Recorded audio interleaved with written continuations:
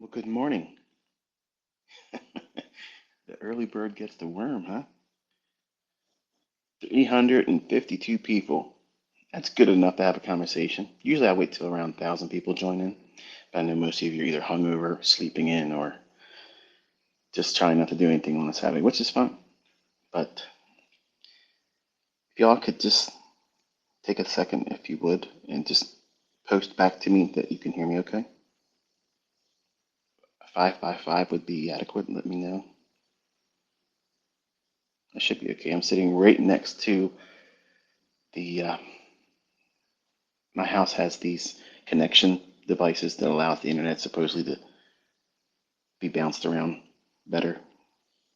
So I should be okay today. If not, then that'll prove that they're trying to keep you from hearing me.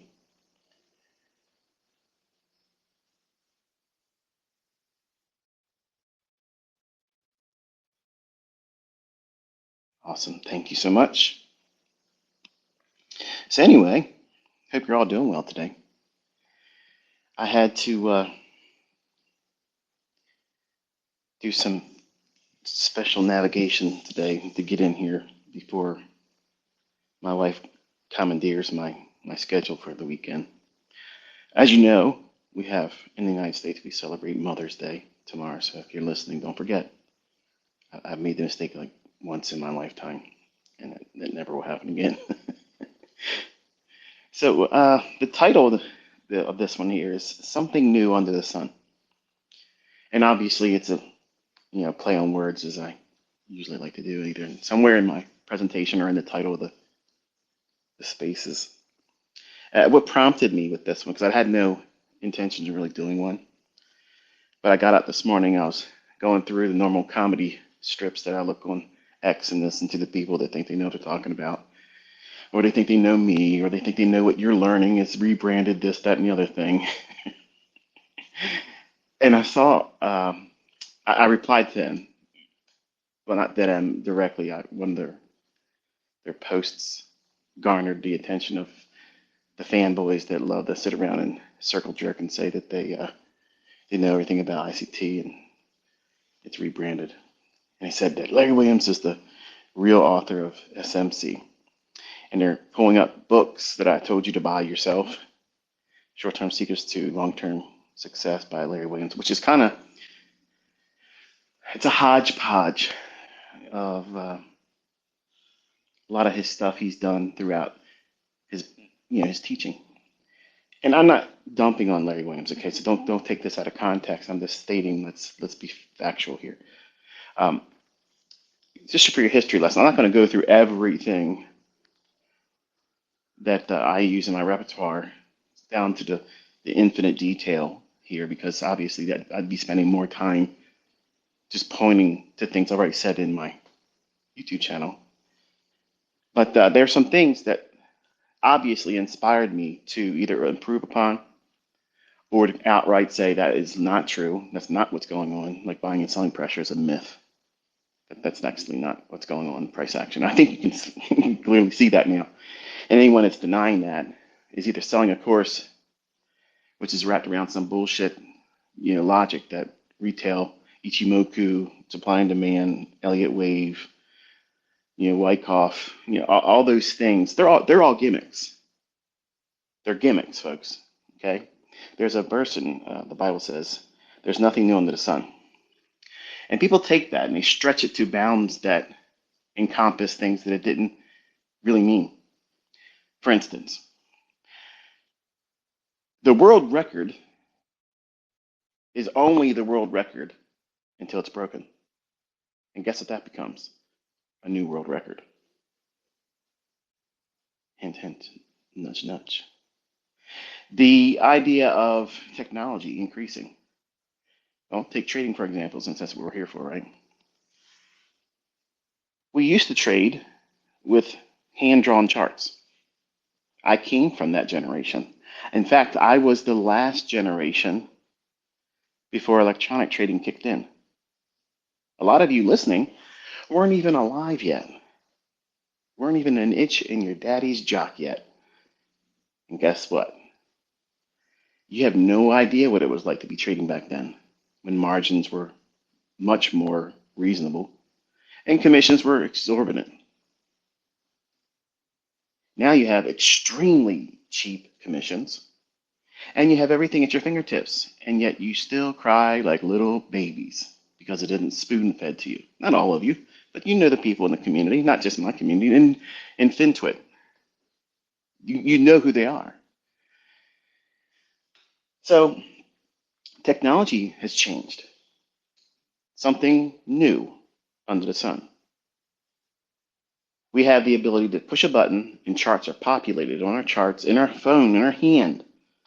Think about it. You have more power in your hand than the President of the United States had 30 years ago. That's wild. But you don't recognize it because the rate of technology is speeding up so fast. Everything's obsolete 10 minutes ago. So the expression is, and this is what I draw your attention to today because it's just more or less for me to have fun today. Kind of like this set the record straight too. Just kind of inspire you to know that what you're learning is from the real McCoy himself, me, and what you're learning isn't anywhere else, despite someone showing you a chart in a book that I actually recommended you buy. So for the sake of completion here, if you so desire to collect certain trading books, I have over 2,000, and I don't literally believe that the majority of those, not even 2% of them, are worth even opening up. Most of it's regurgitating the same things. It's redundancy. It is almost ambiguous plagiarism, where they don't know what they're talking about, but they're all repeating one another. That's the whole collection of the pursuit of trying to learn how to trade buying books. See, I did all that stuff. But the few books that I do like, I've mentioned before, but I'll say it here, and I don't mean this to be a complete list, but Larry Williams, How He Made $1 Million Trading Commodities last year, 1970s book. Most of the stuff in that book was what you saw me come out on Baby Pips with and said, here it is. And over time, I've already told you that that was a graduated, this is where I started in this process, in this order of how I learned, what indicators I looked at, what indicators I'd done away with.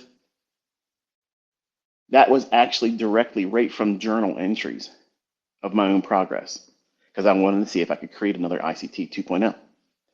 Given the focus on the things I was going in this order, using these concepts, these principles, these indicators, these things, will you abandon 99.9% of that stuff and see what I saw? And none of you did. Not one of you did. They would have been all over the place, popular and grown a huge following, and it didn't happen. So I was disappointed because I was hoping I was going to create like a Frankenstein monster in the same situation, but it didn't happen that way. But Larry Williams' book, Short-Term Secrets to Long-Term Success, that book is kind of like his version of Street Smarts. You just take a look at that presentation style, and I think he kind of like applied it to his own tools and things that he used over the years. And there's a section there where he says, here's a breakout, and then he's trading the other direction. Okay. And what people don't realize is those ideas, they're not unique to anyone. Larry Williams didn't create that. Linda Rasch and Larry Connor's book, Street Smarts, they have these like little bullet point ideas of trading setups. And I believe that's a good book too.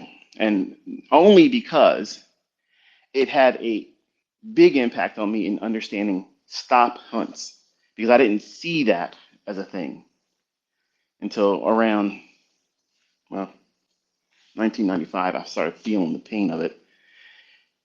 And I didn't want to admit what I was feeling was likely true, which was those guys are out to get me. Okay. And Larry Williams had always said, you know, there are people out there that say, those guys did it to us guys again. That's verbatim coming out of his teachings. That's how he says it. And his view, and if it hasn't changed, I wouldn't know, but at least for a long, long time, Larry held true to, you know, you put your stop loss in the wrong place. Yeah, that's true. That's true, Larry. That's absolutely true. If you get stopped out, you did put your stop loss in the wrong place. But you placed it exactly where they want you to place it. And understanding where those stops will be placed in advance is a skill set that I teach. Not just simply, oh, here's a breakout and it reverses. And if you look at what he teaches in his books, and I've said this before, initially I could not make that part work, which is selling weakness and buying strength. I just couldn't make it work for me. And because I am a contrarian at heart, you know, I consider myself a breaker, as the Bible teaches.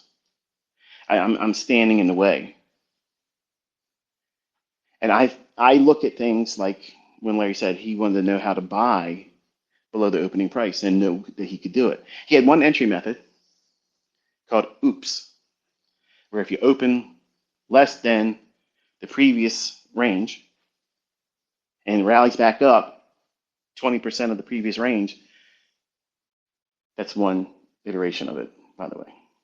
He's had several iterations of OOPS over the years, but the original, it's simply taking 20% of the previous range, and if it opens less than or below the low of the previous range, if it rallies back 20%, he'd be a buyer of that and then use like a huge stop loss. That at the time, I couldn't weather that. Like I couldn't, at that time, I didn't have the money to be able to do that. And the guts, really. So I listened to what he said, where he admitted a weakness on his part and said he wished he knew the zip code of the traders that was buying below the opening price on large range days. So that was like, whoa, if I could figure that out, not only would I impress him, but I'd be able to do something he couldn't do. And that would feel like amazing, you know, feat. So that's what I set out to do. For years, I worked on the methodology of looking at examples of where it did this and where it did that over the years. And long and short of this is sometimes I felt like I was on the right path. Other times I felt like I was completely going in a circle and wasn't figuring anything out. And then finally it clicked.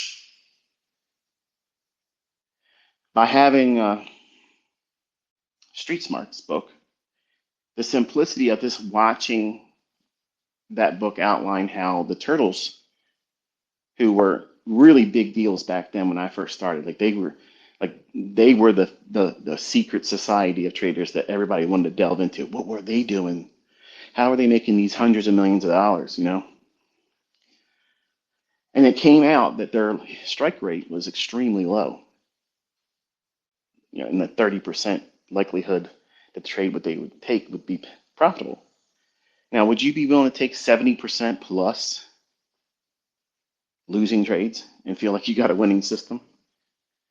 To me, it made no sense. So quickly, I was like, oh, well, they don't know anything. They're just getting lucky.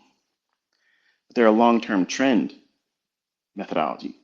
So these long-term trends allow them, afforded that type of trading to yield huge winners because it took a long time for trades to get stopped out. But they got stopped out a lot frequently. So Linda and Larry, not Larry Williams, but Larry Connors, co-authored a book, and they talked about this false breakout pattern of a 20-day high or a 21-day high breakout and then go short if it fails. And again, look at these examples in the book. Larry Williams, Short-Term Trading, Short-Term Secrets to Long-Term Success book, which is wonderful. And look at Street Smarts books, okay? Now you're going to see these books in open, high, low, close format. That's the language we used back then until we got comfortable with the idea that candlesticks are better on the eyes. It's easier to see what you're looking for instead of straining for the little dash for the opening price and a dash to the right of the bar for the closing price. And if you look real close, folks, you look real close, you'll see my fair value gap in their charts that they're not making any mention of. And they're going right to the consequent encroachment, and then the turn happens. But they're selling short on weakness way down below those levels, or buying way above it. So when you see those types of things, and they don't exist in Wyckoff books either, anywhere, you see these things and you see people say, well, it's ICT rebranding it. And guess what I found? Chris Laurie's deleted tweet where he says very plainly in his own words when I asked him, because I threatened to bring him into a lawsuit because I had someone acting like a dickhead, and they've been since humbled. And I told you it would happen just like that. But he said, no, I don't see your stuff in there. But he basically said it like this, no, and he gives some bullshit spin on words to save face publicly. Because I caught him in emails talking two-faced. One side of his mouth, he's talking to me in an email. And then when other people saying, yeah, ICT ripped you off. Oh, yeah, everybody's figured him out by now.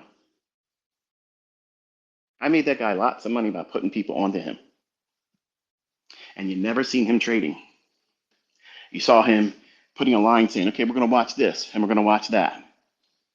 That's not fucking trading. That's not trading. He invited me into his shit. Okay? He invited me. And I told him in an email, I said, I will make this stuff public unless you come out right now. Because I know you don't do any fucking thing like I'm doing. And I found his tweet. And I'm going to repost it. I'm just kind of come up with a way where I can do it with a little bit of candor because I could be a real dickhead. But why would you delete that? Why would you delete a comment that says, no ICT, no, Michael, I don't see my own work in there, because you want people to believe I did that. And see, you fucked up because I'm that kind of guy. I am that kind of guy that will rub your fucking nose in it. Chrissy, that Olympic competition state of mind, you fucked up, buddy. You fucked up. I am the fucking man in trading. I am the motherfucker that can do this. I plan and schedule my losing trades. I told you this week. I know where I'll mess up. I've done the work on that area. Okay? But there ain't a motherfucker walking this planet gonna be able to say that I took their stuff and rebranded anything. If anything, if stuff that worked in my hands when I was younger, I improved it. I made it work. I made it applicable. I made it where you can go into the charts and see it and set your clocks to it.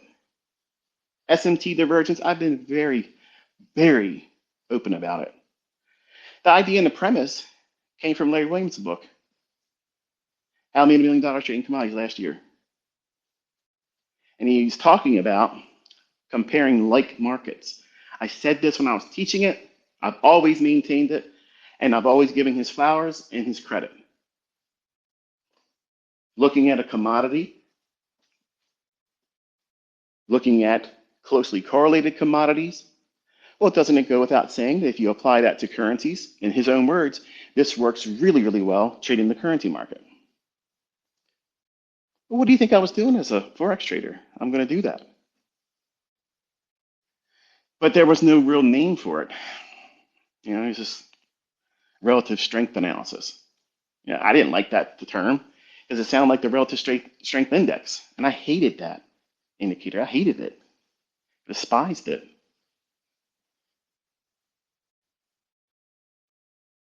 So I called it SMT. Smart money technique, smart money tool. To me, it's applicable. I didn't go around and trademark it and say, I can put a trademark on it. You can't say it. I mean, it's so small. It's insignificant in what it is that I do. I don't need a chart, folks. Okay, I'm before the chart. Before you see your chart, I already know it. I've proven this to you, but yet you deny it. And the people that are struggling, they can't stand it, they're going to tell you, or other people that are willing to listen to the bullshit and say, this is all rebranded. It's never been seen. It's always been seen like this. It's always been like this. No, it hasn't. No, it's not. You've never seen anybody calling it to the tick. You've never seen anybody do that. Now, I've never seen Al Brooks trade. I've never seen Al Brooks call every 1 minute candle. I've never seen anyone tell me that he could tell you the time that the setups are going to form. I've never seen that. And maybe you're going to hear all the ambient sound in the background because I'm doing my normal routine. Oh, the day in the life of ICT. We're hearing it. Yeah, you're hearing it. You're going to see it. It's just boring. But I love reading these guys when they put these little comments up there and saying that it's nothing. There's nothing new under the sun. Let me tell you something. Everything I teach is a new ray of sunshine. Every single time I present it, because I'm giving you something that you aren't supposed to know. You're not supposed to know that. See, everybody knows about RSI. Everybody knows about Bollinger Bands. Everybody knows about supply and demand zones. And why isn't that everybody's making money with that stuff? If it's so obvious and this is the way the markets work, why isn't volume profile tracking the code for everybody and they're all retired? And where's the yachts at? Where's all the, that was the expression when I came up. The funny expression everybody said, if it was going to be a meme back then being shared, memes weren't a thing back then. But funny one-liners were. That's where my wit comes from. I came up in the industry because I was never really witty as a young man. I was quiet, and my sense of sarcasm and snarky responses has been conditioned over the years when I was on internet relay chat. So you had to be fast on your feet back then because people that were very, very good at talking down to other people, they could slice and dice you pretty quick. So I had a lot of scar tissue built up over the years. So that's why I have a remark that comes right off the cuff real fast. And some of these 20-year-olds aren't, they're not prepared for it. But this this idea that there's nothing new under the sun, I make a mockery of that every day on social media. I tell you where the market's going to go. I set up the people that don't believe in what I'm teaching. I give them exactly what they think they believe. They believe that I only trade demo. They believe that I have 20 different computers and I'm recording everything, but yet I still show the same fucking trades. Scroll to the left, ICT. Scroll to the left. It's still there.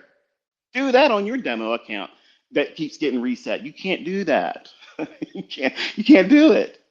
Why do you keep showing that the market hours is open tab? What's the point of that? The point is it's not market replay. The point is I'm rubbing your nose in it.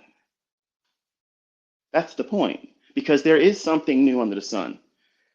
There's lots of things that are new that I've never shown before. All the stuff you've seen to this point is still nothing. It's nothing.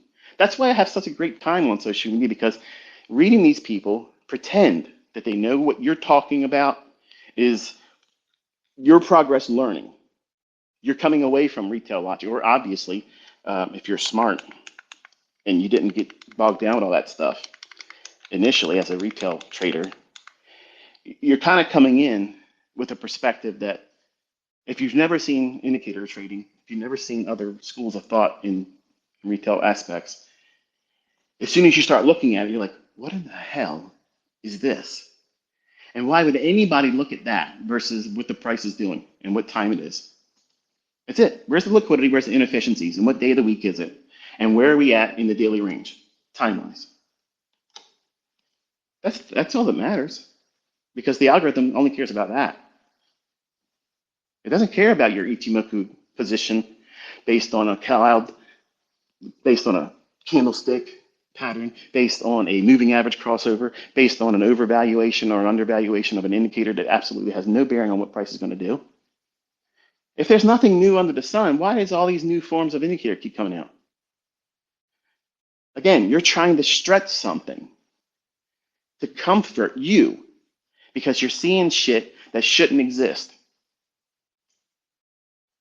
I told you I had to do it wrong, baby. I had to do it wrong. But see, you don't believe it. You don't believe it because it's too good to be true. And I take that as a compliment. Thank you.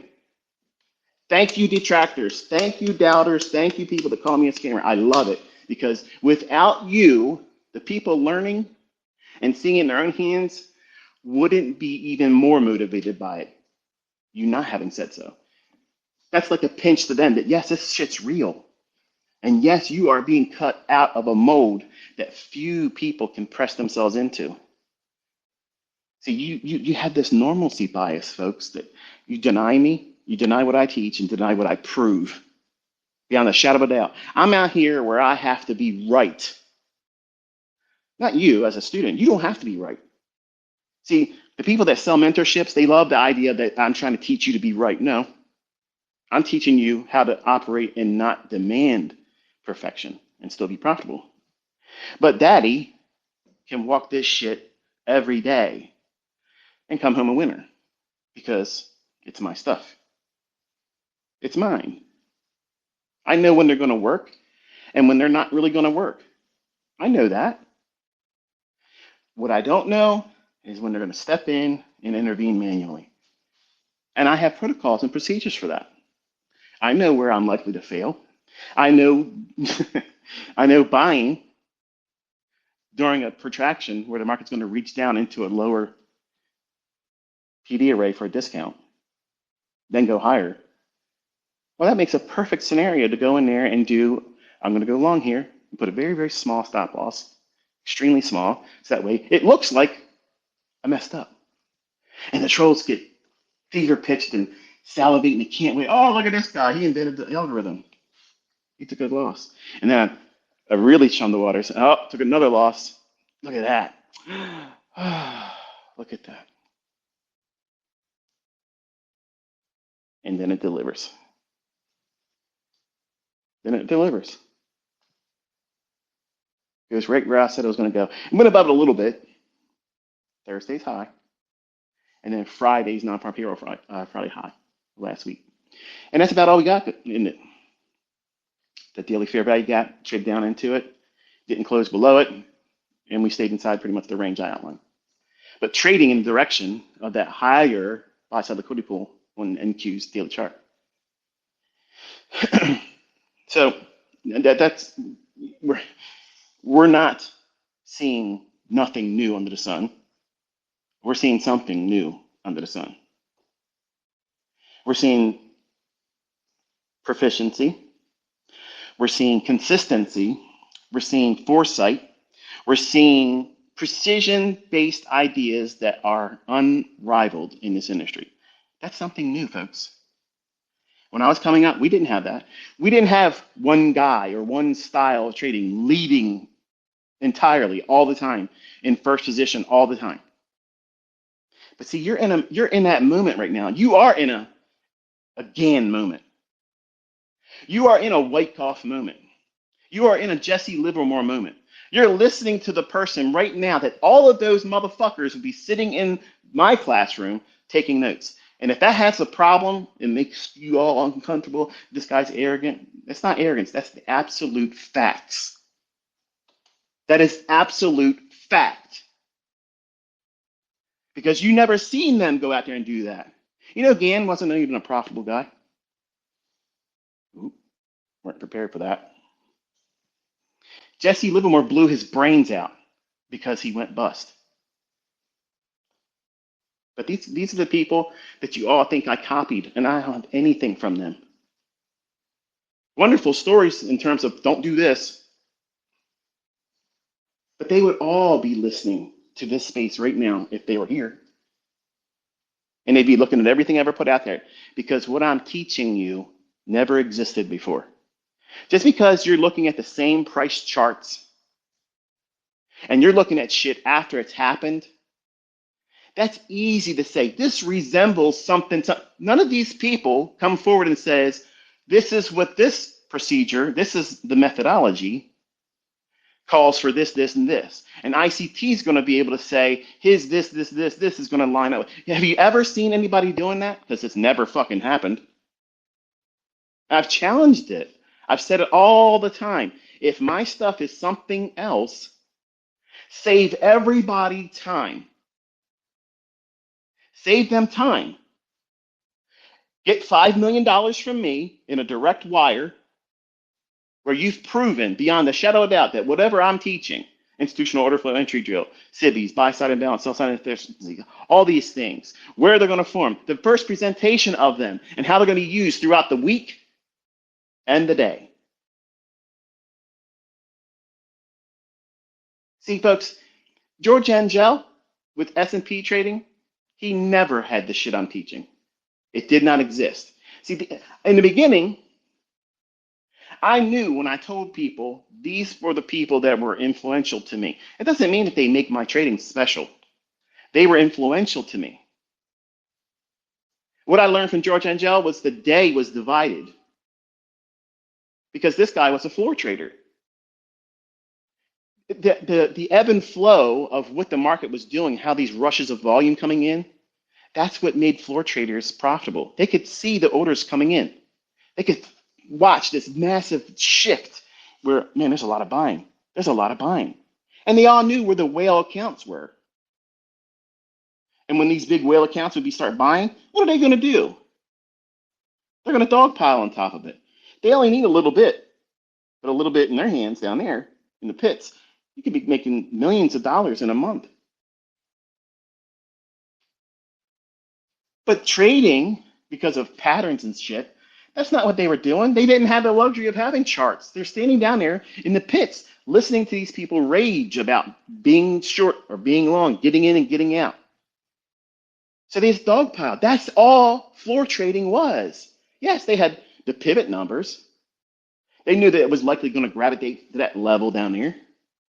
But really what they were watching was the order flow that was literally in their fucking hands. Ticket runners running down to the pit screaming, I got an order. I got an order. This is what I got. This is how many contracts. And they start ripping it across. They're hollering it out there. Some of you 20-years don't even know what the fuck that means. You have no idea what the fuck you're talking about half the time, let alone how these markets booked before they were electronic.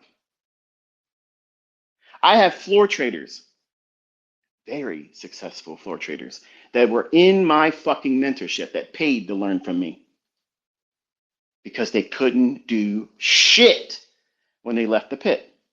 Couldn't transition, couldn't do it. They don't have a problem now. But you're learning technical science. You are in something that's new under the sun. You're experiencing something where they're going to write books about all of this stuff. And you were here when it happened. See, when you read a book about Gann, you read a book about Wyckoff, you read a book about Dow, Charles Dow, you don't really have an affinity for that. I know I didn't. I was like, whatever. To me, it sounded like Stalin, Abraham Lincoln, people, yeah, they maybe existed, but really, who gives a shit? See, I put out there a persona like Stone Cold Steve Austin because it causes people to argue and wrestle and reason. Does this guy know what he's talking about, or is he full of shit? And I love fanning the flames to have just enough for the people that don't want to warm up to the idea because they have hero mentality of loving something else, that they're going to talk. And that talking advertises for me. It's the same broken people that do it. And they are employed by me and they work for free. Their hate is a 100% validation to what you're learning sets you apart. These people that complain and say these things that I'm teaching are rebranded, they've never came forward and proven anything. Not one thing. And the proof is, again, I'm making it public. I have $5 million US, 100% real fucking money. Someone still has yet to come out and say, here's where he gets the time for that fair value gap. This is the aspect of where he wants to use the lower half and the upper half when it changes in the state of delivery. Listen, folks, there has never been, ever, people talking, oh, Chris Lori. Chris Lori couldn't do shit if we sat by one by one. And I know you're going to hear it because they're going to give you the soundbite, Chris. I will invite you to use the stuff that you do right now. And if you do it better, I will give you $1 million, or I'll give you $1 million to your charity of choice. But it has to be live streamed, and we have to put it in a real account. Just one day. That's easy. Easy. And I promise you, I will bring out 5 things I've never fucking taught before that'll roll your fucking socks up. Now, put your money where your mouth is. Don't be double-minded. Don't speak out both sides of your mouth. When a fanboy or fangirl talks to you and says, oh yeah, this guy at ICT is arrogant, blah, blah, blah, but you're so humble. You're not fucking humble. You're a fucking fraud.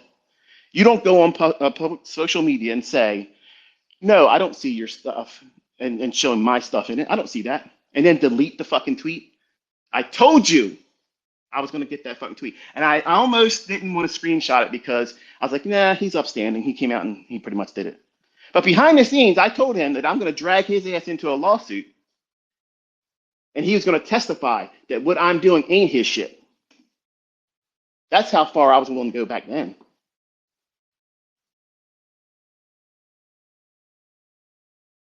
So he came out and did it.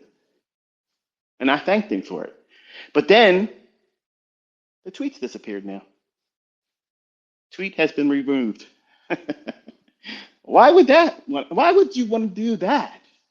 Because that helps promote the idea that you think that other people, and some people that are stupid, will really believe that I took Chris Lori's stuff. I've been trading longer than Chris Lori. I've been teaching longer than Chris Lori. Okay? I am absolutely 100% willing to do this against anyone. And I've shown all of you. Billy Big Bogs, what's his name? Lance. Mr. Couple $1 million here and there with other people's money. I told him, let's go.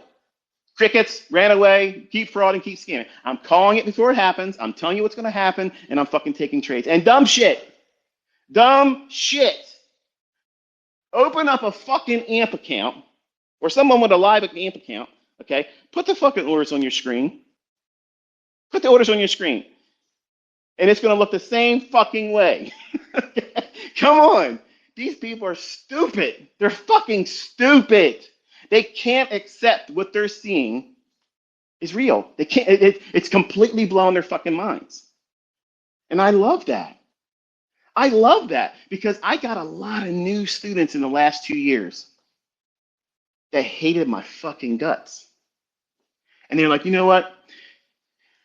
Your presentation style really got under my skin, and I wanted to prove you wrong. But damn it, when I went in there, it was a bitter pill for me to swallow and say, you know what? He's right. He got me. Because I want you to hate me. I want you to not trust me. I want you to fucking go in there and say, you know what? I'm going to prove this son of a bitch a liar. And guess what happens? You're a fucking convert. You're convinced. Because you can't escape it. When you do the real work, you can't escape. What I'm teaching you is the market. Because I am the fucking algo.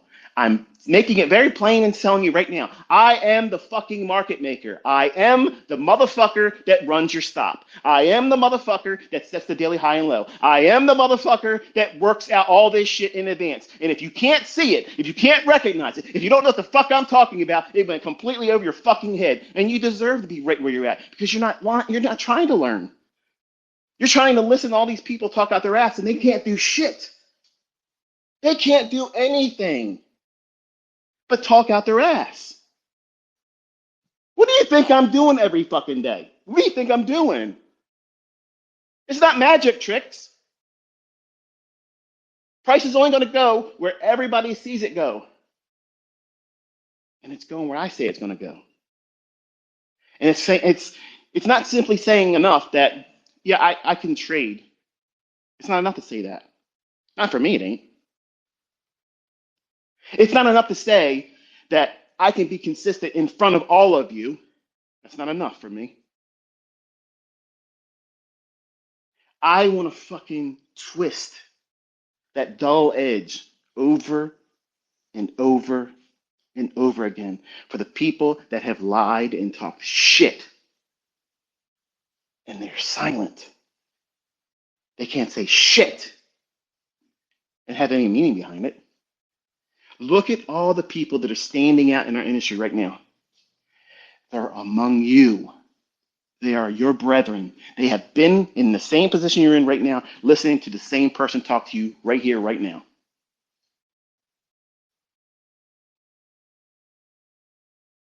What changed? What changed? The two biggest paid out traders in the prop firm industry, and I'm only talking about the prop industry because it's a hot topic right now. But I have students that have quadrupled both Kyle and King in 1 year. But they don't give a fuck about your acceptance of them. They don't want to be hounded. What model do you use? What PDF do you use? What are you doing? Because that's exactly what everybody does. Well, how do you use an ICT? It doesn't matter what anybody else is doing. How are you using what I taught? That was the invitation. But both Kyle and Kane have been honest. They said they were fucking wrecks as traders. They were doing all kinds of stuff. They tried everything. They tried every fucking thing. But my life's work made them millionaires. Sure, absolutely. They had to condition themselves, and 90% of the work was done by them. Don't get it twisted. But how they think, how they talk, you can tell they're one of mine. And you're here, and you're in that process just like they are, just like they went through. They're not at their peak right now. It's at their highest performance right now for them, but that's not their peak. I guarantee you, if you gave both of them the stage to speak exactly how they want to speak and dismiss the idea of arrogance, dismiss the idea of not appearing humble, just talk plainly, they know. They fucking know that they can walk out there and smash this shit when they want. But because now they've been recognized, I'm very interested to see how they handle it. Because as a 20-year-old on America Online, I was a fucking nut job. I was out there flashing everything. And I didn't have the skills I have right now. I was half-baked, not fully refined, but I knew I was on the right track of getting something that nobody could come close to. And when you do that, day after day after day after day after day, every fucking market you talk about, it does it. You think that doesn't go unnoticed? Because it got noticed.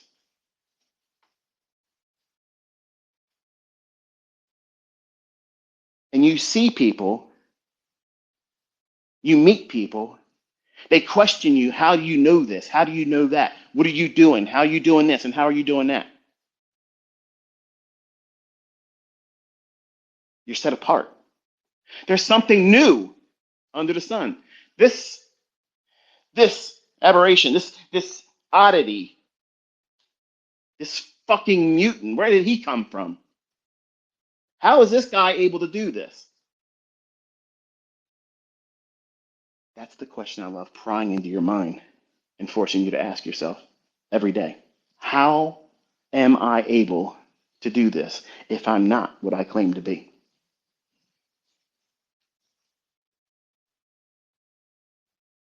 So you're forced to either deal with the uncomfortable state of knowing that I'm calling this stuff before it happens, and I'm showing you the executions and sliding to the left that your reset demo account won't show. So where are you at with that, Virginia? Where are you at with that? You can waste a whole lot of time. You can waste a whole lot of time trying to make me out to be a liar. And 1/4 of the time that you put into that, just working with what I'm simply inviting you to test it and see if you don't see it. Test and see that you will not have any reliance on retail logic once you start looking at it this way. And it gives you visibility. It gives you clarity. And here's the number one rule here. What sets me apart? I know when not to do it. Your gurus, these authors, these other educators, even the big old time giants, they can't tell you when not to trade because they tell you, my system's calling for this as a buy signal right now. Okay. I have PD arrays that if I don't know the fuck I'm doing, oh, that looks like a bullish order block. Well, let's go long when it trades down into it. It fails. I know. I know when that's going to happen. That's narrative. I gave you a narrative this week. Look out, hand out in your charts. What's above Thursday and Friday's highs? Buy side, buy stops. It reached primarily this week up there and only went down to that daily bullish yellow. If you go back and look at the analysis, it went down into that by one or two ticks below it, but didn't close below it. And I told you that it remains bullish until it closes below that daily fair value gap. That was in yellow. So we're trading inside of a predefined range with a predetermined bias, which was reaching for that higher daily buy-side liquidity pool, but narrowing our focus down to the low-hanging fruit objective for the week would be what? Thursday's high of last week, where it created that wick. And then Friday's non-farm payroll high. Look at your charts. Look at the first presented fair value gap on Monday. Look at Tuesday's first presented fair value gap. Wednesday's first presented fair value gap. Thursday's first presented fair value gap. From morning and PM session, and see what opportunities were available to you. The new week opening gaps over the last 5 weeks, how were they used? See, folks, there is absolutely something new under the sun. I have so many things to share. But the problem is, it doesn't satisfy you when you learn something that makes money, that forms every single fucking day. That's not good enough for you. Why? Because you're infected. You're a very specific type of person. You're ICT infected. You're ICT positive. You're becoming one of me. I'm a virus to this industry. That's why I'm here. And they don't want you knowing this stuff. And if nothing ever gets released from here, we have already disrupted the entire industry. They will be talking about you as a community for a long, long time. And all of you that are learning, that are becoming pillars, I promise you, there are people that are about to spring onto the scene that make Kyle and King look like they just started. And gentlemen, that is not meant to be making a negative remark against you, because what you've done is exceptional. But just know that you have brethren that are about to step the fuck out, and it's going to shock all of you. And don't think for a moment that I don't think that the folks that contact me and say, look, this is what I'm doing, I have no interest in being on social media. I only have an account just so I can see what you're doing. And if I wasn't on X, they wouldn't be here either. And they're smashing it day after day after day, week after week. They're pulling down what the highest leaderboard spot right now on Robbins is. They're doing that every month, over and over and over again. Not in prop, not in fake monetized demo accounts. They're doing it with live brokerage accounts. And to me, I have a lot of respect for that. The fact that they don't want to come out here and show off. They don't want to be seen as anything, because the ones that have been honest about it, they said, I can see how I could get sucked into this And I got to feel like I got to live up to the last experience that I shared online. And that's what influencers have a problem with. I don't run out of yeast. I don't hit a wall in consistency. I don't get it wrong. I don't get it wrong. So they have to spend their time consoling themselves by consoling you by saying, trading is mostly sitting around waiting. Trading isn't a perfect scenario where you can avoid a lot of the losses, accept and warm up to the idea that you're going to lose a lot. I don't tell you that. I don't tell you those things. In the beginning, you will suffer that. You will go through that because that's where you discover who you are. You discover the very things that you self-destruct with. Performance anxiety, keeping up with the Joneses expressions in mine here, where you see people, like even myself, just shy of 150,000 just this week, and I didn't trade everything that's available. Bro, talking about, I've been doing this account for a month and a half, and look at what I'm doing. I did it in 3 fucking days and didn't even try. Again, there's a meme. There's this little cheetah. He's sitting in the Greyhound box right before the race starts, and the meme is implying that the race has started, and the cheetah's just chilling inside the box, like, you stupid fucks. Like, I don't need to run this race. I'm already at the finish line if I want to be. And this is not arrogance. I'm not bragging. I'm telling you that you're learning this craft and you're going to have this same skill. But how are you going to handle it once you get there? Because there is going to be something new under the sun for you. How are you going to deal with this success? How are you going to be able to wrestle the confidence and not allow it to become overconfidence and then you turn into a prick? See, a lot of you all want to be a Negan. You want to be a shit talking ICT. You all like this part of me. But I only use this caricature to get your attention, hold you in place, to listen. Because I always come back around and bring you Mr. Rogers. Give you a little bit of Bob Ross. But I got to get your attention with the abrasive stuff. Because that's what sells wrestling. It ain't the bullshit they do inside that ring. It's the shit talking. It's the promos. It's the shooting. That's the stuff that I fell in love with as a young man. And the people I loved to hate made me so mad. And the people that I looked at as a hero inspired me. Yeah. This one's going to do this to me, and he's going to beat you up.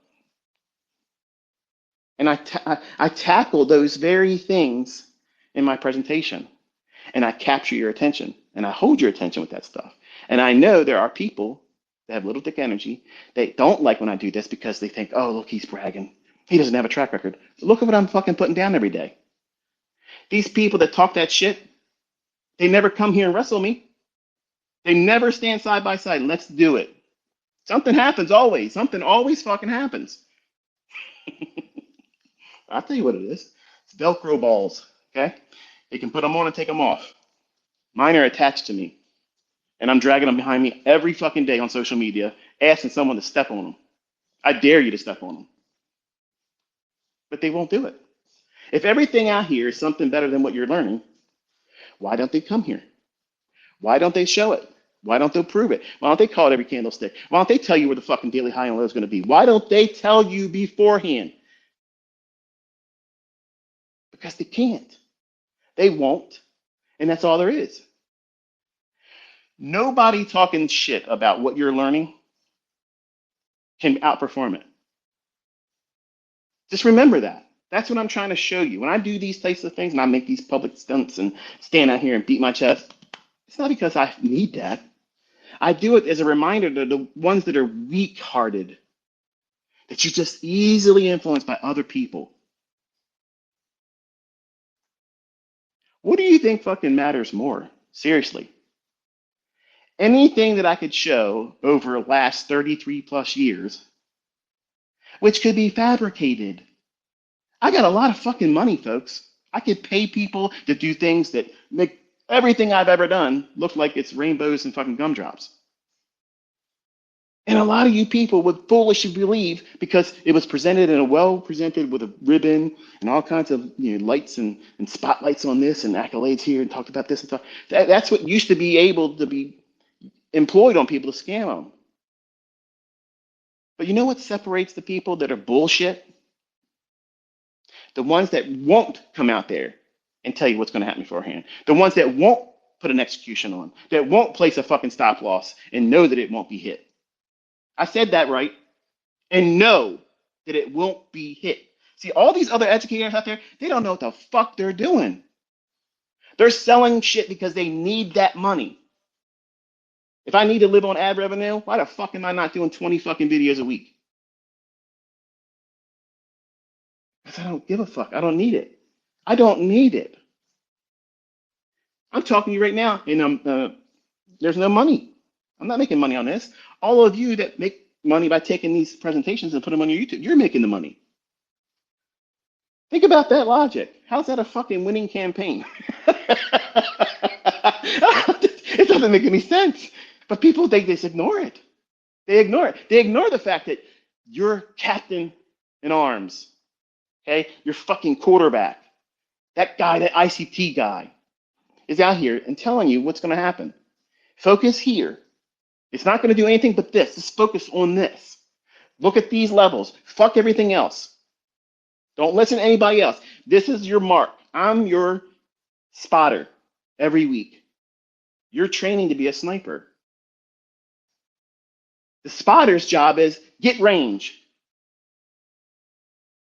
Where's your range? What are you aiming for? This level. Are you shooting downwind or upwind? Bullish or bearish? I've already given you the skill set. I've already given you the ammunition. The ammunition is a PD arrays. What caliber are you gonna shoot with? 5.56, 2.23, 30-06, 50 cal. Pick your poison, baby. 9mm, 22 long range. In deference to the ladies just starting out. A little bit of recoil. Still putting rounds on target. See, I make a mockery of everything else. And if a 20-year-old knew what I know right now in me, it would have been a monster. Like, it would have been a monster. But over the years, I have been humbled. May not sound like it, but remember, you're listening to a caricature. You know what a caricature is? It is an expression. It's an impersonation of something that is not the actual person. When you look at Brad Pitt, when you look at George Clooney, when you look at Robert De Niro, who's become a real piece of shit as recent, and Al Pacino, okay? The characters that they play in the movies, that's not them. They're artists. And on social media, you have to be a character. You have to be. Or you have to be naturally interesting. I'm not naturally interesting. In my real life, away from all of you, when I'm not teaching, I'm a very, very frumpy, boring introvert.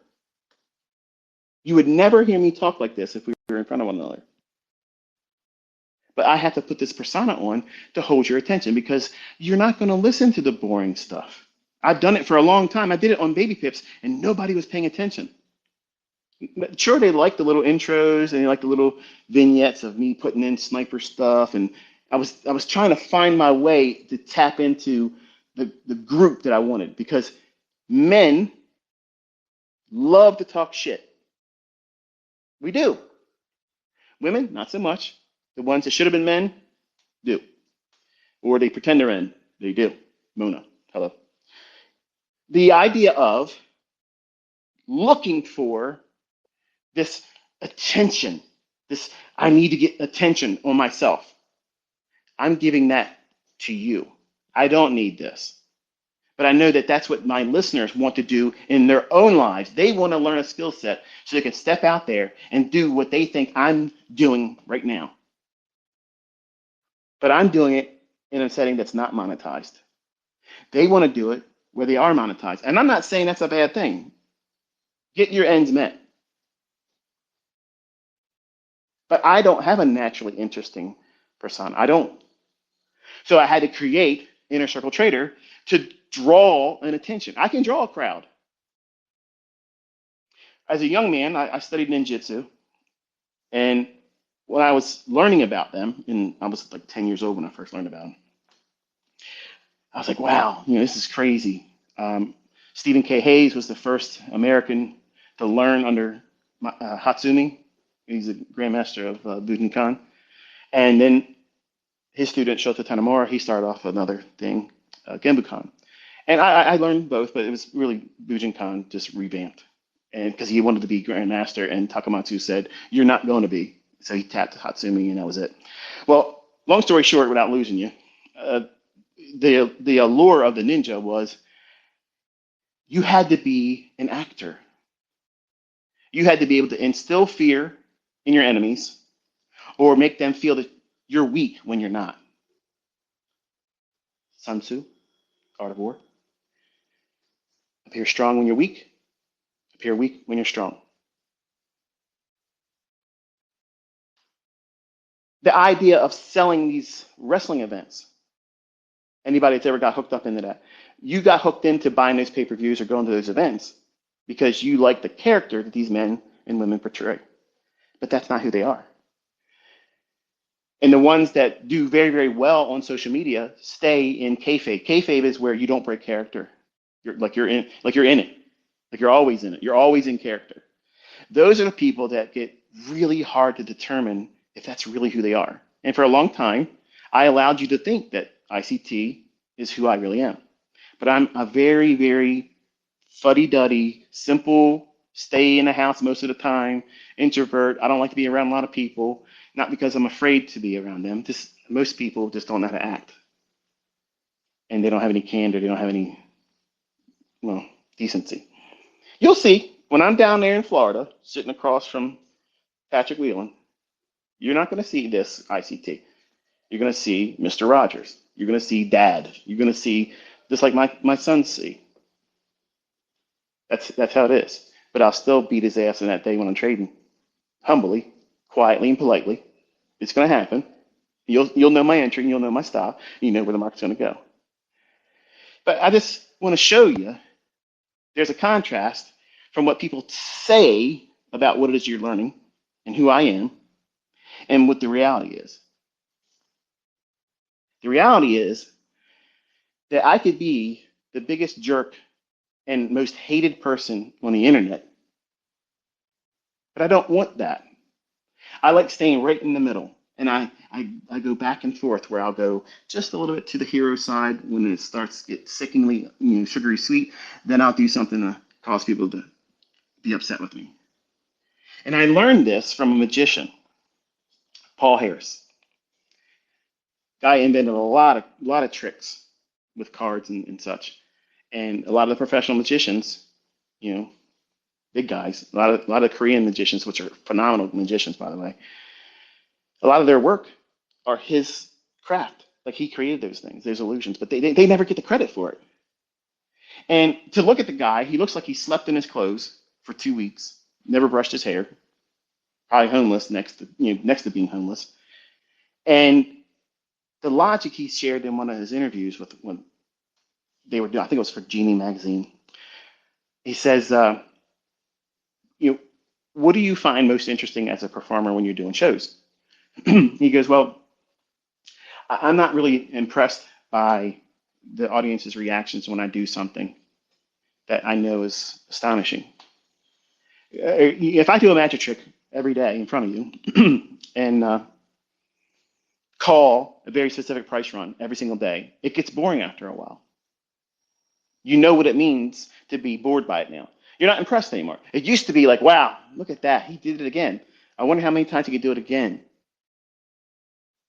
For the people that have been around for a long time, you're not impressed by that. That's exactly how you should be. But you see new people coming to our community all the time, and they watch me call a specific level, call a specific order block, specific fair value gap. It's going to go down here. It's going to get this stopped, and it's going to go here. And then it happens in your charts and in mine. Then you look back on the week and say, wow, he saw all this stuff before it happened. And it seems like magic to them. And that's why when I was a young man, I was infatuated with magic. David Copperfield to me was a hero. Like this guy was able to bend time and space and do crazy shit. I actually believed that he passed through the Great Wall of China. That was the moment of astonishment where that veil of reality was disrupted there. Even knowing that that's a magic trick, I was like, how do you do that? My young mind was fascinated with that. So I tap into that in my audience.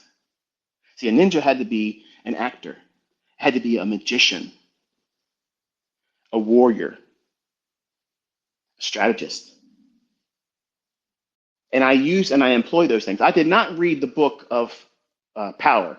Okay, a lot of people say, "Oh, he's just doing this and doing this, do this." And bullshit. That book is nonsense, and it's written by a guy that says he can get anybody to be seduced by him. Get the fuck out of here! You see this guy? He looks like a fucking overcooked potato. He's not attractive at all. And I'm not saying I am. I'm just saying that just know that I don't use this shit that guy writes about. But Sun Tzu, yep. And the lore of the ninja, that's what I use in my presentation. I am a kabuki actor in front of you. You see me as this samurai, this unbeatable samurai that wields his sword and everybody's head just falls the fuck off. But I wasn't that in the beginning. I was the guy that was afraid to do anything. Certainly never will talk this passionately or authoritative. But I hold authority. I hold authority. I can tell you what everybody else isn't going to be able to tell you, and I can do it consistently. I can tell you why. Before, all the other stuff out there that's available to you, it doesn't do that. It does not do that. And it doesn't matter how much it resembles something after it happens, because unless you saw it beforehand and put a trade on and took it home, it doesn't matter. It doesn't matter. And these people that are wrestling with what you are learning, and some of you are doing exceptionally well now. Some of you are doing so good, but you see things that I'm doing or other traders that are learning the same thing you're learning, and you feel like you're not doing good enough because, man, I just need to get a six-figure payout. I just need to get another big supercar so I can be part of the clique. No, you don't. I promise you, I am the richest motherfucker out here. I am the richest one. I am the most successful one. I am the one that will beat anybody else's ass in trading, period, nonstop, every single fucking day. I am telling you all right now, you can do it. Come out here right now. And I'm not out here buying cars and buying this and showing off what I got and how much I can spend. So why should you feel that way? I'm it. I'm the high seat right now. I'm the highest stack in the fucking industry, and there ain't nobody close to me. And I don't do those things. You don't need to do it either. So why put pressure on yourself like that? Why do you feel like you have to purchase something to appear that you're profitable or well beyond the level of profitability that you may be in reality, but you want to present it like you're really, really profitable? Let me buy a used Lamborghini and put a wrap on it. How about you don't even bring up what you drive and keep it about what you love to do as a trader? Because somebody that's got money like myself, that's more interesting. Because anybody can lease a car, anybody can sell a course, anybody can do affiliate programs and get lots of money doing that. That is not translated to they're very, very good at trading. And there's a lot of people out there that exist in that realm. And they allow people to believe that they're greater than they really are. And very few people that are actually proven they can. And the ones that are doing that deserve to be recognized, even if you don't like their caricature. Look at Patrick. A lot of you don't understand that presentation is a mode of engagement. As an influencer, you have to have a hook. You're either going to be a heel, that means you're out there to piss people off just for the sake of being an asshole, and knowing that it's going to get people's attention, or you're going to be everybody's superhero. You're one or the other. And anybody in the middle doesn't have a following worth shit. Nobody talks about them, and they're there. You've seen them once or twice before. People talk about them. They have students, but they just blend in. They don't really stand out. But only the heroes and the heels are the ones that do well on social media. And I knew this when my time on Internet Relay Chat, Merck back then. I was learning how people engaged other people. That's what made me successful as someone that, I mean, think about it. Until recently, in the last few years, you never saw a live account from me. You never saw it. It was always in a paper trading account, whether it was me teaching in Forex or when I transitioned away from Forex to back to where I started as a trader in 1992 as a commodity trader. How can anyone hold the attention of millions of people coming out and being publicly honest and saying, I'm going to teach you in a medium of a paper trading account? Right away, that sets the tone for who's really going to try to learn here and who can't wait to look at that and take shots at it. I told my children and my wife, I said, watch the response I get with this. Because number one, I'm going to be completely 100% legally compliant by saying I'm teaching in this demo account. That way I'm not inspiring you to take real trades. It's not a signal. I'm not acting as a certified trade advisor. I would never do the test to do that because you have to divulge what it is that you do. I had no interest in doing that. The fuck do I want to teach fair value gaps and overblocks to them for? Fuck that. I'm keeping it to myself. So I'm going to stand out here and put on a clown face for the people that want to see a clown. And I'll wear a kabuki mask to see a samurai warrior for the people that look past all that stuff and say, yeah, he was teaching with a demo account, but he called it to the tick in currencies and in futures. And I let you wrestle that. I let my audience stay divided that way. And I fan both sides all the time. When the level was getting low on the hero side, pump it up. When I'm not getting enough traction, not enough people talking bad about me, do something to cause them to talk about it. I told you I was going to do it this week. I got to do something wrong. Got to give them something. It worked. They're back to saying, oh, this stuff's rebranded, blah, blah, blah. And that talking gets people reacting. And that one person is going to come in contact with 50 more people. And those 50 people are going to come in contact with 50 more people. And what happens? You grow. And never have to pay for advertising. I act like a pimp. And I hire these Sarahs and Sallys, and I put them on the corner, and they earn from me for free. Every time they talk shit about me, they're drawing attention to me, and they're doing it for free. At their job, they're talking about me. At home, when they wake up in the middle of the night, they come in and check on social media. Let me see what I can talk about. This is how you manage an audience. This is how you do it. And people get wrapped up in it, and they think, you're the biggest piece of shit. You're so arrogant, or you're this, you're a braggart. You don't have a track record. I'm telling you my track record every fucking day. And there ain't a motherfucker out there walking that's this accurate. Because if they were, they'd already been here. They would already showed the fuck up, and they ain't showing up, are they? They're not. But you don't see that. You don't recognize that. Because you're not trying to learn. You're not trying to see the value in what I'm doing. Because I could be making millions and fucking millions every week. Just doing what I'm doing right now. I don't need money, folks. I don't need it. And just like you think you need the materialistic aspects, sure, if you're not equipped as a trader that can be consistently profitable and know exactly what you're doing when not to do it, then it makes sense to have all that materialism around you because it's like, wow, that's fanfare. That seems like something new under the sun for someone that has lack, that doesn't have money, doesn't have luxury items around them. So they live vicariously through the caricature that you're presenting online.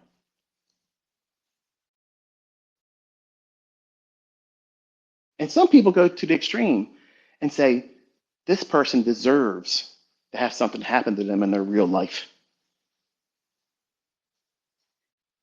And some people shouldn't be fucked around with like that. Because the people that do that kind of stuff get got. And you never really hear about it sometimes. But they know it happened. You just get wrapped up. Just like the people that would run in the ring when wrestling matches would go on. These people are working out a script. They're performing for you, your entertainment. But some people are unhinged and they go beyond the realm of reasonable and think this person needs to have something bad to happen to them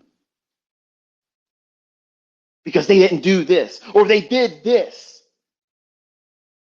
All of you are adults, or should be, responsible adults. And because I know that there's a large degree of you that are not responsible, you're not in a position where you own your own actions. You take actions directly or indirectly from other people's opinions, and mine included. And I know I have a very strong influence. That's why I kind of like stopped going into my own students' live streams and chatting. Because I would point out certain things, because some of them weren't recognizing it.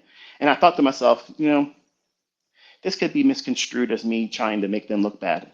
And it's not what I was doing. I was just trying to make them aware of something in the chart that they're not seeing. And I started thinking about it. I was like, you know what? I don't want to bring them heat. I don't want them to feel like I'm correcting them. Then it's like it messes them up. And some of them get weirded out just by me being there. And you see them, they start blushing, they start smirking. They're like, I can't believe ICT's in my chat right now. This is fucking crazy, blah, blah, blah. Like I'm something special, like I'm fucking Gandhi. I'm not Gandhi. I don't have that picture of myself where I'm up there. The problem is I want to be just like all of you, where I can go into a chat and just be part of the audience. But when I show up, something new on their sun's there. The person that's doing the live stream, they fall to the back seat. Nobody gives a shit about what they're talking about or what they're doing, and they're asking me questions. And that's rude. And I miss that part of being online. Like I don't have that same ability to just to go in and listen to somebody and just be a member of the audience and not get all the people in there talking about me, whether good or bad. And these people that do that, they have heroes or they see me as the villain.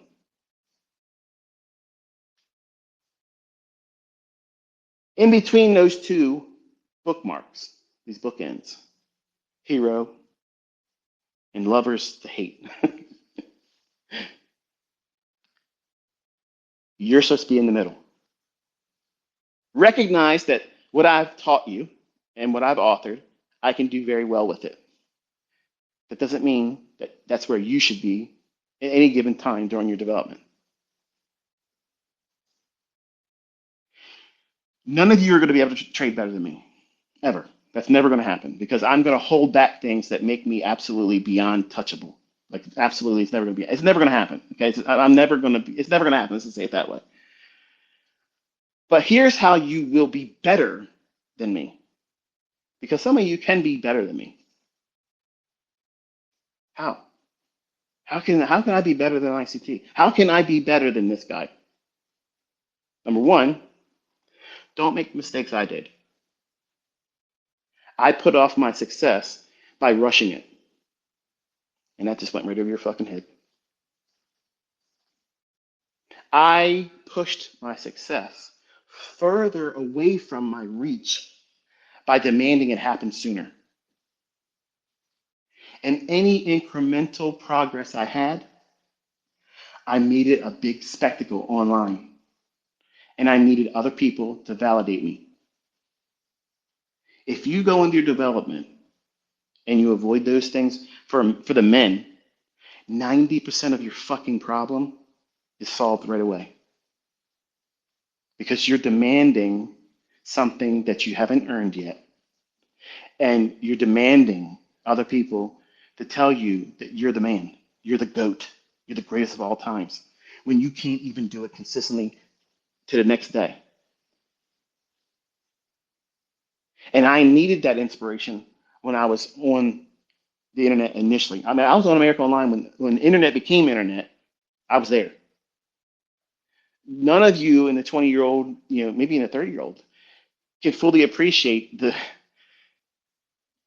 wild, wild west of what we were all able to do back then. We felt like, this is crazy. This is like the Jetsons now. And now, as a 50-year-old later this year, I'm looking at the technology that we have today, and it's mind-numbing that we have information at our fingertips, just like that. And we can push a button and make money or lose money. You don't have to fly out to Las Vegas or Atlantic City to gamble. You can do it right on your phone. And now you can gamble with a demo account that you pay for with extra rules on it than real trading provides. You see how easy people can be manipulated? Like they're convincing you that it's a good idea for you to have all your hopes on making big payouts through prop firm.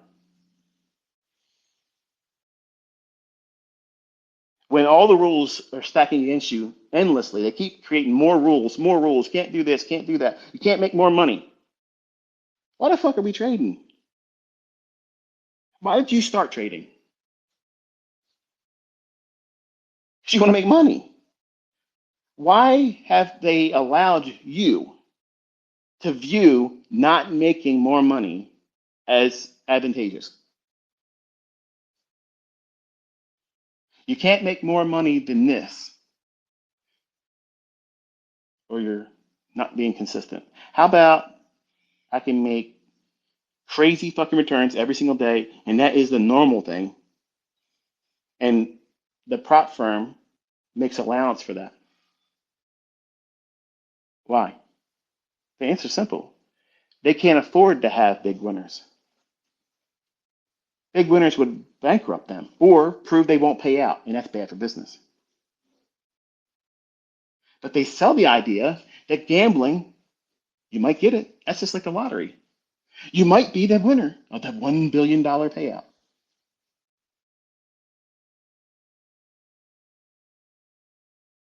When you should just say, you know what? I am broke. I'm strapped. I don't have that much money. But I have a new opportunity under the sun right in front of me. And I could maybe employ one account, not fucking 20, not 10, not 15, not as many as you can. How much can I afford to charge up on my fucking credit card right now? Just one. Just one. And take the little bit of money that you can make from that one account, pull it out as you make it. Save up that way to put your money into a real brokerage account that you're going to give a shit about. Because let's be honest, folks, there's no person out there that would ever trade like they see their trades being done in prop when they have 20 accounts. If you had your own money to handle the leverage that you're pushing around that's unbelievable, you would never trade that way with your own money, because you see it as it's a cheap reset, and you're trading it's the lottery. That works for a few people, and I can say that confidently because you only see a few people doing it. But that's not what you should do.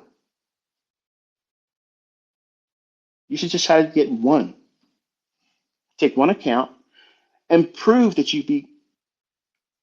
consistent with following a model, that you can wrestle your impulses.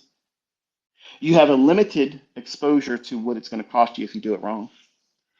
In that case, in that instance, there is advantageous characteristics to trading these pseudo prop firms. They're not prop, they're monetized demo accounts. But you can learn all about how you see risk that goes beyond just trading with paper or demo. Because if you do it wrong there, you have to pay to reset that. Whereas you were trading a paper account, just click a button and you reset it to whatever you want it to say. But having a procedure of how you're going to grow and develop is important because it's easy to get caught up in the winds of social media. Who's hot, who's not? Who's everybody flaming right now? And who is everybody sucking up to right now? Who's got the hot hand? Who's doing really, really well? Who's dog shit right now? Who can't trade worth a shit right now? I don't keep up with that stuff. I only see that kind of stuff when people at me and they drag somebody else's name in. And these other people ain't doing what I'm doing. Sorry. So when you guys make all these lists and shit, let me allow my arrogance to pop out just for one time, because it hasn't been out one time today until right now. When you want to thank me, thank me. Don't add me to a list of other people that are my fucking students, okay? Because that irritates the shit out of me. That irritates the fucking shit out of me because they are parroting what I've said. Period. Now, let's take it back to me. When you want to thank me, don't. Give God the praise. Now, how's that for humility? Because that's how it should be done. Don't add me to a list of other people that's learning just like you are from me. That's why I never like your posts. I never, ever add a little heart to that kind of stuff because I see that as glad handing. And I am not out here trying to promote you to be a caricature, a hero. Don't have hero worship. Don't look at me as a hero. Don't worship me. Don't do any of that kind of stuff. Learn from me. Take notes. Listen to what I'm telling you that you should focus on and ignore the things I tell you. Don't worry about these things. But a lot of you do it the opposite.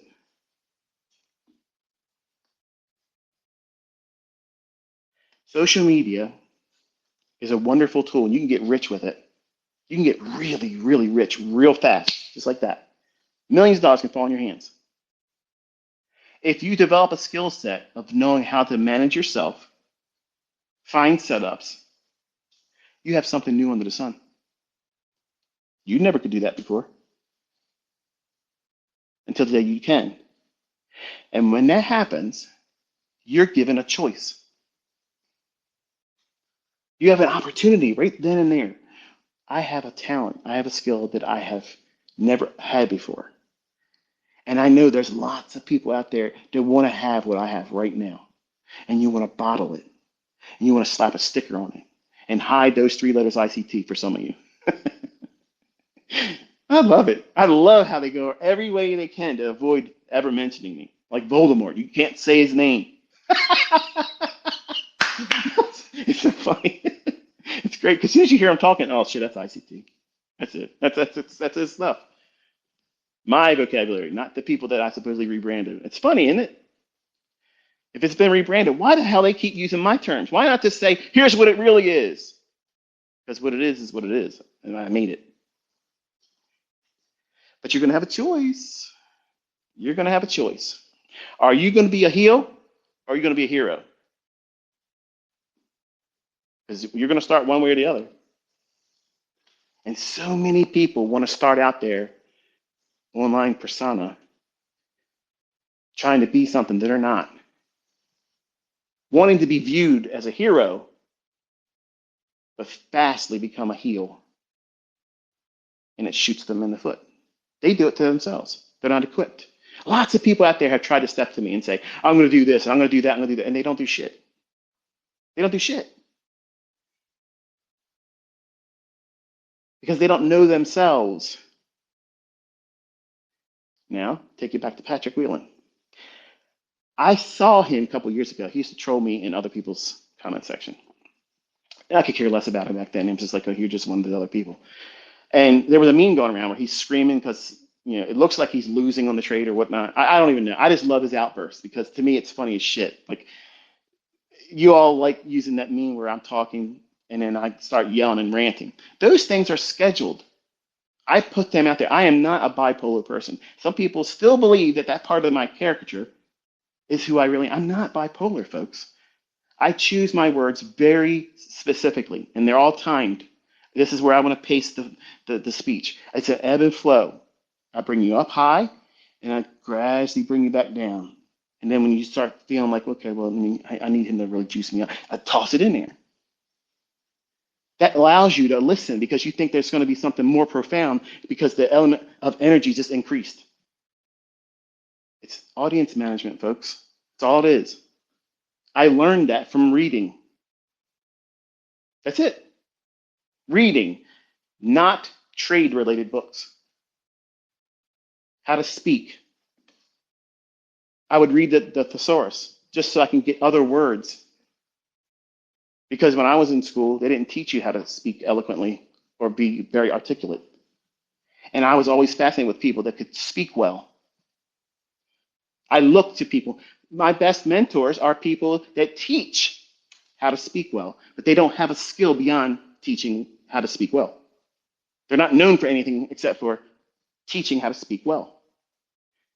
Give them material that they can study. They could stand up on a stage and talk like they know everything about it because they teach by speaking well. What makes me different to everybody else? I care about your success. How do I know that I can believe ICT just meant what he just said? Because I don't sell you anything. I give you my time, my expensive fucking time. I give it to you. And I entice you to go in and prove me wrong. Because I know that challenge is going to be met by most men. If you have a penis swinging between your legs, you're going to hear what I say and say, I'm going to show this guy he's wrong. I'm counting on you having that. And most of my students have came by that very challenge in the last 2 years because they've been seeing things that nobody else is producing.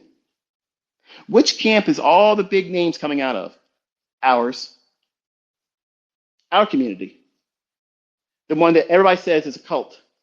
And damn it, we are a cult of winners. You know what the membership badge is to be a part of this cult? Not giving a fuck what anybody else thinks. Because the market's going to give to us. It's going to yield to us. They cannot change it. They can't hide it. They cannot prevent you. They can't hold you back. They cannot withstand you. They will not prevent you from getting what you want.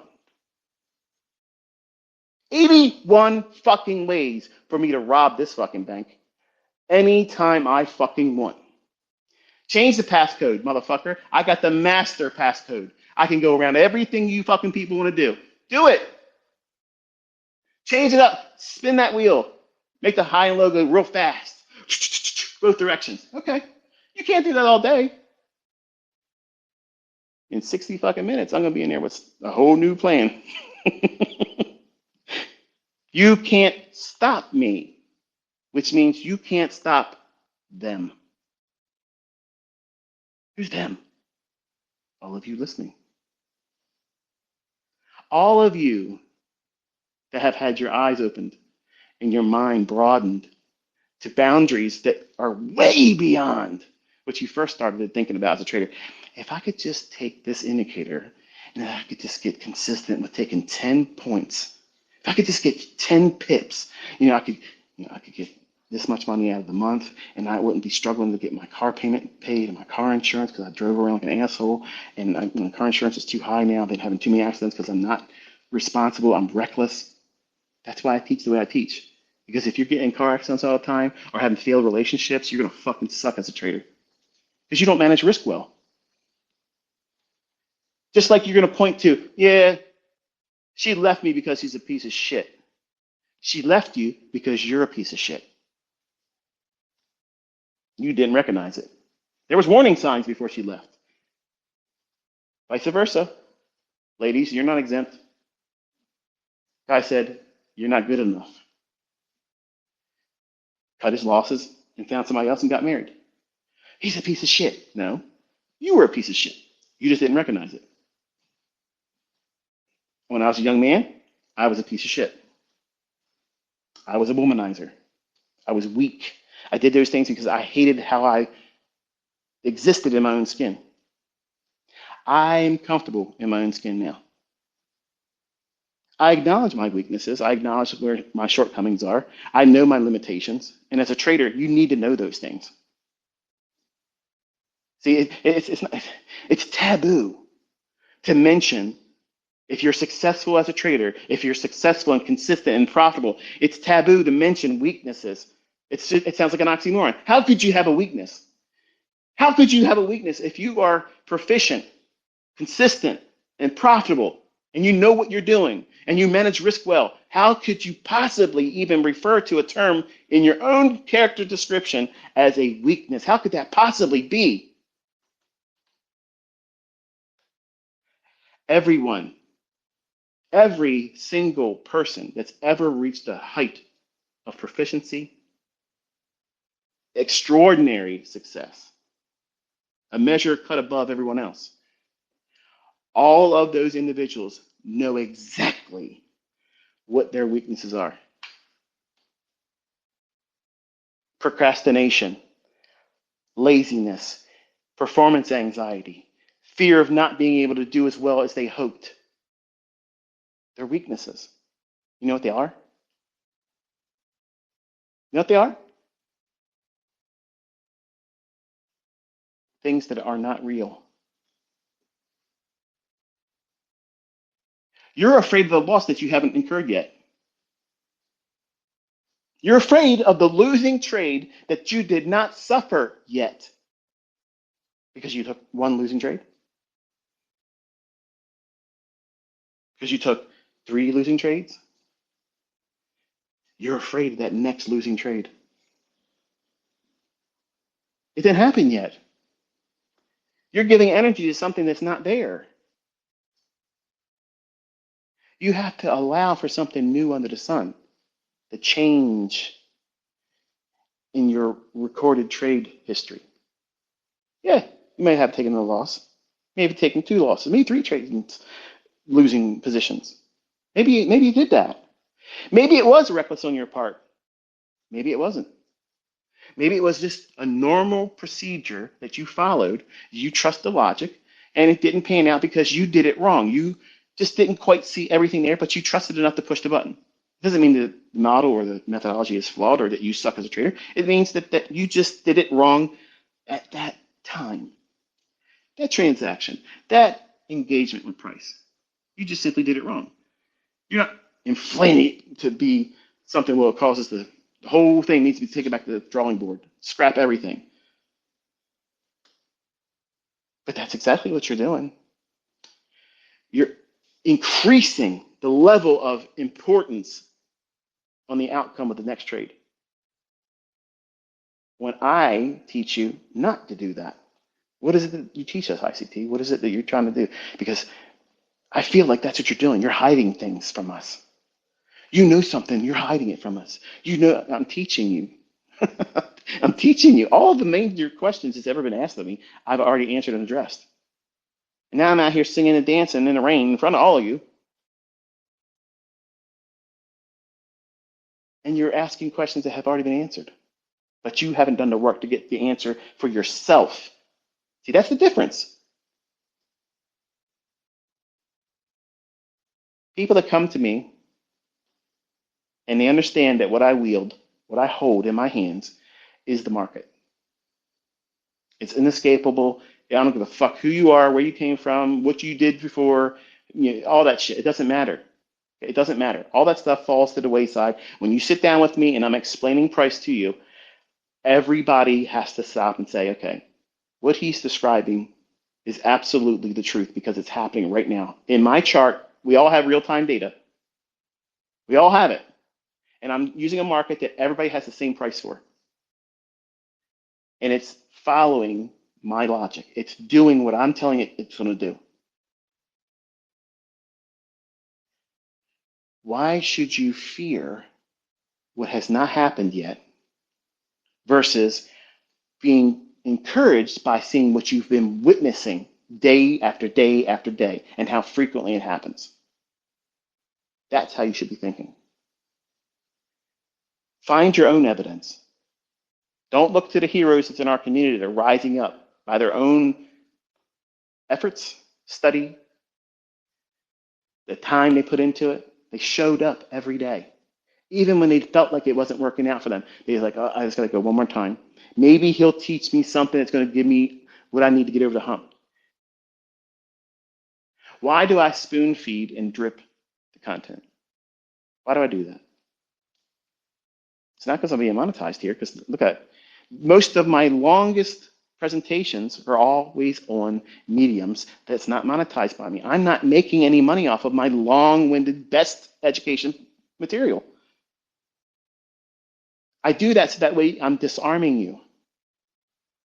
You have no weapon against me when I'm doing this. You can't argue and say, I'm doing this to make money. I'm not.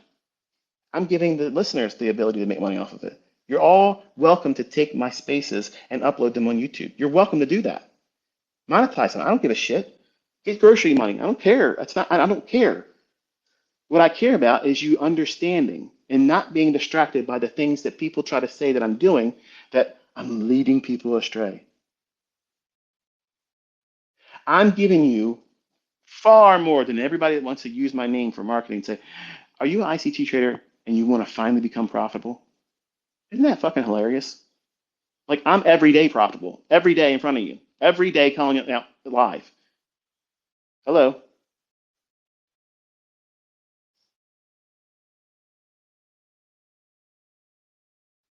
Something new under the sun.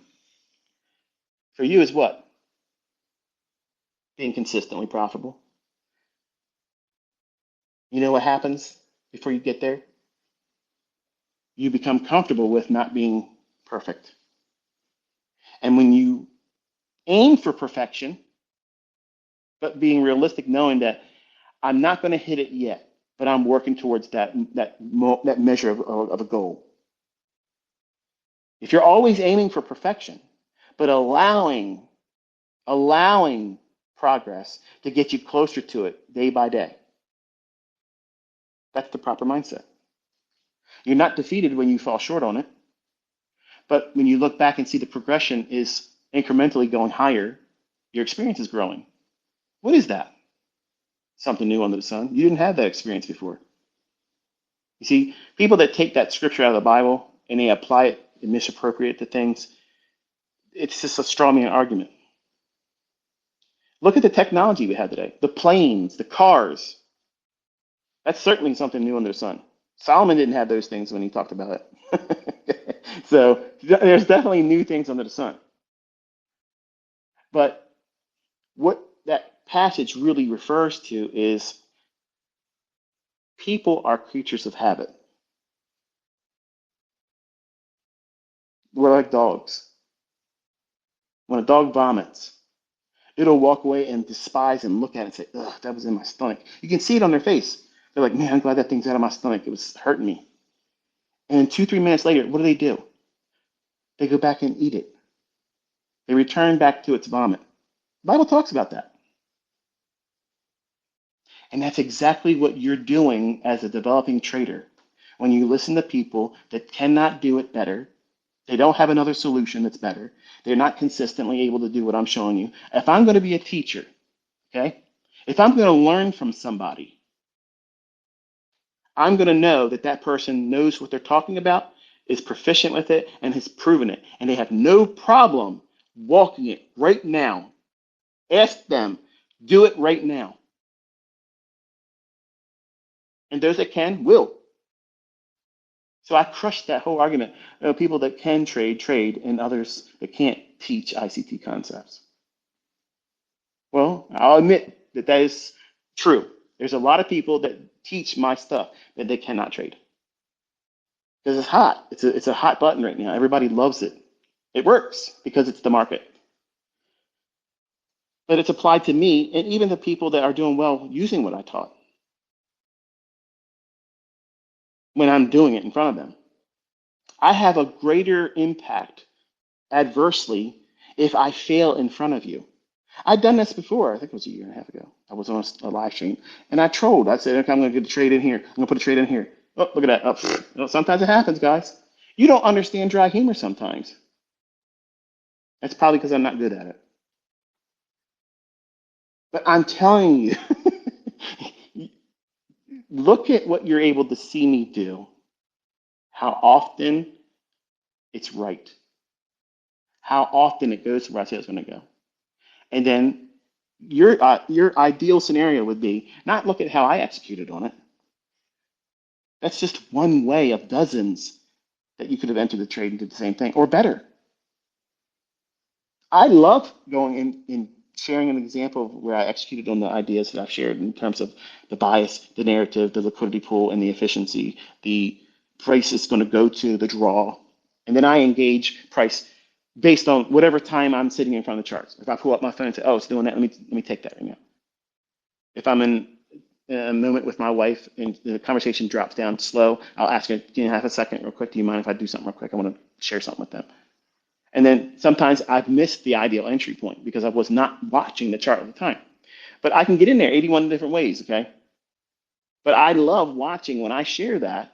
A student will come behind and say, I got a better feel than my mentor. I don't look at that and say, go fuck yourself, pal. Who do you think you are? I love that.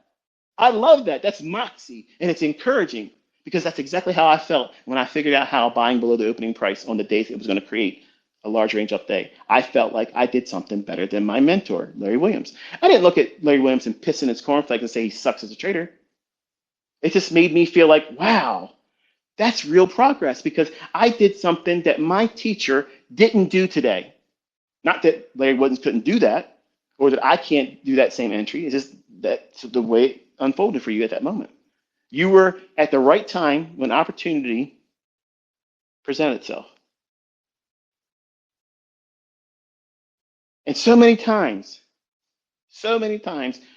people on social media are quick to just want to measure up all the time. Measure up, measure up. Look at the measurement here. No one's coming here.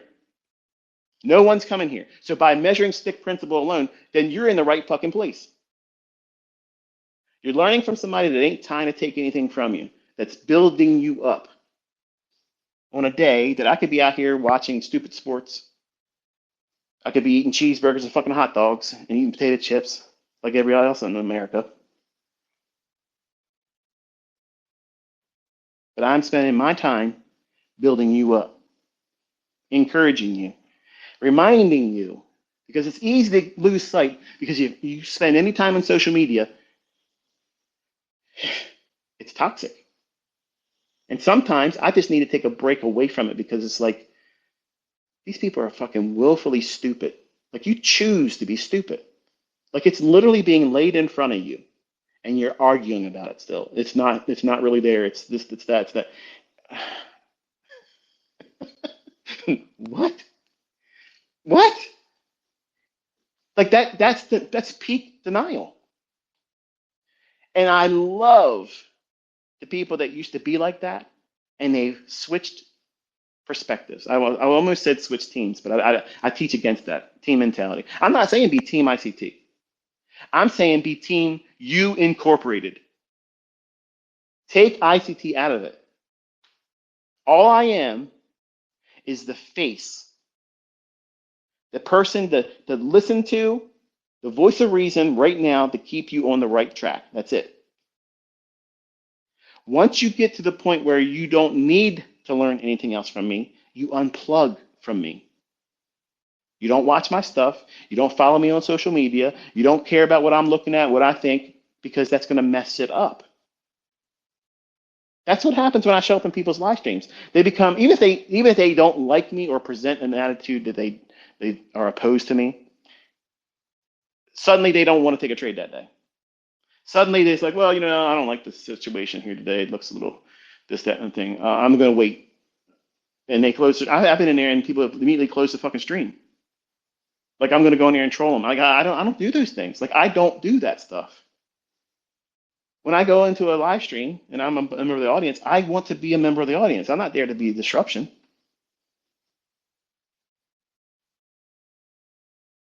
But I want you as a student to learn not to need me. That's how I've succeeded as a teacher.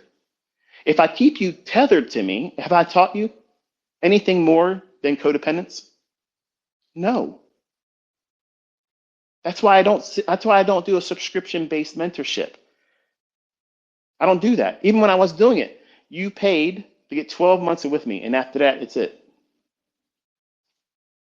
I could have kept these people on lifetime memberships, and they would have been paying it.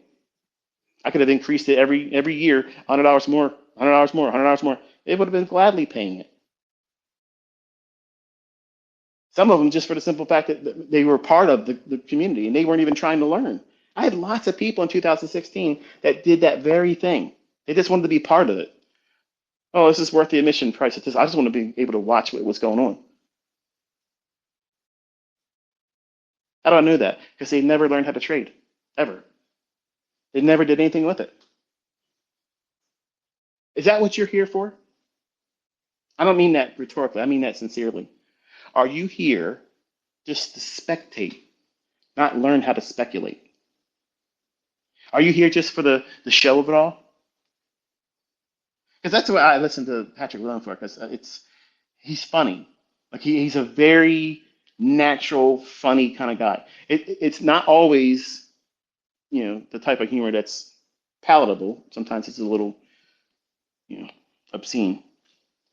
I'm not talking about the cuss words, because I can use with those, I can present presentations with those words too, and I repent every time I'm done doing it. But the sexual things and things like that, I don't think that they're necessarily useful. But his change in his character, where he'll be docile for a second and start screaming and dancing around and stomping around.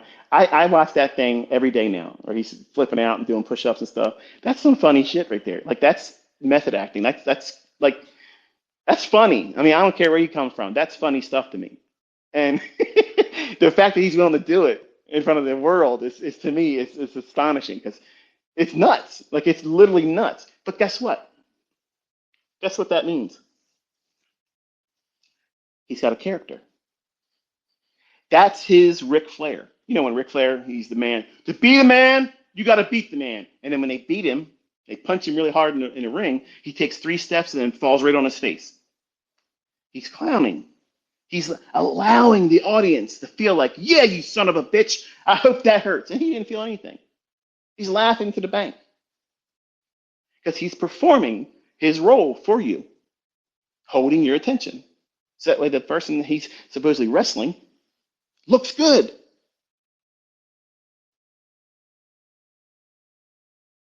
Patrick has a character. Everybody that's successful on social media has a character. People that are not doing well in social media are not implementing a character. That's the secret.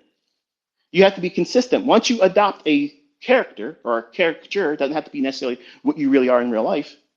I'm not a braggart in real life. But I play that stone cold in your face brash because I know it pisses people off. It works. It gets people talking.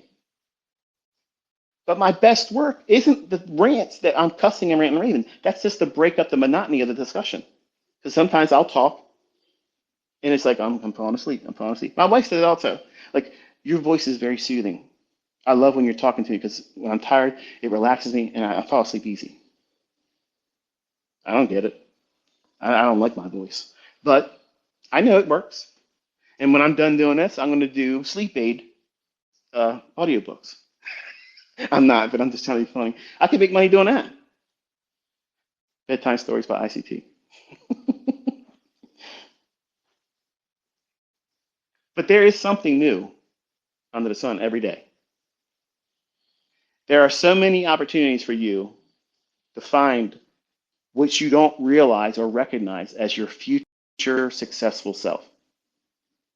If you're hanging around people on social media and allowing them to be toxic and constantly dumping on other people, or if they're constantly dumping on you or challenging you, or you're inviting other people to critique your endeavor in wanting to learn how to do this, why would you allow someone that could potentially give you adverse responses, something that's not going to be in agreement with what you went into this learning, hoping to do better in finances? Why would you allow that opportunity for people that may not agree with you, and you allow them the opportunity? So that means you care enough about their opinion. Otherwise, you wouldn't have invited them in the conversation. For them to be able to say something that would be detrimental to your desire to be tenacious.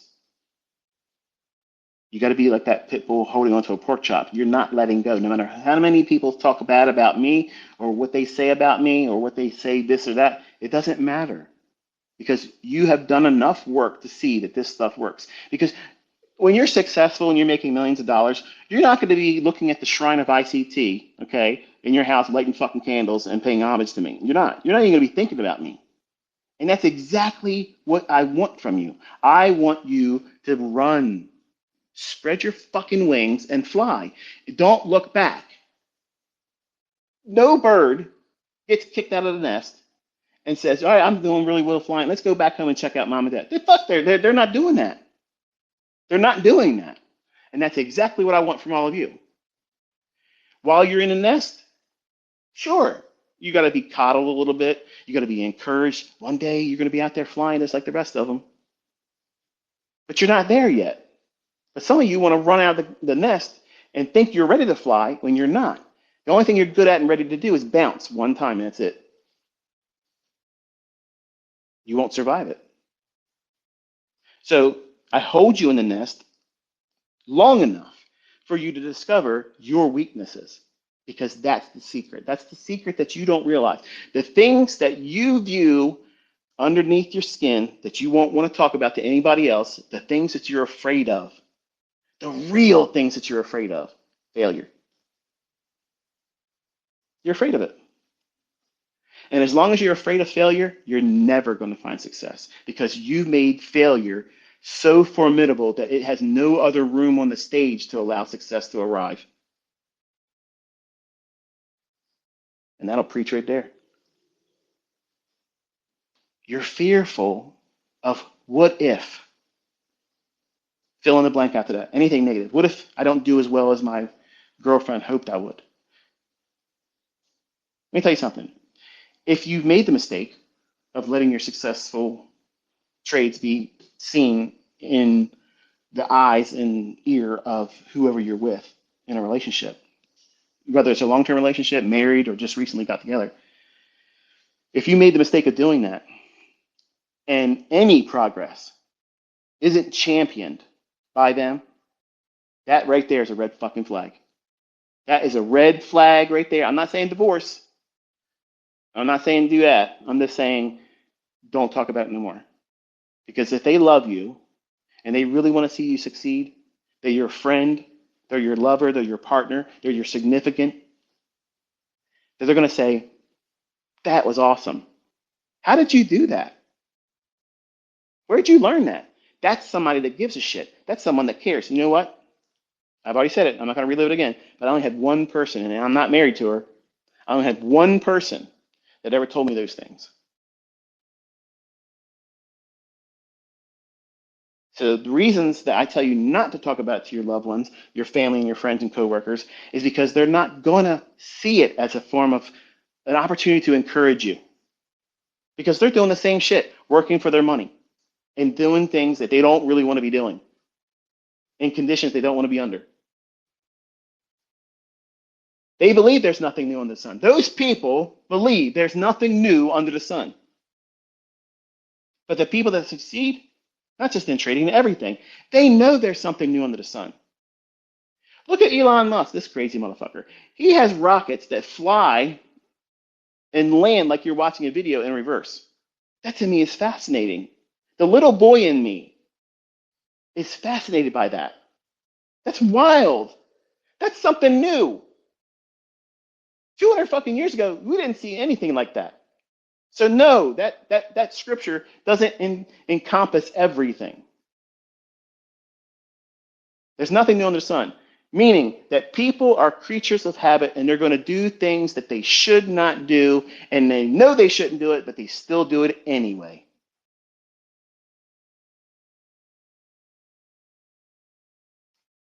That's living a loser's loop, doing the same things, expecting a different result. That's Einstein's definition of insanity. Here's a testimony of someone that's insane. Someone that keeps going back to watching and listening to me talk about trading and presenting things and never applying the concepts and studying material. They just keep coming back and listening, expecting a different result. Me talking about it, me showing you examples, even if I gave you the entries and the stops and the targets right as it was going to happen, and I did that every single day, it doesn't make you any better of a student or trader. Because as soon as I pull the plug on that, I'm an asshole. You're a piece of shit. You don't care about us. You're being selfish. I had this in the past. These are all things that were said to me when I stopped doing it on Internet Relay Chat. 2001, 2002, 2003, 2004, 2005, and I said, fuck all of you, and I stopped Internet Relay Chat. I was calling the S&P in a room with 1,000 people, and I was calling the stop. I was calling the targets. I was calling wherever I moved my stop, I was calling all that stuff. And when I finally said, I'm done, I don't want to do this anymore. You're an asshole. You're a piece of shit. You're selfish. Same things that people said about me here in recent years. But I don't live on the hopes and acceptance of other people. I don't give a fuck about whether you like me or not. I don't care. I don't care. You're not going to change where I sleep. You're not going to change what I put on every day. You're not going to change the way I live my life. You're not going to give anything that's going to cause me grief. You can't. None of you people have any influence over me. None. But you know what? I respect the measure of influence I have over you. I don't take advantage of you, and I could.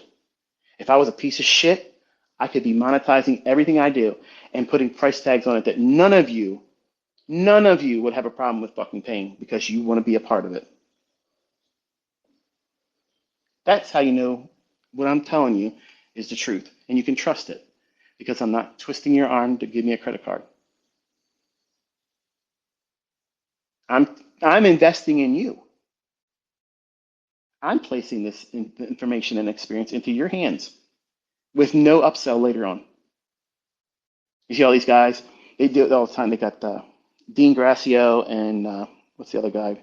Kind of reminds me of Lurch from the Addams Family. What's this guy? What's his name? Tony Robbins. Tony Robbins. Um, they do these things every year now. They're getting ready to do it, I think, this coming week, where it's free for 3 days. They talk for a couple hours. And it's just basically 3 days of commercial to buy into some bullshit later on. That's it. What are they doing? They're talking to you. They're inspiring you. Sure, they got into real estate. Tony Robbins got into motivational speaking. Used to be a janitor. He was an oddity in the beginning. He was a big guy, kind of looked like Lurch, real kind of awkward. That was, to me, his gimmick. Like, look at this guy, and that's what held my attention. I've never heard anything from Tony Robbins that said, "Wow, shit, man, I've been doing it all wrong." He's right. He really is right. I need to walk out there on some burning fucking coals right now. Yeah, not realizing that that's one of the oldest tricks in performance. You can walk across coals, but let's scoot your feet under the coals and walk across them. That won't happen. When you walk on coals like that, as long as they have ash on them, when you walk across it, there's a small little moment of time where you'll feel warmth, but you ain't getting burnt. You stand still, you're burning. So that's like when you watch martial artists and they do a display where they take bricks and they stack them on top of each other, and they have a small little pencil or dowel rod in between them. All you have to do is break the top brick and keep the momentum going.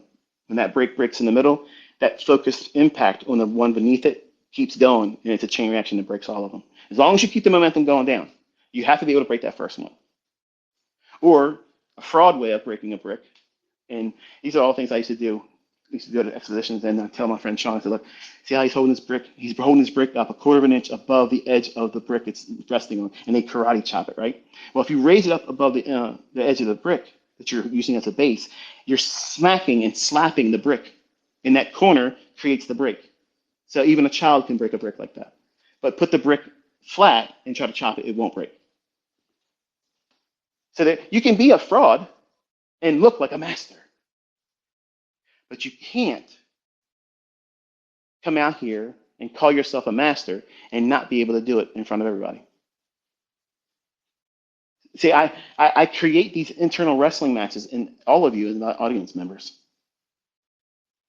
I chose that word specifically because not all of you are students, but you all are members of the audience. And I force the decision on you to decide whether or not, wow, this guy really has something that works. A lot of you now fall in love with ICT concepts because you've seen two men come out there and make a huge amount of money in a very small period of time. What's changed? You watch somebody else in the audience get off their ass and apply themselves and do it. I did not tell any of these individuals what to buy or sell. I didn't tell them when to get in, when to get out, what size contract to trade, period. They did it all by themselves. They used the same material that's exposed to you right now too. What's the difference? Something new under the sun for them. A desire to do it the right way. Stop doing it the wrong way. Stop believing it can't be for them. This world is going to tell you that you're never going to be successful. It's too hard. Don't even try. Just be thankful that you have a good job and you can pay your bills. Folks, that's getting real hard to do. That's getting real hard to do. And what kind of life is that? Is that passionate living? No.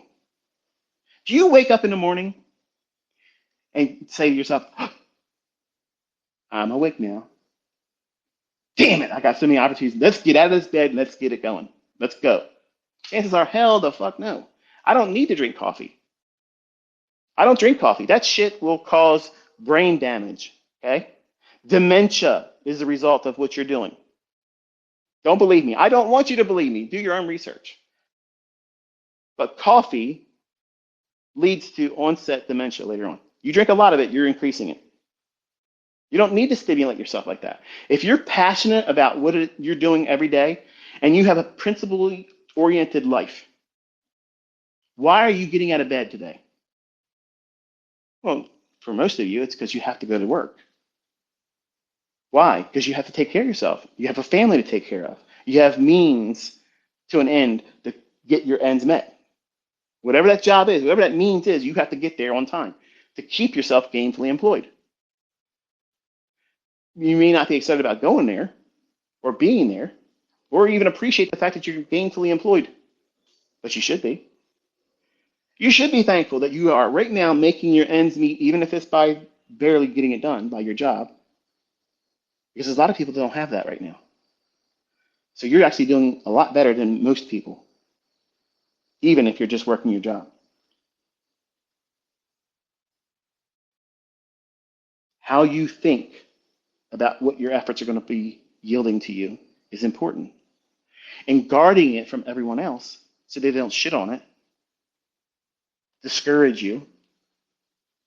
Nobody could ever discourage me. Ever. Ever. Ever. I'm never short on confidence. I'm never confused about the measure of opportunities I have in front of me every single day. Before I get out of bed, I could make a deal with several things out there that were passionate about trying to build an affiliate with me.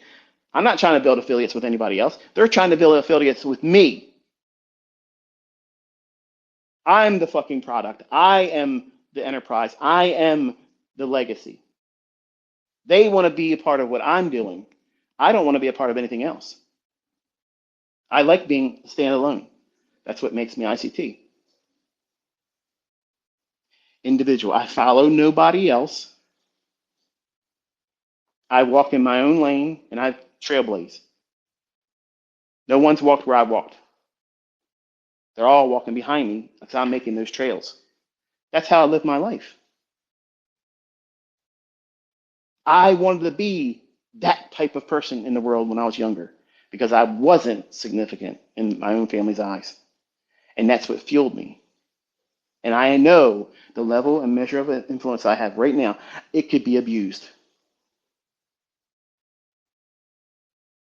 And when I stand in front of the Lord, I'm going to be able to say, I did not take advantage of them. I encouraged all of you. I showed you how to do it. And then I actually told you what it was going to do. And then I did it. Proving the concept, proving the ability, proving the can do aspect of it. And I did it without having a price tag attached to it. And I love doing it. I love getting up and doing that because I know I needed it back then. I would have loved someone like me. You think I love myself right now? I would have loved myself back then. And that's how I perform. I perform in a way where it would have filled all of the needs that I had as a 20-year-old. I wanted a strong male persona. I wanted that. I wanted to look up to somebody like that. Because I've seen a bunch of sycophants in my own family that were drug users, drug abusers, drinkers, alcoholics. Sure, they were functioning alcoholics. They had a home. But their marriage was a fucking shamble. Their health was a shamble. They were constantly complaining about life. And here I am, I'm thinking to myself, shit, man. Like, I'm making $2.50 an hour, minimum wage, scrubbing dishes at a deli, trying to get, anybody to give me some advice. Because I didn't want to be like that. I wanted beyond what I saw in my own family. I was like, I'm not accepting anything less. I was not destined to live that way. I wasn't destined to be like that. I knew it at a young age. I believed it. I believed it before I even knew how I was going to do it. What is that? That's mindset. You have to have a tenacious spirit about this because this is not easy to do. Trading is absolutely easy as shit, but it is not fucking easy to do. And it doesn't sound like it's logical when you hear it, especially if you've never traded before. You're like, this guy's talking out his ass and mouth at the same time. How are you supposed to make sense of what he's talking about? He literally just contradicts everything he just said. And that's how you know someone's never traded before. Because when there's no money on the line and there's no one aware of what you're doing right then and there, and it works in your hands, that is exactly how it's supposed to be. You've not invited anybody else to critique it. You don't have to live up to the expectation. They're never going to be able to tell you, why didn't you buy more? Why didn't you use a smaller stop loss? Why didn't you aim higher? Or why didn't you hold the short longer? That's the devil. That's the accuser that goes right in the mouth of these people. And social media is his playground. And I, many times, like Elijah, I look at all of you false prophets of Baal, and I beg you all, come out here and build an altar, and let's see who knows what. And I slaughter all of you all the time. Some of you won't even take a step. I'm pretty good at trade, but let's just pretend that guy doesn't even exist. I got people blocking me that I've never even seen before because they're attached to something else that someone's talking about. I'm like, let me click on, and I'm blocked. I don't even know who the fuck these people are, but I'm blocked. I've never even mentioned them before, but I'm blocked.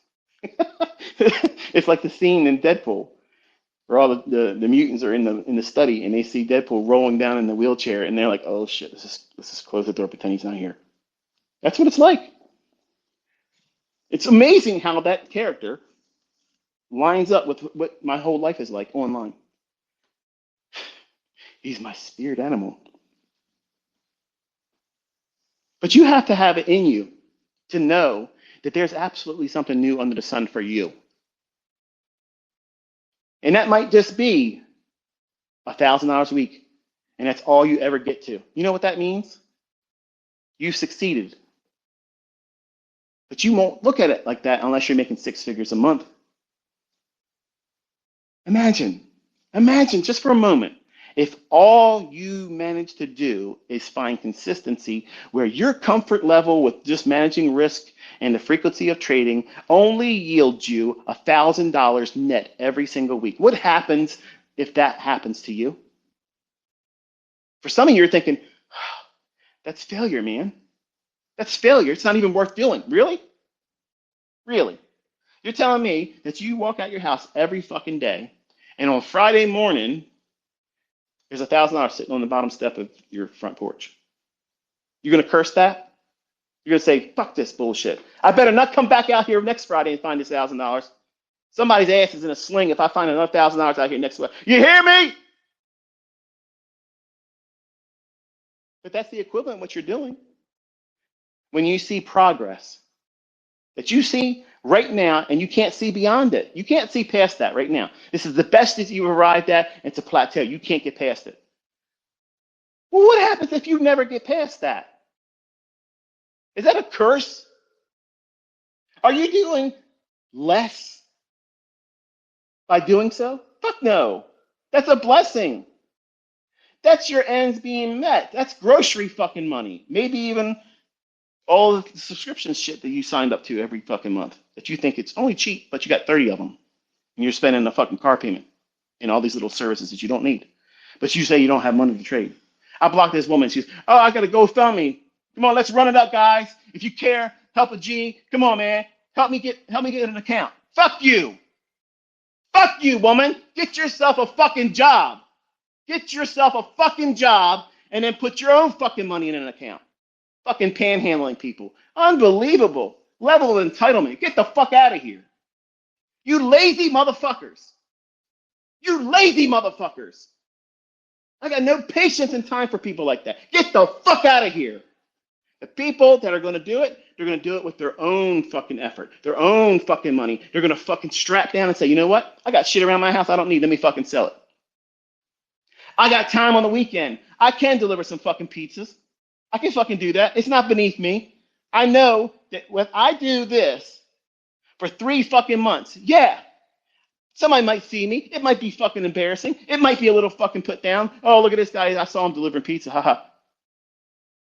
But if you got a model, if you got a fucking model that you've been working behind the scenes that nobody can critique you on, and you've seen the evidence that you can do it, and you're managing the risks, you're managing the expectations of just yourself, not everybody else's observed perspective of whether you should be good or not. What measurement of good are you at really in their eyes? Fuck their eyes. Fuck them. These people work. That's like an athlete that's fucking making millions of dollars on the fucking playing field, going up to the audience and hey, listen, that last play I just did, we just won the Super Bowl, but what's your opinion? The fuck out of here. You got no opinion. You're a spectator. You paid to watch. I'm paid to fucking do. It doesn't matter what none of you fucking think about me. It doesn't matter what they think about you. It does not matter. They can't see past the right now. So your progress, the plateau you're on right here, right now, that's not it. That's not all there is. All that means is you have now got to dig your heels in and say, okay, what am I missing? I can't get past this $1,000 a week. And if it may not be $1,000. It may be you're only making break even. Make a little bit of money, come by Friday, you're back down to the same thing you had at the beginning of the week. And you've been there for weeks. I'm going to tell you, as an educator, as someone that's gone through the same bullshit, that is progress. You're not blowing the account. You're not staying in drawdown. But there's a weird state or transition that has to take place there. When you're at break even, that's where you get impatient. because you want to leave it. You want to quickly leave being a break-even trader because you're just sick of it. I got to start seeing money. You are seeing money. You are. You're coming out of those little drawdown, those losing trades. That's progress. There's so many more people out there that can't do that. And you got to accept the fact that that's where you're at for right now until you grow out of it. How long you stay there is dictated by how you think and the actions that you take and the people you invite to critique you at that moment. If you're at break even, the worst thing in the world is for you to go online and say you're a break even trader. What are you doing that for? The wrong reasons. You don't realize it, but you're doing it for the wrong fucking reasons. Nobody's going to come to you and coddle you and hold you by the shoulders and say, honey, listen, Daddy thinks you're going to do so much better than you think right now. Just keep working hard at it, okay? Everything's going to be fine. It's going to be fine. No, I'm not going to tell you that. I'm going to tell you, well done. That's progress because that's good. It's good that you're not blowing the account. But I'm not going to sugar talk and blow smoke up your ass and say, honey, everything's going to be great. You're going to be rich. Because a lot of people are going to stay in that break-even state and then fall victim to impatience because they want to make money real fast. They want to be able to prove to themselves and, more importantly, everybody outside of themselves that they can do this. They've made it a comeback story, like a fucking movie plot. You're the main character. I've done all that stuff before. And every time, instead of the Rocky outcome of Rocky 2, it was Rocky 1. Sure, he didn't get knocked out by Apollo. He got fucked up by Apollo. If you look at how he looked at the end of that match, it didn't look like he did good. He just survived. That's a break-even trader. You got to get to Rocky Part 2. And look what he did. He doesn't look like the same Rocky Balboa in that movie in Part 2. This motherfucker's in shape. What'd he do? Back tested, managed risk, showed up to the gym, studying Christ. And he had to have his montage moments to encourage him. That's what these are right now. That's why ICT does Twitter Spaces, because it activates the main character in you. You feel like you're Rocky. You feel like you can run through a fucking brick wall. This motherfucker gets me. That's what I'm talking about, baby. Preach. I needed to hear that right now. I know. I needed this, and nobody did it for me. So I did it for myself. I used to talk this shit just like this to myself in the car driving. I talked to myself just like this. I was the audience of one, and I was talking my shit to myself. I was the only fucking cheerleader I had. I was the only one that pushed my ass and said, get it going, get it going, get it going. If you need me or anybody else to fire your ass up, you don't want it bad enough. And I mean it. If you don't fucking get yourself inspired and talk yourself to a point where you appreciate the fact that you're putting the effort into it, and the effort you're putting into it is significant. Not, I looked at it for 10 minutes. I watched the first 10 minutes of his video. It's amazing. I'm looking at the statistics on the videos. I was wanting to see what's the view time, what's the ratio of viewership for the videos. And I went down to like 5 minutes and 8 minutes. 30% watch time. Why even bother looking at the video? Like, why even bother?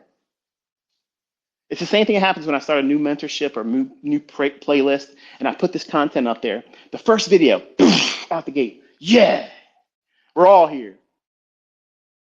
Second video, at least a 60% decline. And then it falls off even more. And that's why I put all the best stuff towards the later portions of playlists. Because you don't fucking deserve it when you're lazy. You don't deserve it. You don't deserve it. Why should it be made any easier for you if you're going to be lazy? Because you already proven to me by the statistics that are being measured, and I'm not saying they're accurate. I don't know if they're accurate or not, but I'll trust it enough to say this is what I see. But you're proving it to yourself. You see people making money with it. You see me using it every single day, calling it in advance. This is what's going to do. And then I'm executing on it. Even if it was a demo account, never was ever a live account ever done, used once ever again. You still don't have an excuse. You don't have an excuse.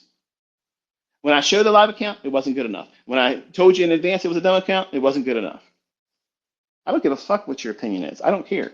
The people that are here to learn, they see it. They know what's going on. And they're like, well, if he can do that every day, I can find one of them a week at least. Even if it's half of what he's able to do, that's better than my job. And I can let that grow to 2 years living expense and get myself $50,000 to $100,000 in money saved up. And I can quit my job and follow a model that I've proven to myself during those 2 years of saving up those tiers of income, growing my account up to a state of $50,000 to $100,000 where I can not feel the impulse that I have to take a trade because I have to make my bills, because I have 2 years of living experience, or not experience, expense, not using it to live lavishly. It's just there if you need it. It's not for you to dip into all the time. It's there just in case your trading doesn't give you what you need to make for that month. And when you start seeing how little you have to go to those 2 years of living expense, that's huge confidence. Huge confidence. Because now you have a nest egg. Right from Jump Street, where the problem is everybody wants to go into it to build a nest egg before they start trading, live. I'm gonna start trading live and look to quit my job so I can build my nest egg. And that's why you fail. That's why I failed. Over and over and over again as a young man, I was rushing it.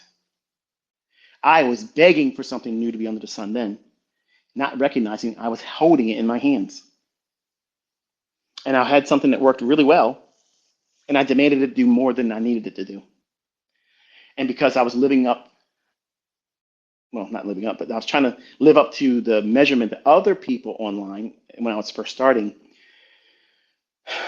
it's just, there was this website, okay, and I think I've mentioned this before. I'll say it here because I don't really want to put it in the book and immortalize the guy, but this is going to be enough for it. His name was Dean Keller. Never saw the guy's face. He had a very, you think my website's generic. This guy's fucking shit was even worse. It was basically a hammock between two palm trees, a cartoonish drawing of a beach hammock. And he called himself the Caribbean Trader. And you never seen him call anything out. He never gave any trade ideas. He would always just post that he made like $19,000 on a trade in commodities. And I used to look at that shit and it would piss me off. I'm like, man, this is bullshit. When I was making a couple $100s a day on a very small account trading the grains, that was big for me. That was progress. I mean, we're talking back then where my whole fucking week after taxes, bring home pay, was $285, man.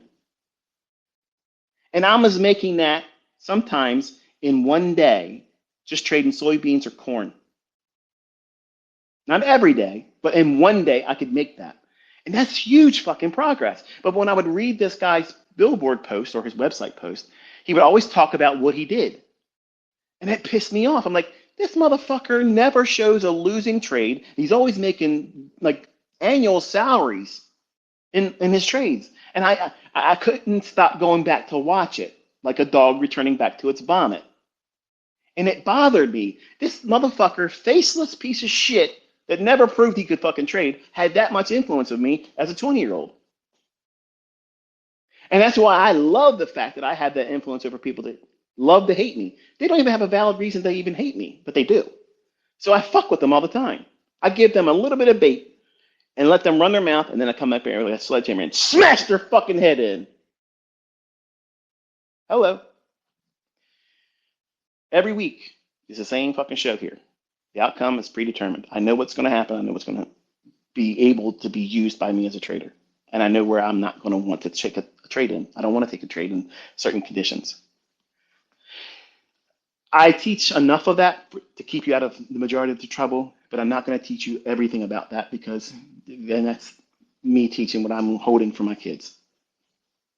There are times when owner block won't be there. There are times when a fair value gap will fucking fail. It will. It will do that. I know when they're going to be likely to see that happen. That's why you see I'm very selective of when I'm telling you I'm going to be participating in front of you. And when I participate in front of you, I'm batting 1,000.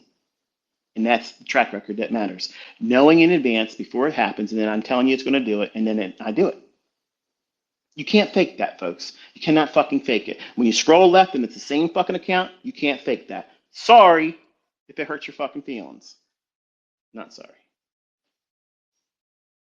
But you have to find a way to motivate yourself beyond me. Because I'm getting old, folks. And I'm going to be real honest with you. It's very hard for me to be inspired to make these fucking videos. Like, I just don't want to do it. I don't want to do it. You know, I look at my family, how my youngest, he's graduated homeschooling now. Like, if I wasn't raising my niece, I'm close to being an empty nester.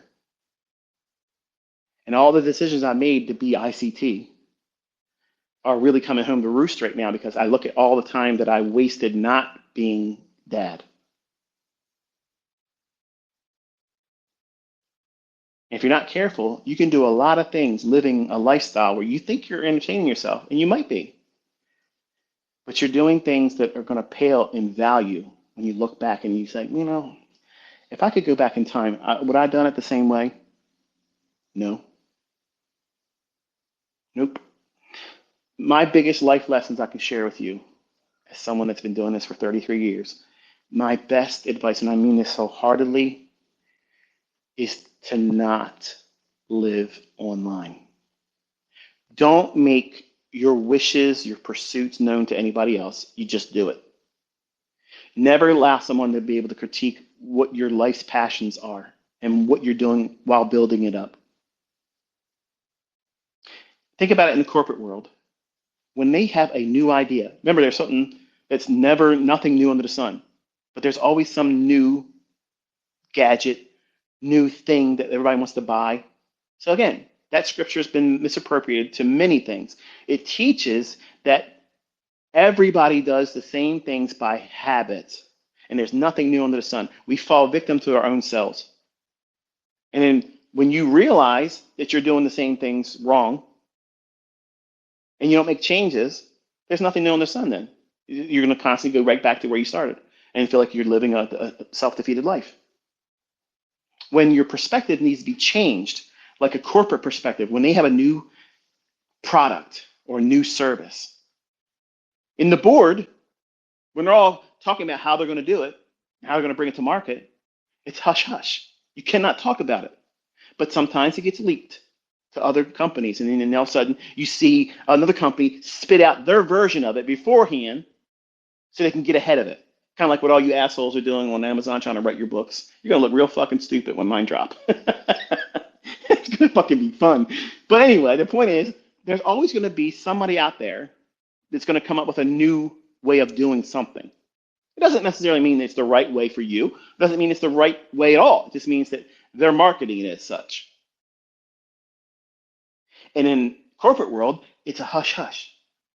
You need to do the same thing because you incorporated, you, the person, whatever your name is, incorporated. That's your enterprise. Why the fuck are you taking boardroom planning and strategizing and bringing it to the public eye before it's even brought to market yet? You haven't arrived yet. That successful image of who you are as a trader that makes money consistently, you can shit in anybody's fucking palm that says you ain't nothing. Before you're there, why are you giving trade secrets and design plans about yourself? Why are you making it public before that product is realized in you? Why are you doing that? Because that's exactly what you're doing. And that's why 80% of businesses fucking fail, because they don't plan for setbacks. They fucking plan for good only working. It's always the best stuff. And they're not prepared for adversities. They're undercapitalized. and you don't have the mental capital to weather the bullshit that's going to come at you when you're learning and you bring up my name or anything else. I don't give a shit. You could be making money. You come to me and you talk to me about Elliott fucking Wave, supply and demand, Wyckoff, any fucking thing. I'm going to laugh in your fucking face. I'm going to laugh in your fucking face because it's substandard. It pales in comparison to what it is I do and what I'm teaching. Nothing gets closer to perfect, to the tick. Nobody gets better than that. No system is consistent in doing that, but ours. We do that. That's a normal day at the job. That's business as usual around here. Precision Incorporated. That's us. That's fucking us. We're not imitating somebody else. We're not putting a new sticker on the fucking outside and calling it something else.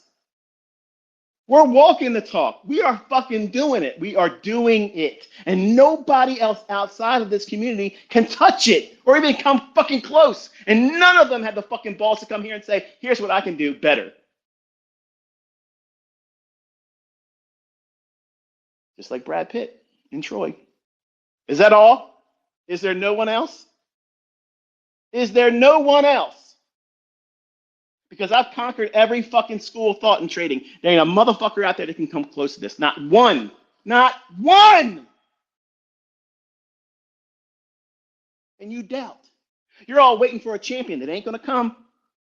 They ain't going to fucking come. And the whole time you're wasting time. You could do so much better than I did. You could have been faster on your feet than I was. You could have went into this with far less anxiety by thinking how I'm teaching you to think. I didn't have all this stuff, man. I didn't have this. So I know, if I know by living it, and this is what I've learned, these are the proper perspectives. If you apply that to the superiority of what I'm teaching in technical terms, you are fucking impossible to overcome. You can't worry about other people being even close to you then.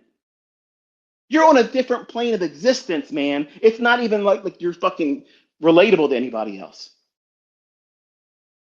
It sounds arrogant.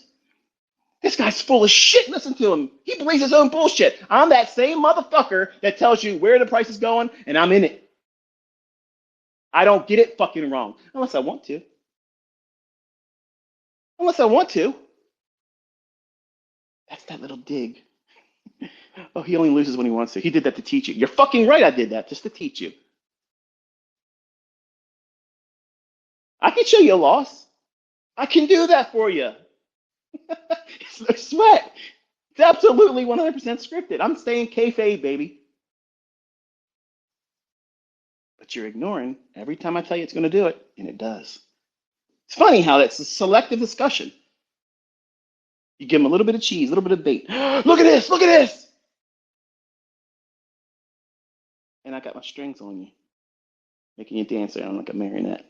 You're my amusement.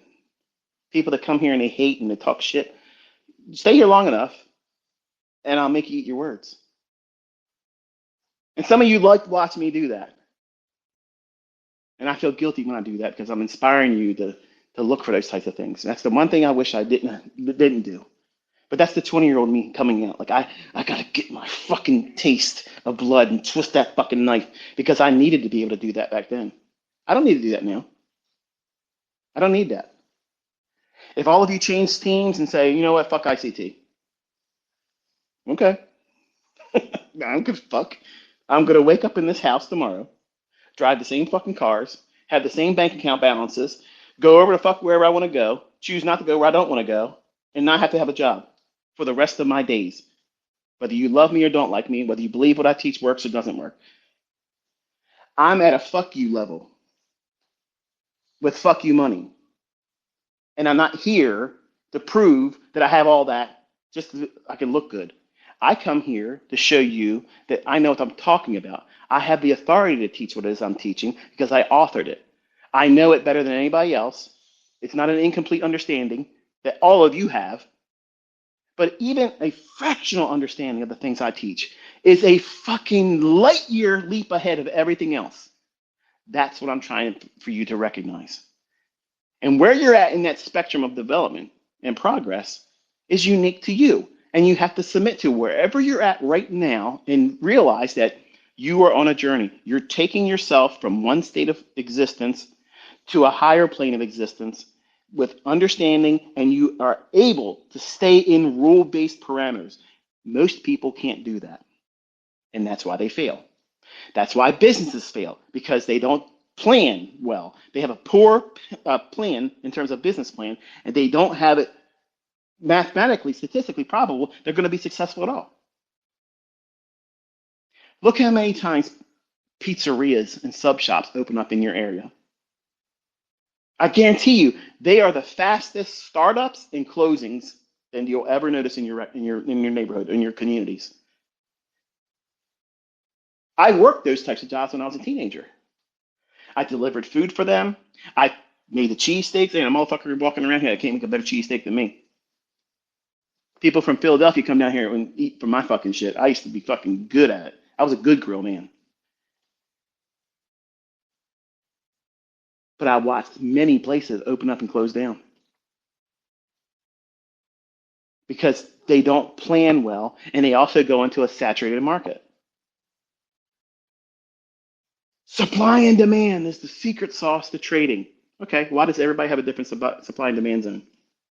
Why ain't they all seeing the same fucking supply and demand zone on that very time frame? They're all looking at that one time frame, but they see something else. But then you come into our community, there's only one fucking breaker. There's only one first presented fair value gap. It's already fucking not even a competition. It's already completely insane comparing itself to it. I mean, you gotta really talk to yourself. Next time you're driving home from work, tell yourself, you know what? I'm learning how to identify the very moment where price is going to go back to, and use that as a trade to send price higher or lower to a level I can clearly see is a draw on liquidity. You know what that fucking is? That is a super fucking power, because 99.9% of these dumb motherfuckers chasing retail bullshit logic and hero worshiping, giving hero fellatio to people that can't even fucking trade out of a wet paper bag. These motherfuckers are worshiping these people that can't fucking trade, and they're ignoring what you're fucking learning, and I'm proving. And other students are killing it, and they're fucking ignoring it. Why? Because they're choking on the fucking caricature of ICT. They don't want to be able to say, I learned from this fucking guy. They don't want to do it, and I love that. I fucking love it. Because I've proven that you can't do it without you even making an effort to try. I've killed your fucking spirit just by me talking, let alone coming out here and fucking trying to put something up against it. You're not ready. You can't acquire success with that level of weakness. That is not even beta. It's beneath beta. When you realize what I've placed in your fucking hands, I've given you clarity. I've given you principle-based procedures and things that you're looking for, and only looking for it only. Filtering out all of the bullshit that they call noise. It's transferable knowledge, folks. You can't escape that now. It's undeniable. It would hold up in a court of law that this is transferable knowledge. It works. People see it all over the place. Why do you think they want to make the change of the trading hours and do away with that break? Because it's been revealed now. That's not them changing the algorithm. That's just them trying to evolve above what I'm teaching. But they can't evolve beyond what I got. I got the source fucking code. How are you gonna do that? You can't. Sure, you can make 24 hours trading. Nothing's gonna change. That same reference in time, even though price is still gonna trade, they're still gonna use those reference points. That's part of the algorithm. But see, the people that talk about algorithm, they don't know that. They don't know what the fuck they're talking about. They're blowing smoke out their ass. Oh yeah, I got the most powerful fucking algorithm in the world now. No, you don't. You didn't make $150,000 or almost $150,000 this week. You didn't, so shut the fuck up. Sit down. Sell your mentorship. Sell the mentorship.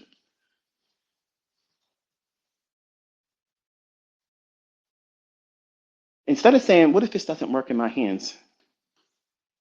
You need to be talking to yourself and say, you know what? What's it going to be like when I wake up and I know that it isn't a dream? I know what I'm doing and I've been consistent and I don't have any fear of it not working in the future, even if I have a couple losing trades in the future. How are you going to react to that? Have you spent any time considering what it's going to feel like for you when you know that you have been doing it the same way consistently and it keeps yielding itself to you? I guarantee you haven't thought about it like that. I guarantee you have not thought like that. But you have every day, hundreds of times, reflected on the idea that maybe this guy's full of shit. He's just a good marketer. Somehow he's a magician. Somehow he's just making it look right. I can only see he's hypnotizing me. That's what it is. This guy is a master hypnotist because he said he likes to be a magician. He does magic tricks. And by the way, Trades by Matt just posted he's going to be doing poker games. I was tempted to do a skit. I might do it later today. I know how to card count, and I also know how to rump a deck, and I'll show it to you. I'll show it to you, and I can't wait to be invited. I can't wait to deal because I'm going in heavy-handed on every hand I'm dealing, and I promise you, I'll leave a little bit on the table for you, but I'm going to win the most. It's hard for me to get a card game. People that know me, they don't want to play cards with me, and you'll see fucking why. You'll see why. But I view trading the same way. I learned how to be a card counter. I learned how to stack the fucking deck in my fucking favor. I know how to give the other players a hand that they're going to put money behind, but my hand's going to be better. Now think about it. Say you knew those concepts to be able to do that. That sets you apart, doesn't it? Why would you want to teach everything you know? You never would. You would never teach everything. But I can teach you how to stack a deck, how to run a hand up, and I could do false shuffles. You think this deck is being shuffled. It's not. I can let you shuffle the deck. And as soon as I get it back in my hands, it's back in the deck order I want it to be in. Sounds crazy, right? But it's all management, a card mechanic. And that's why people that know how to beat the casinos are not allowed to stay there. That's why you have to lose some. And when you're in your brokerage account and you know you can do really, really well, and you see sometimes your broker start fucking with you, a lot of misquotes, requotes, that's them trying to fuck your shit up. When I see that, I take a couple days off of trading. They don't get to have the opportunity to make commissions off me. And then when I come back, I'll throw a loss or two in there and then go right back to the way it was. You have to manage that kind of stuff, folks. I know it sounds like, look, this guy just said he loses on purpose to trick his broker. You don't trade the same time as I do. None of you fucking people do. None of you people do what I do. None of you. So when you get fucked with, you have to compensate. Hurt them a little bit. I see what you're doing, and you're making commissions off of what I'm doing. So I'll slow the fucking roll down. Done. You remind them that they are a middleman, that you can pick another middleman. You don't have to clear your trades through any one particular broker. And all of them suck. You always ask me, can you recommend a broker? No, because they're all fucking thieves, they're assholes, and they're pieces of shit. And when they can, they will fuck you deep and long. How's that work for you? So all the brokerage firms that always come out to me and they always say, hey, look, I could be making the most fucking money right now just from some of the deals that have been offered to me. I'm not going to do those things. I'm not going to do it. As soon as you see anything affiliate next to my name, I've lost all credibility. That means I'm not rich. That means I need people's money. That means I need an affiliate deal. It means I have to have this partnership or I can't exist. And that also means that my opinion about something, specifically that item or service, is paid for. So how could you trust it? You can't. So I'm organic as there is, and there ain't nobody like me. You can't pay for my fucking testimonial. You can't buy my way out of a bad opinion of your service. If I like it, I like it. If I like what you're doing, I mean it. If I don't like something, I don't like something. And that's an opportunity for you to improve your service. That's how I would interpret it. But you spend more time worrying about staying in this loop of losing. You stay in this loop of never seeing progress. And if you don't journal, you're never going to recognize progress. You're never going. How about that for insanity? If you are not measuring your KPIs, key performance indicators, what are you doing every day consistently, and how are the results yielding itself to you? Are you measuring anything like that? I'm not talking about, oh, I demo. What the fuck are you doing just pushing buttons? That doesn't mean shit. What are you doing at a very specific time with a very specific candle? How much time have you spent with the first presenter for everybody got? How many times did you look back over old data in the Dow? I don't trade the Dow. You said the Dow sucks. Right. Go back through it anyway. Go back through the S&P. Go back through the NASDAQ. How many times have you studied the first percent of everybody gap between 1:30 p.m. and 2 p.m. Eastern time? How does it yield price, higher or lower, over the next 3 days? What? Mm-hmm. Mm-hmm. Yep. Folks, there's so many things to mine and learn from. I've given you all the things you would ever need, where to look for the answers to the questions that's ever going to pop up. I taught in a way where I have already factored in all the questions that you are going to ask or want answers to right now that haven't got to the video part where it says, this is what I do this for. I've covered everything. I've covered all of it. But you're not patient enough to go through the content. You want a straightforward here. Save me some time and get me this answer. And as soon as you get that answer, it's going to open up more questions. And you're going to be like, find me a shortcut to get the answers to all these other things. Who's doing the work there? Not you. So you're not going to appreciate the epiphany, that moment where you're like, oh, wow.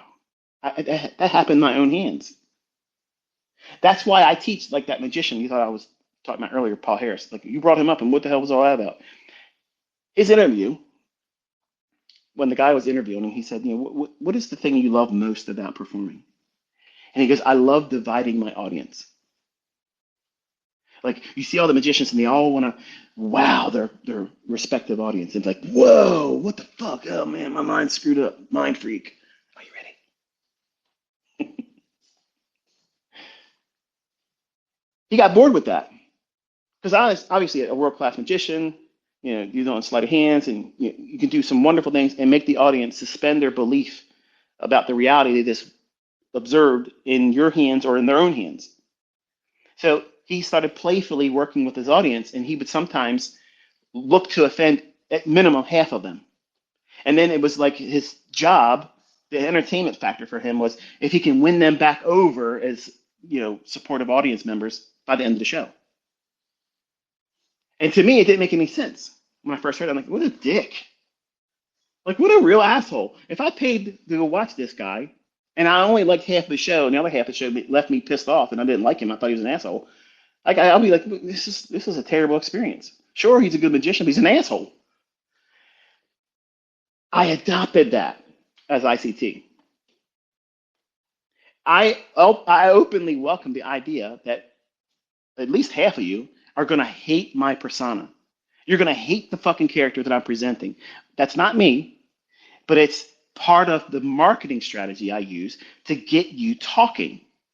Because if you're talking, even if you're complaining and you're never here to learn, you worked for me. You brought people's curiosity here, and I never had to pay an advertisement for that. And I'm the most followed person in mentoring. I'm the I'm the person that's most willing to give you free time, teachings, and I walk it. I don't talk it. I walk it, talk it, teach it, predict it, deliver it. And nothing comes close. There's nothing comes close to what we do. Not one fucking thing comes close to this. So what I've done over the years is I take my audience, and when they get comfortable, I cause discomfort. and it keeps things fresh. I challenge your perspective of what it is you've witnessed and what you've done in your own hands.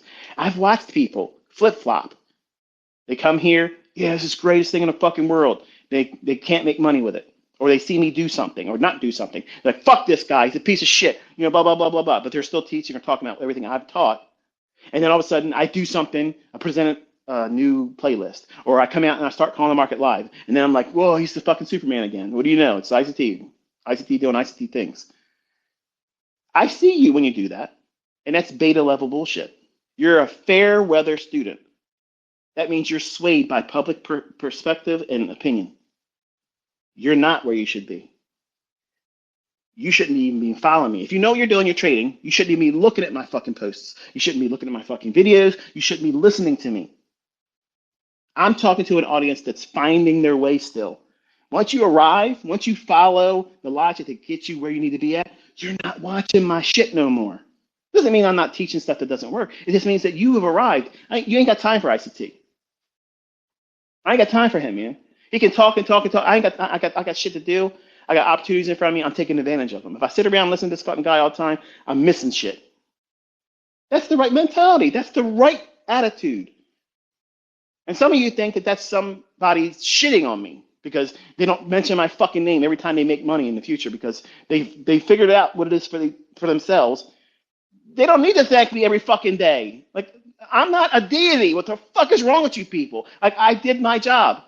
I provided for them. I taught them. I coached them. They found their fucking way. They thanked me. They went on and they did their own fucking thing. That's exactly what you're supposed to be fucking doing here.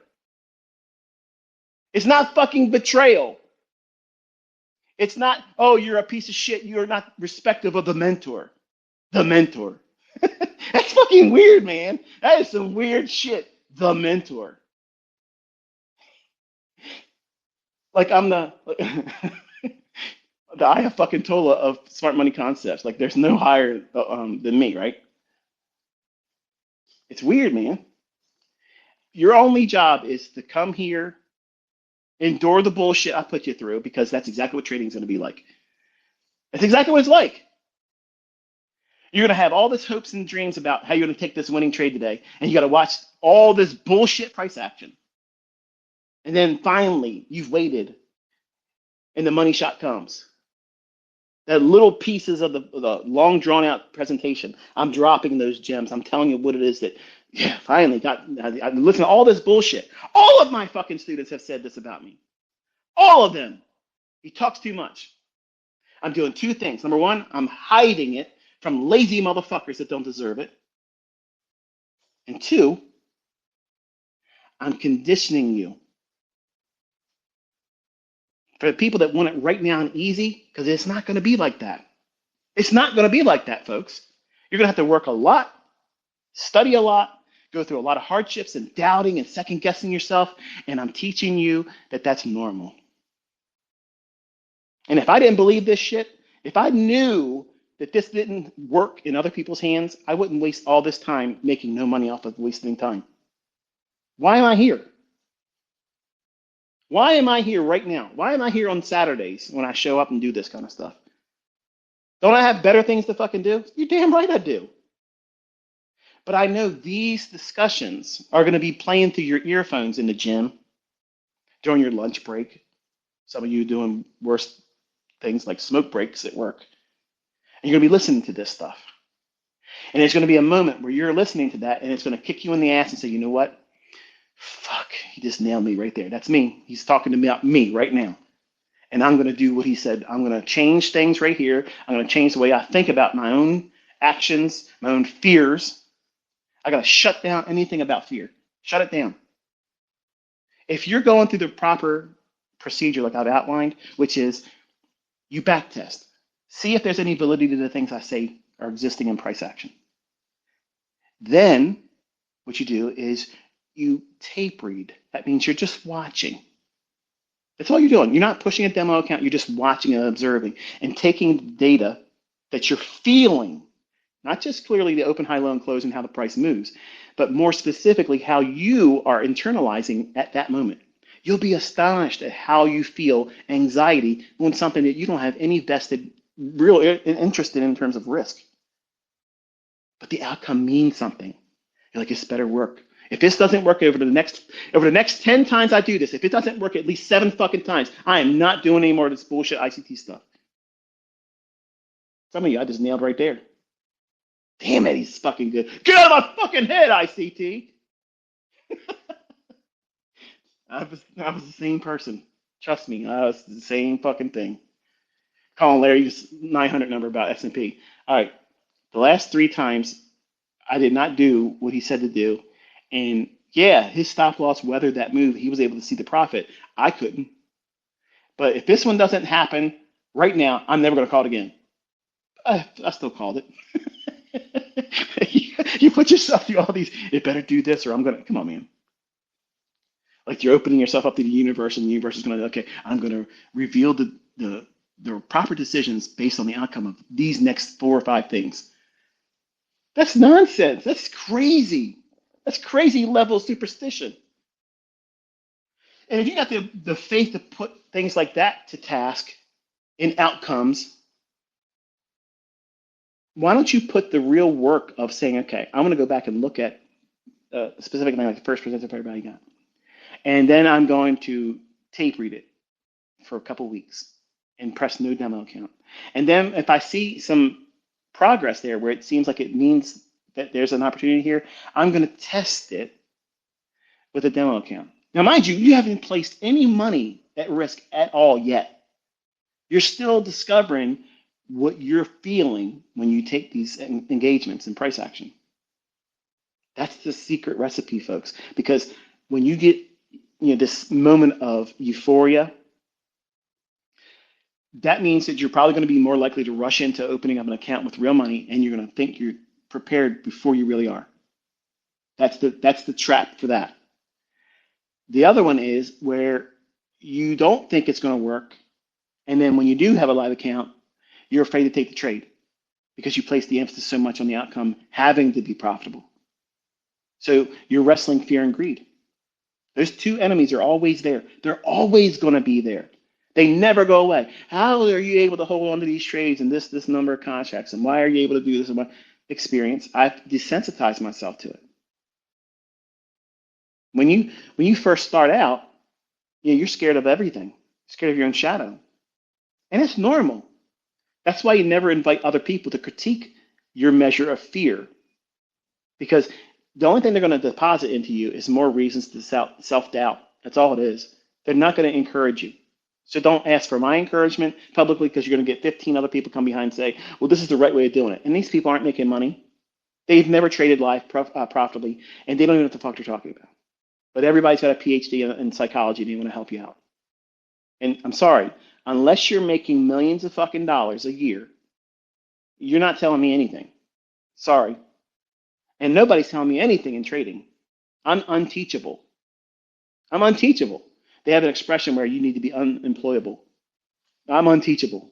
When it comes to trading, you can't teach me anything else. I know the open, high, low, and close. I know what the fuck's going to happen. I know what time it's going to do it. So I don't need to have a conversation with anybody else about how they can improve upon me on that. But I am interested in other people and how they found success and their adversities. I could care less how they trade. That's the least important thing to me ever.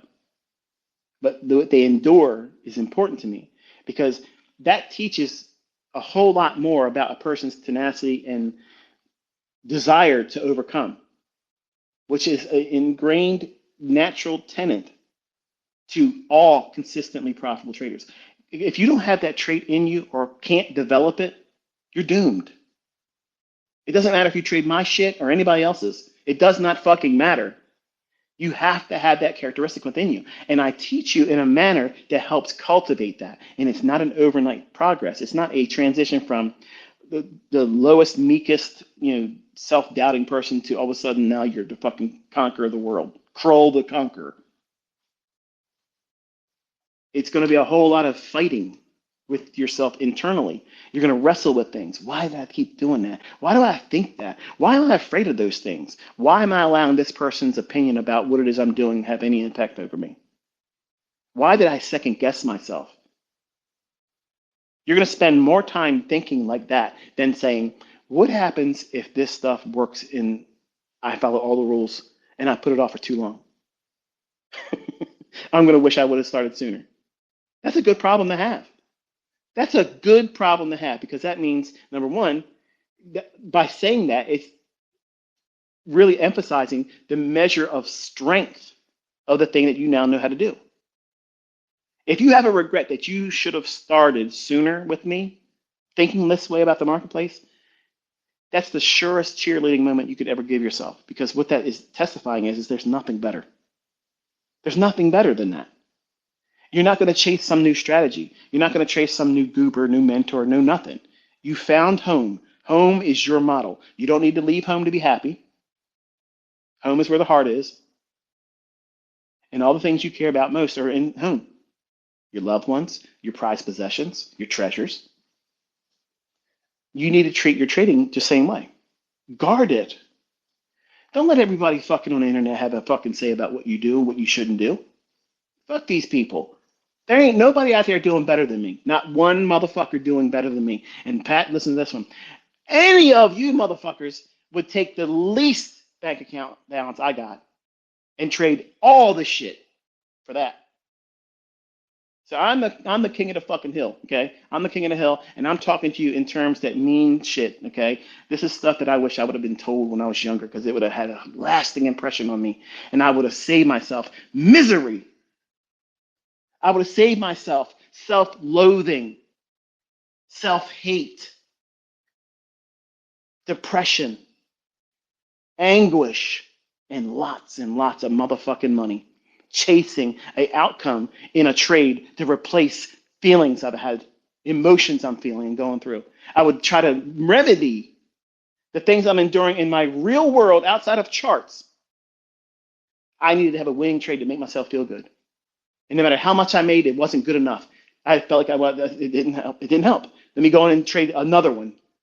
Not because there's a trade set up there, but because I want to dull the pain of my existence.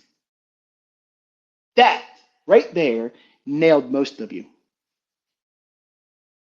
You're not trading to be better and be a better provider for yourself. You're trading to be more significant in the eyes of others. And if you start trading that way, you're fucked. You're fucked. You've lost the plot. Because you're going to see every opportunity for you to come out in a montage moment, a Rocky Part 2 outcome. When you're stuck in the prequel, Part 1, where he gets his ass beat and just barely survives.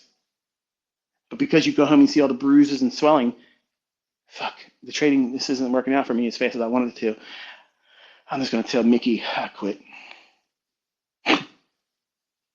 Mickey's his coach, by the way, his boxing coach in the movie. If you didn't see it, it's a good movie. Go watch it. But the self-defeating characteristics that we have as humans, it's really easy to tap into that as a developing trader and see that it's not worth the trouble. It's not worth the trouble. It's easy to talk yourself out of it because it isn't an immediate gratification. It takes a lot of effort, a lot of work, and you're deferring a lot of what you believe should be right away success. Losing sight of everybody outside of trading, everything they've ever done, ever, that becomes wildly successful. It didn't happen overnight for them. Look at Jeff Bezos. This fucking guy, the same time I'm watching Larry Williams VHS tapes about how, everything is useful to him, I'm subscribing to it all. I'm watching them every day watching them. In 1995, Jeff Bezos is in his fucking garage with an Amazon sign hanging off of a makeshift little desk, and he's trying to build his empire. Anybody watching that man doing that way is probably looking and saying, "What a fucking clown. What a goober. What a goober, that guy, Amazon." Now everybody's fucking shopped from Amazon. Everybody's bought something. He's made money off of all of us. Trust me, my wife has made sure of it.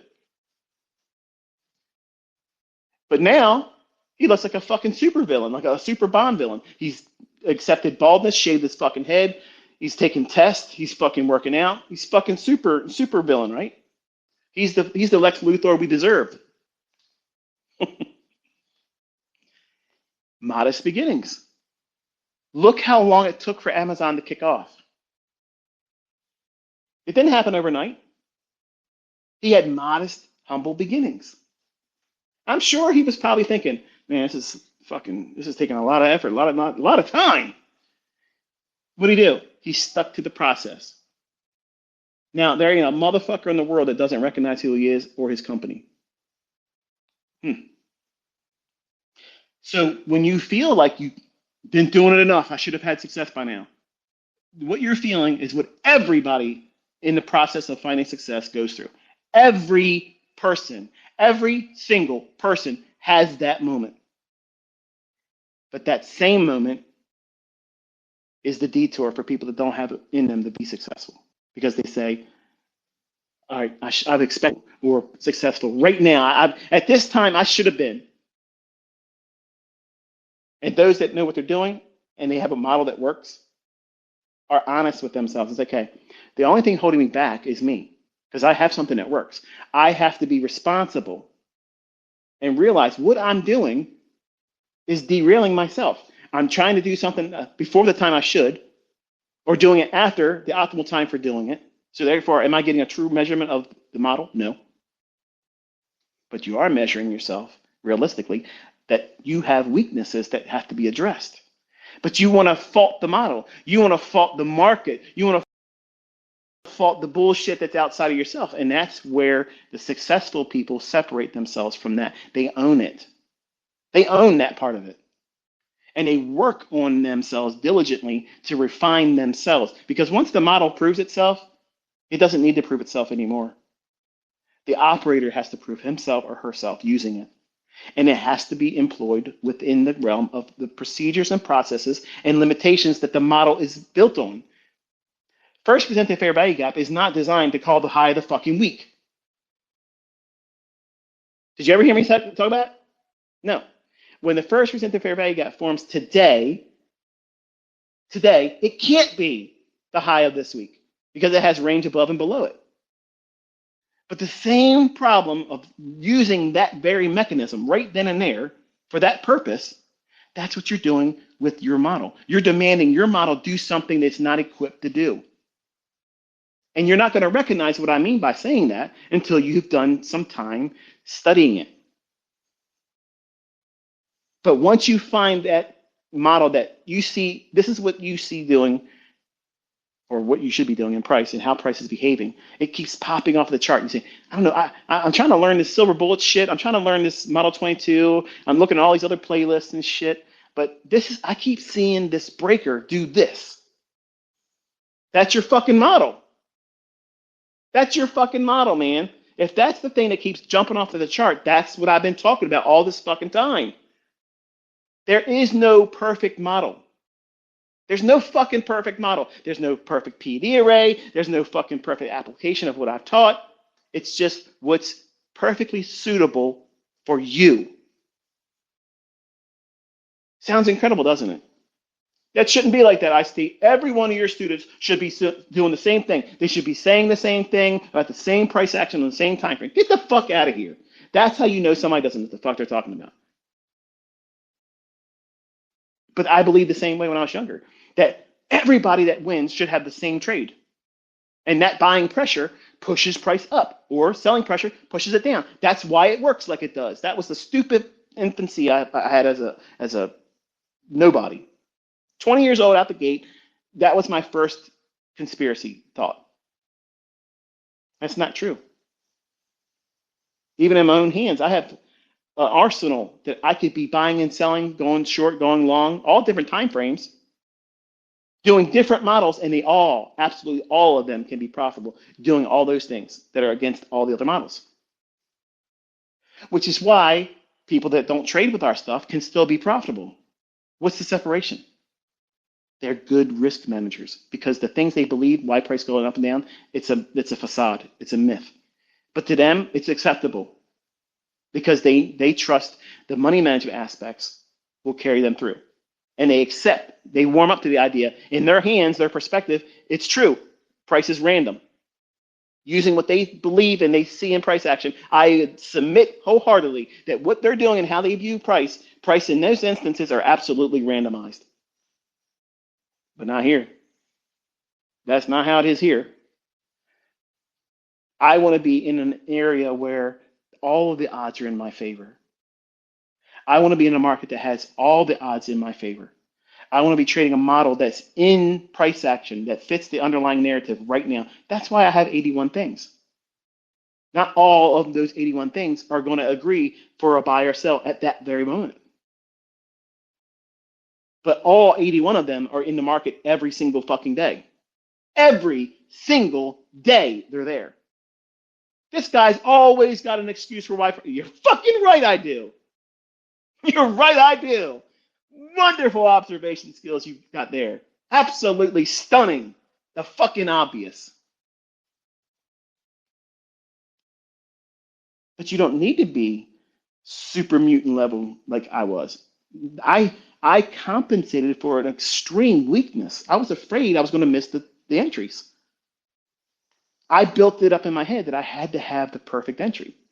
So my skill was honed on looking for perfect entries. That's why I can go in and execute at very precise levels, because my whole life was focused on the pursuit of that. Think about it. That's what you're seeing the fruits of. Where's my weakness? My exits. And it'll always be that way. I've accepted as a 53-year-old man, soon to be in August, I've accepted the fact that what I do is still so fucking beyond the range of normal with everyone else that I'm still light years ahead of everything else. So my exits can be less stunning in my own eyes. But to all of you, you would love to have 0.25% of what it is I'm doing. And that's okay. That's good. That's a realistic aim. But if you listen to me, if you really listen to me when I'm teaching and talking like this, I'm helping you get out of your own fucking way. But you don't like the language I'm using. You don't like the fact that I sound like I'm bragging. You choke on all the little details that have no outcome or basis for the outcome that you're aiming for. You're distracting yourself. Why? Because you have a character flaw. You're not able to see value. You're not able to recognize real experience. You're not able to identify truth. And I veil that in a lot of long discussions that all are helpful. But the truth is, you're not prepared to endure it. You want it easy. You want it, I'm in front of the charts. It's going to happen for me right now. Nobody's going to teach you better than I have when an opportunity is going to be there. You have never seen a motherfucker any time using any discipline that's going to tell you the time the trade's going to form. I was the first one to walk out there and do that shit. I was the first one to do that shit. 1996. This is when your trades form. Look at this range, this open, high, low, close, because back then that's what it was. It wasn't candles. Go and look at Street Smart's book, if you own it. Open up Short-Term Secrets to Long-Term Success or Long-Term Trading or whatever, something like that. I'm probably butchering the shit out of Larry's book, but you'll know what I'm talking about. Look at the candles or the open, high, low, and close and view them as a candlestick. None of those authors are making mention of that. But price is going right to them, halfway, stopping, going right down, and running to pools of liquidity. And none of those books, not anything in the past, was talking about that shit. Not one fucking book was doing it. But when I was looking at those books, that's what I was seeing. That's when that voice would say, look here. Look here. Look here. Look what it did there.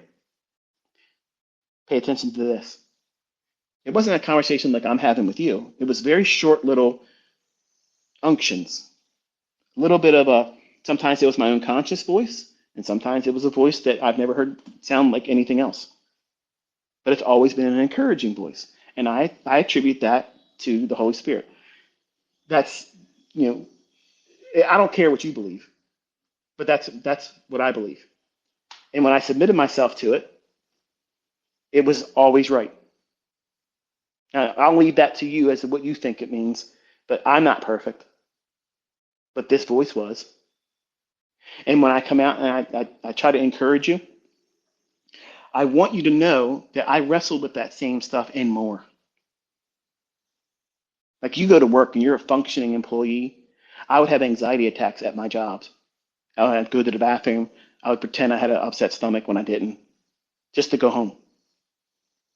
I would run from responsibilities. I would hide from responsibilities because I was wrestling with anxiety, which turned into agoraphobia.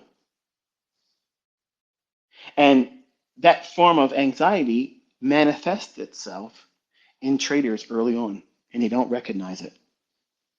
They hide it by resetting their account or resetting their funded account challenges, talking nothing about what they just endured, but making no effort to change what they just endured.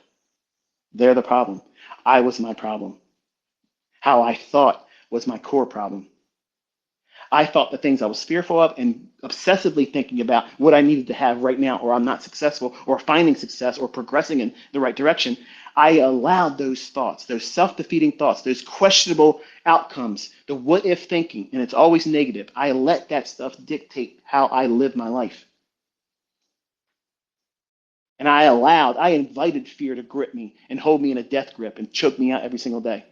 And to the point, my whole existence was my bedroom. And I got fearful of even looking at the markets or charts. I had anxiety attacks about putting on what we know as CNBC now. I didn't want to hear what the price was doing. I was having anxiety attacks, and I wasn't even in trades anymore. In between accounts that were blown, I'm having an anxiety attack about a trade I'm not even in. What if it goes up there and I was right the whole time and I didn't do anything about it? That's next level misery. Let's call it what it is. Like that's misery.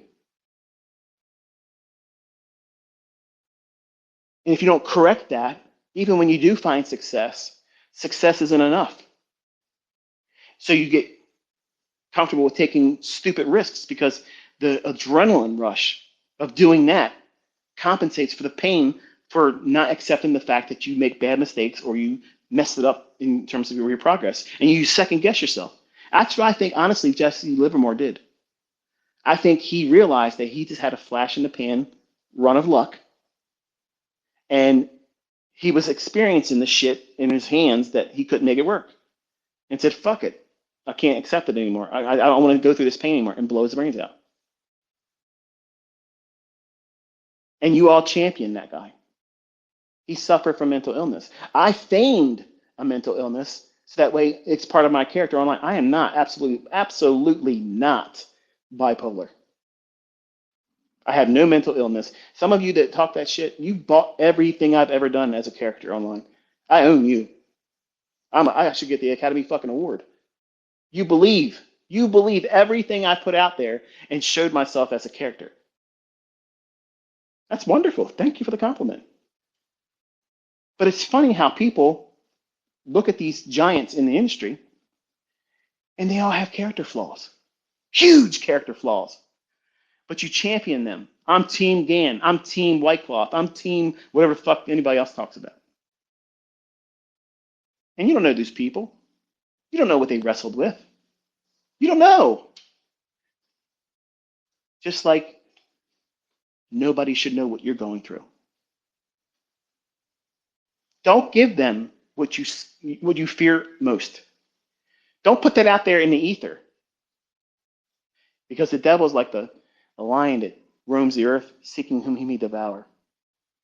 And if you lay down a fear, make it known, you made his job easy. You made his job easy. He don't even need to do that. He could just send a minion and torment you. You could be tormented by a spirit of torment, and that spirit constantly digs at you, and you set a table at your home for it every day and don't even realize it. You set up an altar in your mind, worshiping it, giving it homage. That, hey, you're right. I'm never going to get it this. I'm never going to be successful. Why should I bother? It's normal for me to feel like this. It's normal for me to wake up and feel anxiety. The day I wake up and I don't feel anxious, Something's broken. Something's wrong. That's not normal for me not to feel anxious. That's how I lived my life in my 20s and early 30s. Even making money, I lived like that. Think about that. That's not healthy, happy living. That's me regretting that I didn't do the right things and change myself sooner and living in yesterday, wishing I did it differently. You can't live like that, folks. You can't live like that and have a healthy outlook on your own progress. You won't recognize it. So you have to be your best cheerleader. You have to guard yourself from anybody else's influence. Look what the devil does. That's his job. He's the accuser. And you're literally going on social media among devils, hateful people that hate their life. They don't want to see anybody succeed. And you're literally putting out there your weaknesses, the things that you struggle with. And you're wondering why things get worse. You regret, oh, I wish I never would have said that. Right. If you just would have listened to me, all of us have fears and what of thinking. Can I be honest with you and share some of them with you about my own? Can I do that? Would you be interested in hearing that? Would you be interested in knowing what I'm fearful of? Here's my fear, okay? And it's not a soul crushing fear. It's just it is what it is. I'll tell you.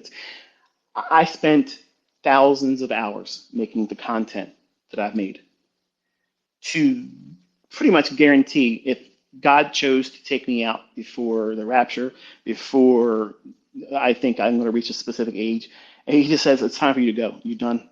You're done, and you're coming home.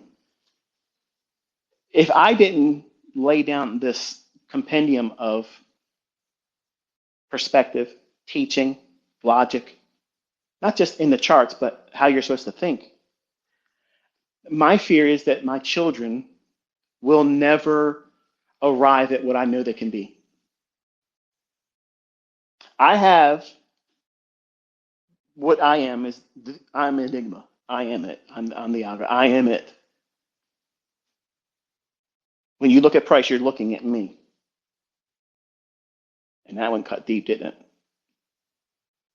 My fear is that none of my kids will fully apply themselves to be more than I am. That's my fear. That I have been given this. I've had the luxuries and the pleasures of living off of it, employing it, being the author and face of it all. But that's it.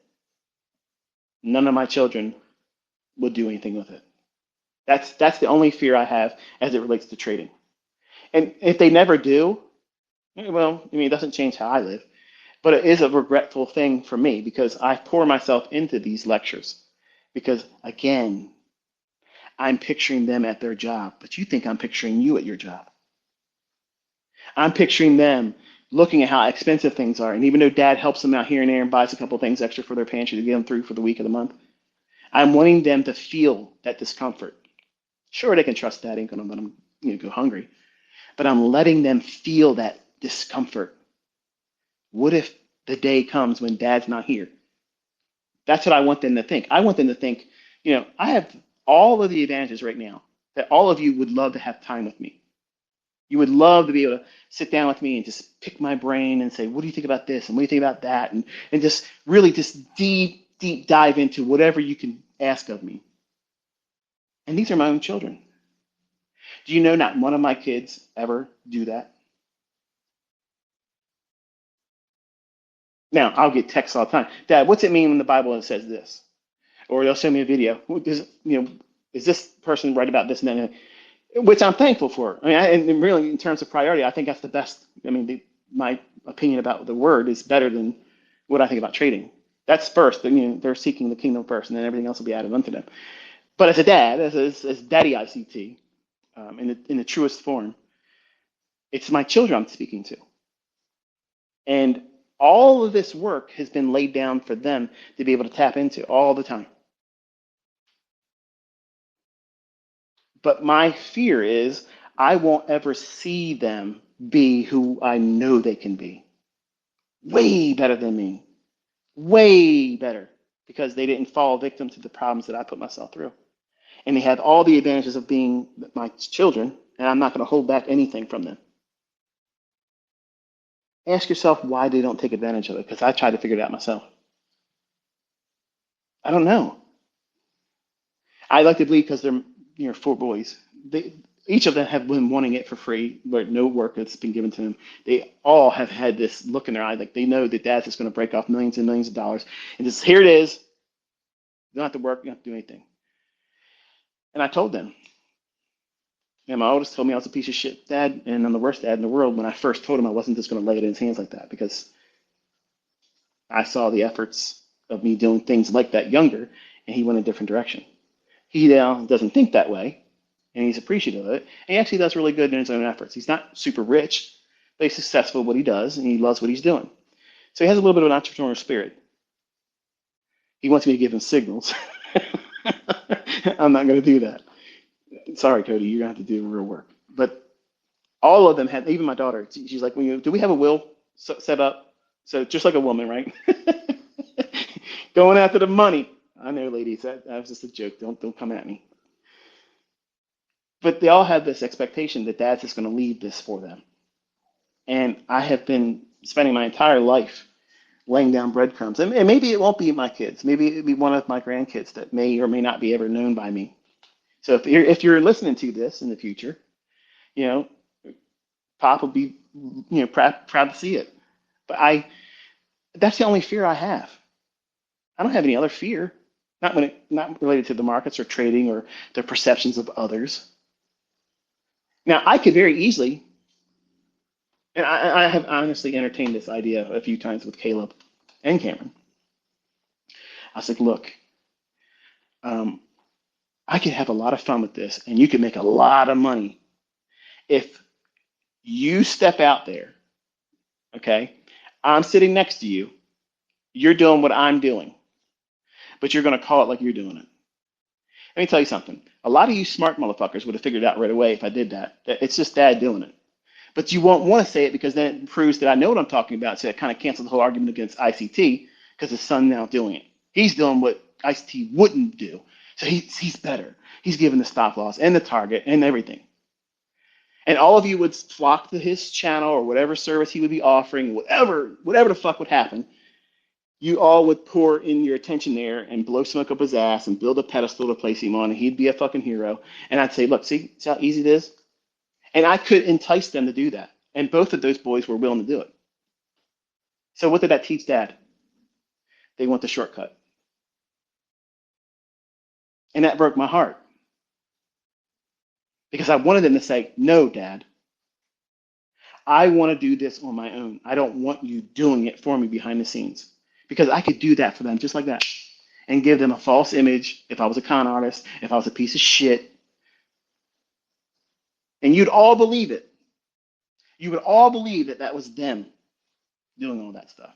No, well, I guess not all of you. Some of you would realize that, okay, this guy really knows what he's doing. I was wrong, but I'm going to have to call bullshit on it and say it's Michael doing the trading. I had to fix Cameron when he did his Top Step stuff just to get his money out of it. And I told him, I said, I'm not getting you profits. I'm just getting your money out. And I told him what to do, and he got out of it. That's the only reason why you saw his name on the leaderboard up there. It was me fixing it for him because he was trying to do straight shortcuts, not doing it the right way, not wanting to learn. He wanted dad to do it. If that's all there was, I could just simply say, hey, here, look, let me put an account together, set up a family management company, LLC, and the profits that come from the trading, all of you draw a salary from, and you don't have to have a job. That's easy. And all of you can do that too once you learn how to do this. You can set it up for your children. If you decide to do that, if you don't think about it the same way I think about it, you'll be like, I don't give a shit. They're my kids. I'm going to give them everything they want. Treat them like Kardashians. Sure, you can do that. Let them draw a salary from it. It's called a family management LLC. Talk to your accountants. They'll help you with that if they know what they're talking about.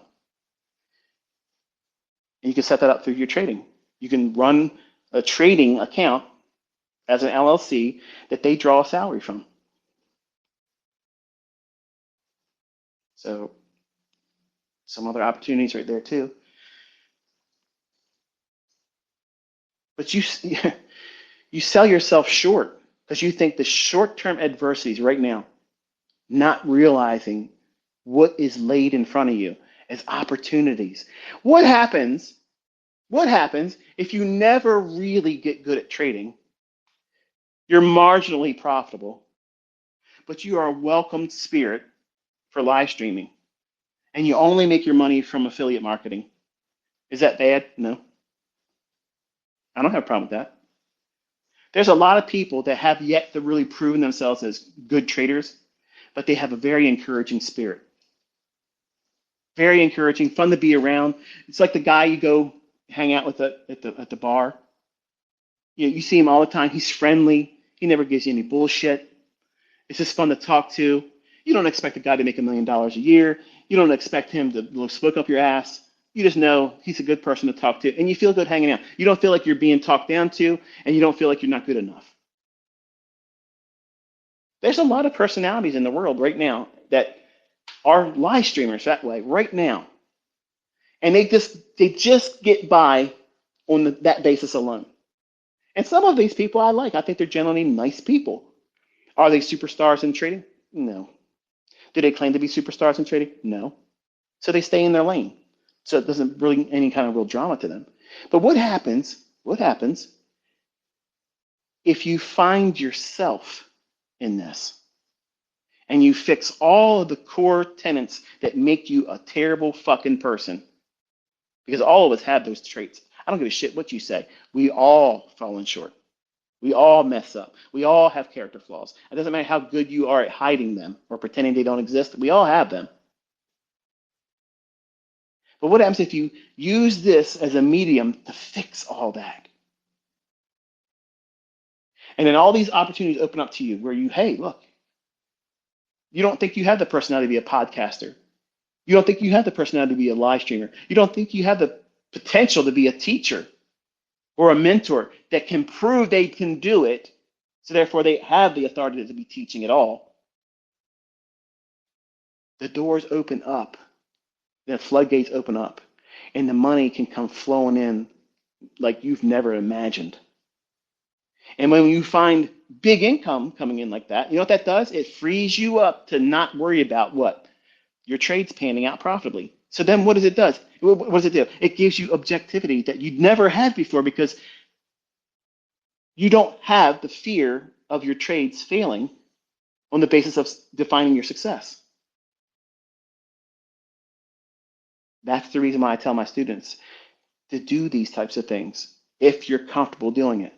Because what it'll unlock in you is a level of confidence. I'll tap into Patrick Wheelan once more. I've said these things publicly, and I've also said them in private. I don't talk to him in email anymore since he sent me the picture of those balls. I've blocked his email address. I don't want to ever see anything like that ever again. But the point is this. I've said openly that if he makes certain changes and he pursues this direction or that direction and uses these types of things, it will help him be a better trader. And you have watched him find himself. He wasn't trading as well as you see him doing a couple years ago. That's a progress. And I love the fact that he comes out and sometimes and says, look, I messed it up. And he makes no excuses and just says, it was my mistake. I own it. And it is what it is. And some of you assholes love to throw gasoline on the fire. And I see him take it to heart. It bothers him. That's a weakness. But that's a weakness that can be capitalized on. Because that doesn't go away. That doesn't matter how much money you make, that stuff doesn't go away. He has a deep-rooted desire to prove something. Not to us, not to him. There's somebody in his head that he's proving every single day. He's doing this something that he's doing every day, this pursuit of success, the amount of money he makes, what he can buy, what he's able to do, who he's with, how long he's having sex, and how many times a day he's having sex. All these things are to prove something to some particular person in his head. We may never know who that is, but he knows what I'm saying right now, I'm nailing it. I'm over the target right now.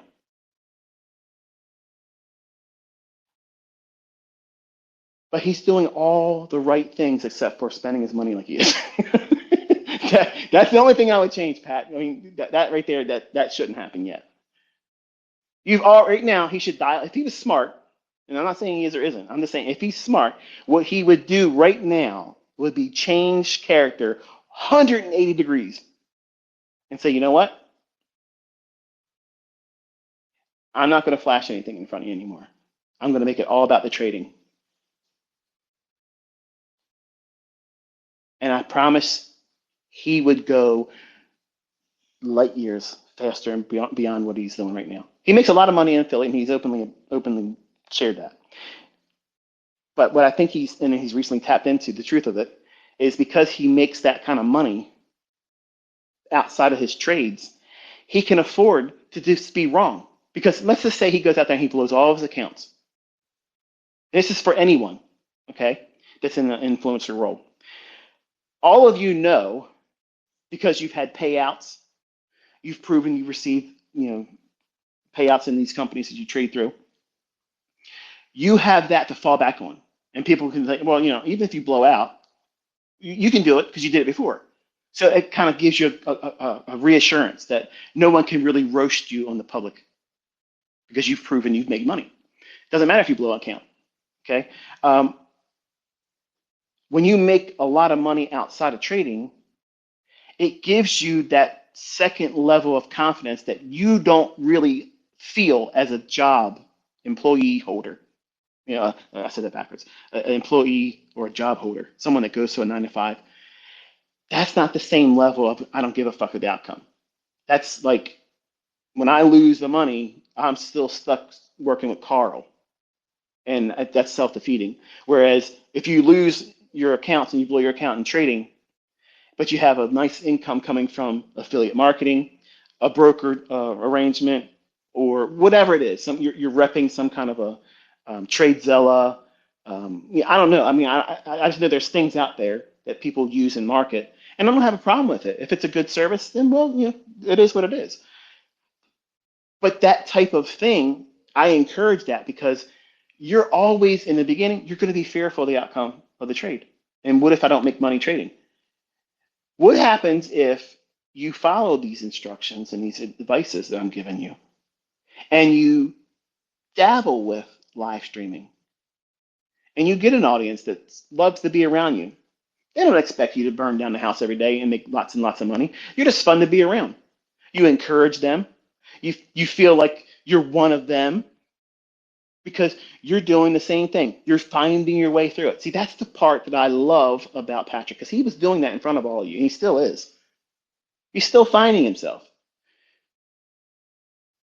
He throws it at the audience for you to hate him, but then he also gives you those things that you can just look at and say, you know what, he earned that. He earned. You can say what the fuck you want to say, but he earned that there. His presentation needs to be refined a little bit, but he has enough character in him that he's a one-man show. He doesn't need all the other stuff he's got going on. I think he's actually spending too much money uselessly. The whole BDH thing, he can put a whole lot of money into that, and I don't think it's going to yield what he wants it to do. He's having fun with it, but I don't think it's going to yield anything beyond his personal. I enjoy doing this part of it, having people come down here, and that's great. But if he streamlined what he's spending and then changed gears and went right to, now I'm just going to be the trader, because this is what I took this much money from the prop firms. I did this. If he focuses and he does what he intends to do, is try to make the single most largest payout on one account, that would be awesome. I want to see him do it. I've never spoke down to him. I've never speak down to any of you. And I always encourage all of you, even the people that don't like me. I love seeing that. I love seeing that. Who doesn't like to fucking see? You're a dick. You're an asshole if you don't like to see other people succeed. And you're a miserable piece of shit. I love seeing it. And I think because he has that crutch, and I don't mean that as a bad way, it's a wonderful thing to have.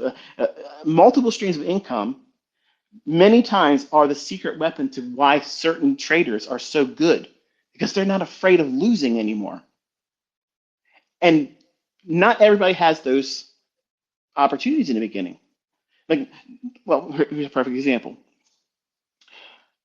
Tanya, she was on Kit's roundups. And if you go back and listen to how she spoke then, she would have sometimes a shaky voice. You could hear she wasn't confident as much as she is today on how she was speaking about herself or what she was trying to learn how to do. And when she would admit that it was hard and she was going through some stuff, just like all of us. And then you look at her today, and she's still finding herself, but she's out there. You could see her when she did her face reveal. I was like, what in the hell? That's my daughter.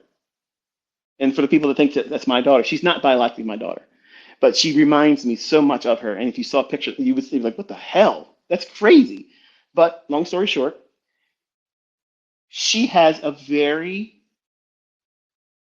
welcoming spirit, even if she didn't trade.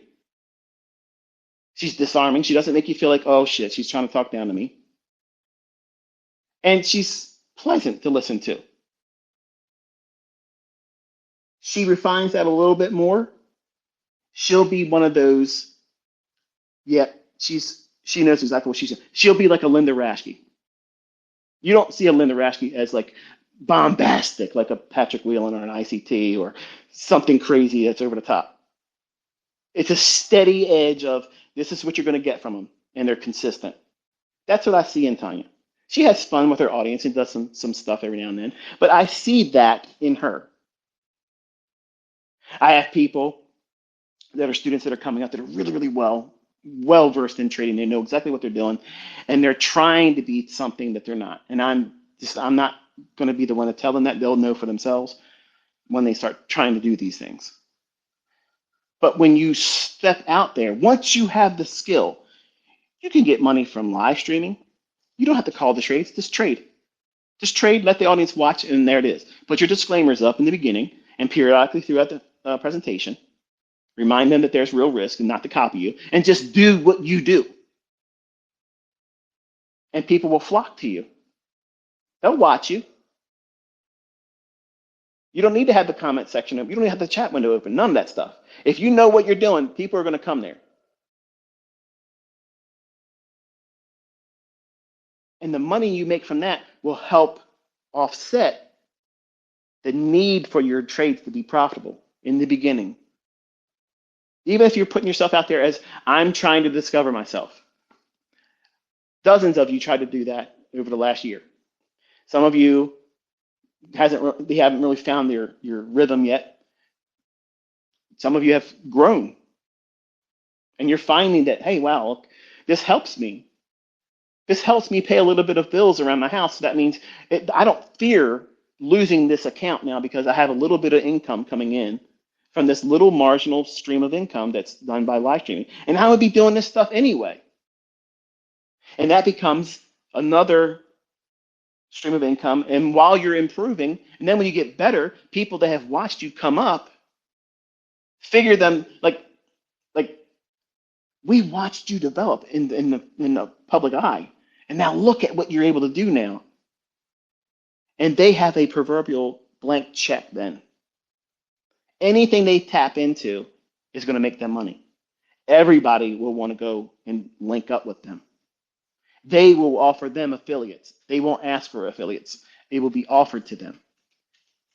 I turn down advertisements for people broadcasting dumb shit. How much will you let us do for a 60-second ad? How much would you charge for a 30-second ad? How much would you charge for a 15-second ad? How much would you charge us to let us put our company logo just in the corner of your video? I get this shit every week. Every week. I could be making money just like that and never even do anything beyond that. I get requests constantly to go on teaching circuits globally. statewide. I'm not a globetrotter. I'm not going to get on an airplane. All right, so that kills that deal real quick. And two, I don't want I don't want to be in that. I don't want to do that. If I wanted to do that, I would do that myself. I would do my own teaching circuits and go around in public and do that. I don't have the personality to do that. I don't have that personality. You think I have that personality because I'm so extroverted in the presentations like this, but personally, side by side, I'm an introvert. You'll see it in October. I'm not like this. I'm not like this at all. And some of you are going to be visually shocked in what I look like physically, because what you think I look like, it ain't like that. You know, fat boys are here. So I want you to think about how there's absolutely something new under the sun. Every day, you're presented an opportunity proving that very thing. And there's a lot of things around you that are distractions. They're going to tell you this isn't for you. It isn't what it really is. It's a lie. It's a facade. This person's a fake. This person isn't really doing anything. This person doesn't have a verified record. This person doesn't do that. What are you seeing? Cancel all that noise for just a couple seconds and think, what are you witnessing here? Are you seeing something outlined before it happened? Is it sporadic when it comes to fruition, or is it happening consistently? Is it following the logic that these concepts outline?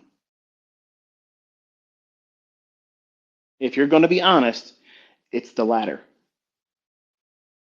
There's nothing fake about this. It's absolutely 100% grade A perfection. No bullshit here. I stripped it down, took you right into the charts this year, said, here it is, boom, boom, boom, boom, boom, boom. How much am I talking in Telegram? It's just, here it is, there it is, done.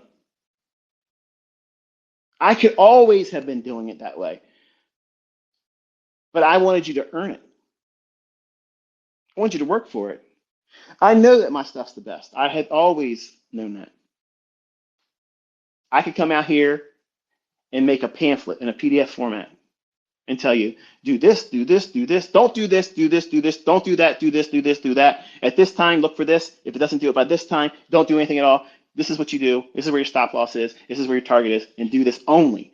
And you're quitting your fucking job in 90 days. I can do that. But that same recipe would be on fucking Amazon. It would be in the #1 bestsellers list on the New York bestsellers list by other people that don't mention my name. I won't do that. I won't do it. That's why you people that say, hey, you talk too much. This could have been done in 5 minutes. Okay, do it in 5 minutes. You're never learning anything from that. It's demonstrating toys. There was a meme my wife showed me. Or not my wife, Caleb was over here last week. He goes, look at this. This Asian lady. She's opening stuff up, showing it real flashed up, and it goes to the next thing. I said, what the fuck is that? Oh, she's getting paid to market these items. I'm like, she's getting paid to do that?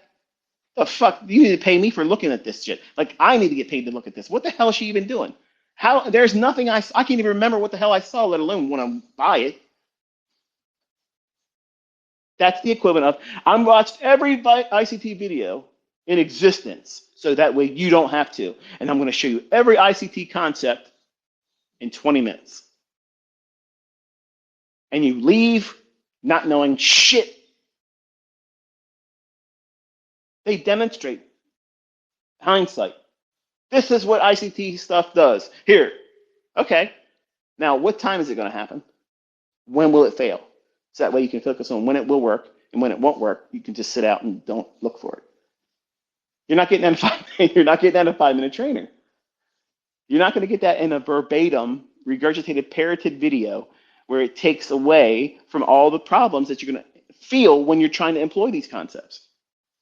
That's why the presentations like these are long, because I'm taking 3 decades of experience and answering the questions that you want a very simple 1, 2, 3 ABC response to questions that require leaning on experience.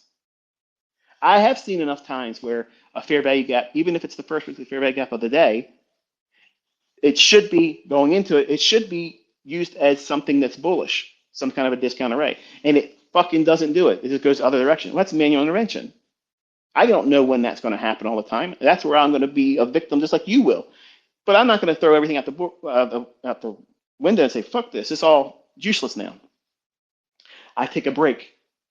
I wait an hour, and then what I do is I look for, does everything get back in line after 60 minutes? And if it's still fucking goofy, then I take another 60 minutes away.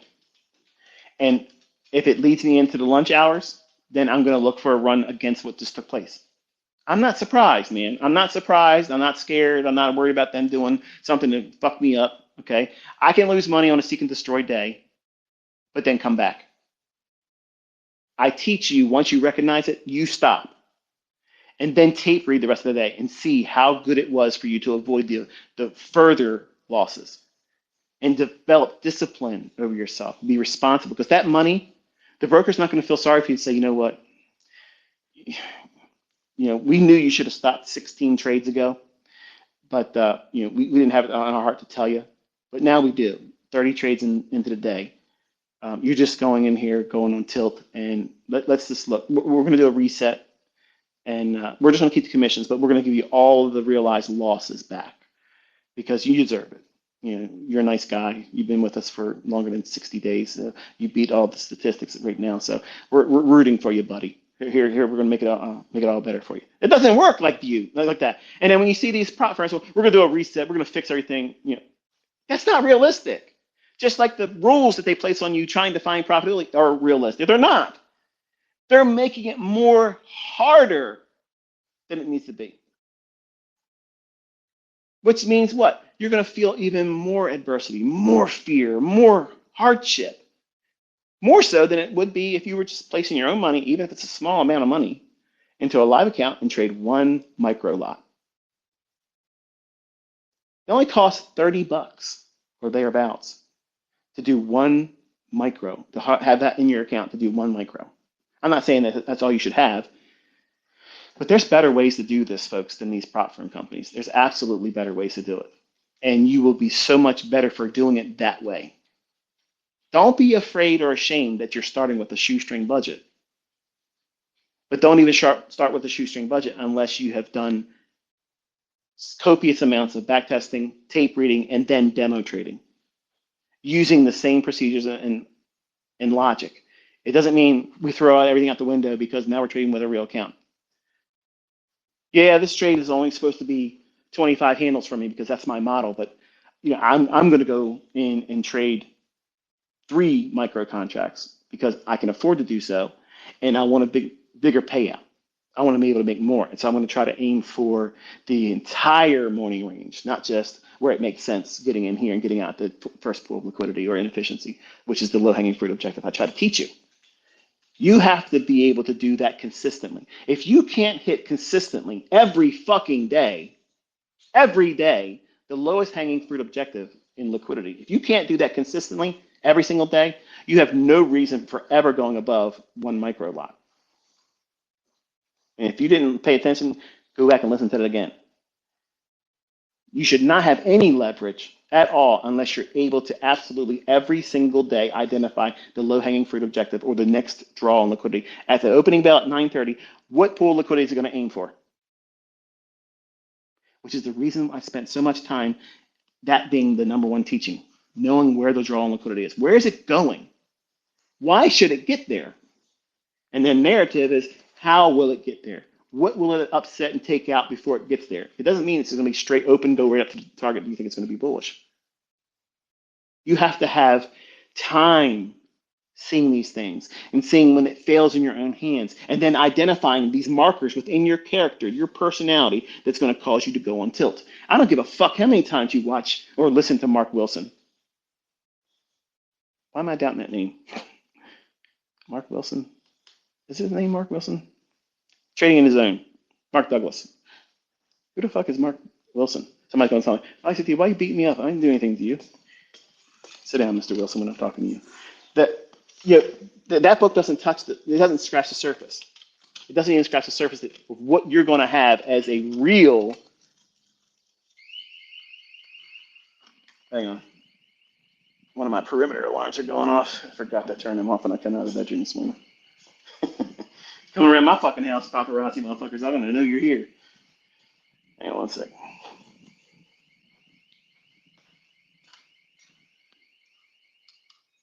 There you go. The that's something I would have edited out if it was on YouTube though.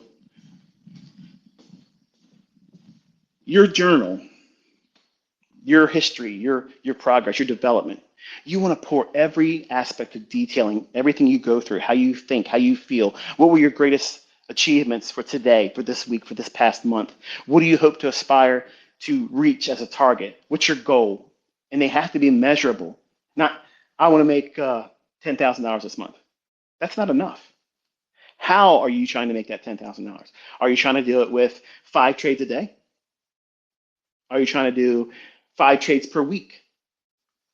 It has to be defined and detailed. It can't be willy-nilly, whatever and how it comes. No.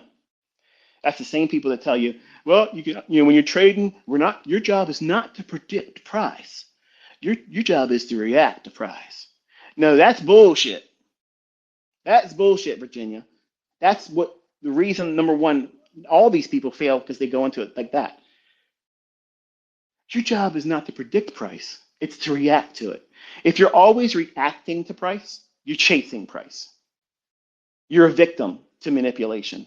You can't see anything happening before it happens. See, when your trade is accurate and you hold that mentality, what are you attributing its success to? Because the target you reached for, weren't you fucking trying to predict it going there anyway? Do you see the bullshit that comes out of these people's minds? Like, they literally talk out their ass, and none of the stuff that they say makes any bit of fucking sense. You have to react to price, and your job is not predicting price. Then how the fuck are you supposed to know where you're aiming for and manage the risk? You're not going to enter a long position unless you fucking believe it's going to go higher. If you're not doing it that way, what the fuck are you doing? What is that? That's fucking insanity. Yeah, I'm going to try to make money going down. I think it's going to go up there, but I'm going to go short. The fuck is that? That's the equivalent of basically what they're saying. They don't believe in predicting price. And you know what that gives them? And anyone that subscribes to that view, you know what it does? And I'm going to call it, this is all bullshit. All the bullshit stops here. They're making an allowance for them sucking as a fucking trader. They're making a wonderful allowance, a perfect excuse clause for why they can't accurately tell you where the market's going to go. Because if they're a public figure, that's the bar that's been leveled up to. Now, you have to be able to call a market. You got to be able to be consistently tell us where it's going, or don't talk to us. Don't talk to me unless you know what the fuck you're talking about. As soon as you start talking about price is random, or our job is to react to price and it's not to predict price, you have already completely lost me. Not because you lost me in the logic and now you're proving superiority. You're proving that you have fucking no idea what you're doing. You have no idea what you're doing if you subscribe to that view. Because when we walk out here and we look at the same price charts, we know exactly what the fuck's going on. There's relative equal lows when the market's long-term bearish. Time of day, wait for the first visit to the fair value gap, wait for it to trade down through it, come back up. If it respects the upper half, doesn't go back into it, take the first fair value gap on a lower time frame, sub 1 minute. Write it into that pool of liquidity. You have right there, just like that. Just like that. You can write that on the back of a business card. That's your entire fucking model. Never risk more than 1%, and you're quitting your fucking job. If you save money, don't act stupid. You're quitting your job far sooner than anything else. You'll never need to look for anything else that I ever teach on. That's easy. That's always there every fucking day. That's there every day. An everyday model. You see, they're talking about forever model. This is my forever model. How about give me my every hour model? This is my every fucking 60-minute model. I just gave it to you. I just gave it to you. First presented fair value gap of the 60-minute. Oh my goodness. You're telling me, yep. That's why Robbins is nothing.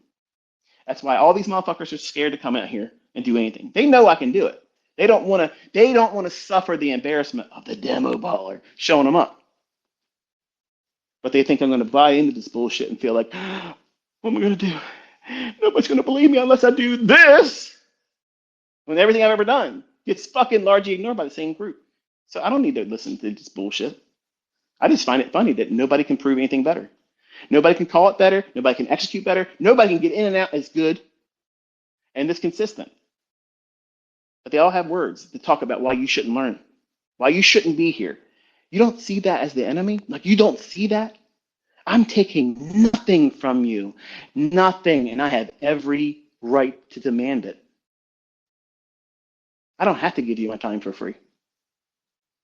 I could be behind a paywall and saying, you're only going to hear me if you paid for it, or you pay the person that's leaking it for $5. Yeah, but I'm not, because I'm giving you no excuse. You can't come back to me later on and say, man, you didn't give me a fair chance at this. You hid it from me. No, I didn't. I gave it to the whole public for free. And I find it still fascinating that such a large degree of people still fight it. They ignore it. They say no. And when you sit down with them, they don't show you that they put any real effort into it because they expected it to be a very short video that explains how to make a peanut butter and jelly sandwich. Well, listen, everybody knows how to make a peanut butter and jelly sandwich. Everybody knows how to do that. But what's different about when your grandmom or your mom made it? Somehow that motherfucker tastes better. It's the same fucking ingredients, the same fucking loaf of bread that you just made yesterday. But you're like, I'm so sick and tired of peanut butter and jelly. What the shit? But let grandmom or your wife, girlfriend, boyfriend, whatever, let them slap that shit on them 2 pieces of bread. Throw it on a fucking paper plate, and if you're lucky, get a paper towel. And when you're eating that, you're like, what the hell is going on here? What did you do to this? Like, this is fucking remarkable. You did something to this. What did you do? They cared. They cared. Why did my grandma's peanut butter jelly sandwich taste better than mine? Because when she spread the peanut butter and the jelly, she made sure every bit of the surface of the bread was covered. When you make a peanut butter and jelly sandwich, you're making that peanut butter and jelly sandwich because you're fucking hungry and you ain't got time to be making anything else. So what are you doing? You're just taking the knife, slapping it on here, slapping it on there. Who gives a shit? It's enough on there. It'll be part of the bite I take. I'm going to eat it in 4 bites anyway. So what is going on there? She cared about you getting the very best from what she had to work with. That's love. You, using the same ingredients, same fucking recipe, nothing's different, same butter knife, same paper plate, same expiration date on the peanut butter and the jelly, which are bullshit. They last longer than that. You slap it on real quick just so you can give yourself immediate gratification. Hunger pains, make them go away. Well, that's what you're expecting of me. You're expecting me to give you a peanut butter jelly sandwich in a trading model like you give yourself every day. Give it to me right now. Give it to me right now. This is how I do things in my world. Yeah. Ass backwards, rushing it, expecting everybody to bow to your fucking whim. But I'm making it like grandma. I'm making it like grandmom did. I'm spreading it out perfectly, making sure all the nooks and crannies get the even distribution of the peanut butter and jelly. That's why it tastes good when I'm teaching it. And everybody else is like, listen, man, I came here with high hopes that you're going to try to make it easier and faster, but I'm just not getting it, bro. And you come back and you're leaving comments in my section. I've been trying to other people, man. Right. They're just selling you an engagement. I'm teaching you. Because the expectation is my children are listening to these conversations and I want them to succeed. You think I'm going to give my kids some bullshit? I'm not going to give them false logic. I'm not going to give them bullshit that ain't going to make money. But even my concepts with the wrong mentality placed around them won't yield the results that they would want. You have to think about things differently. You have to see how our character flaws, our immediate gratification desires, this pursuit of give me what I want and want right now. And it's already 2 weeks late. Whatever it is, whether it be trading profits, success, understanding what to do, our job promotions, recognition among our peers. The girl I've been putting so much effort into, she should have been wanting to go out with me by now, or vice versa. We have unrealistic expectations. And if you try to bring that into trading or your development as a trader, you're going to be frustrated. And that frustration will manifest itself.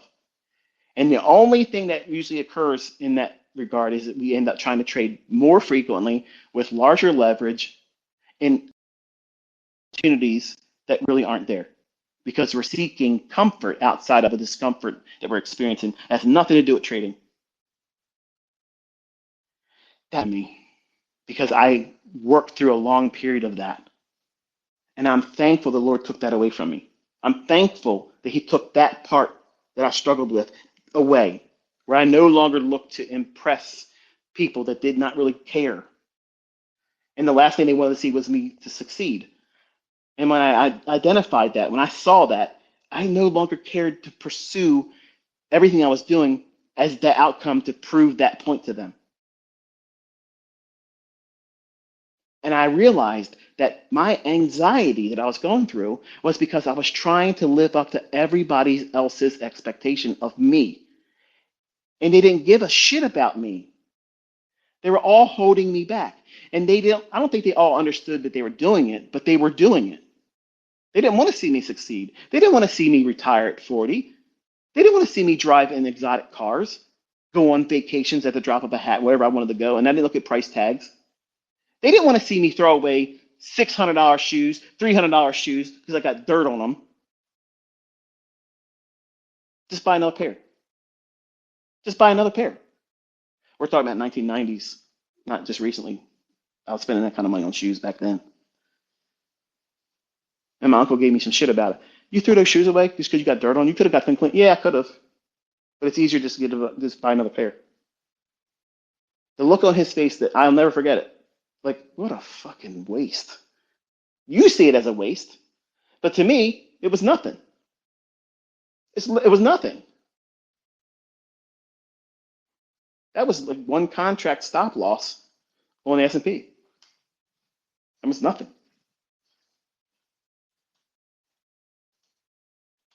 All of you have the ability to be better than me sooner than I was. All of you have that. All of you have that advantage.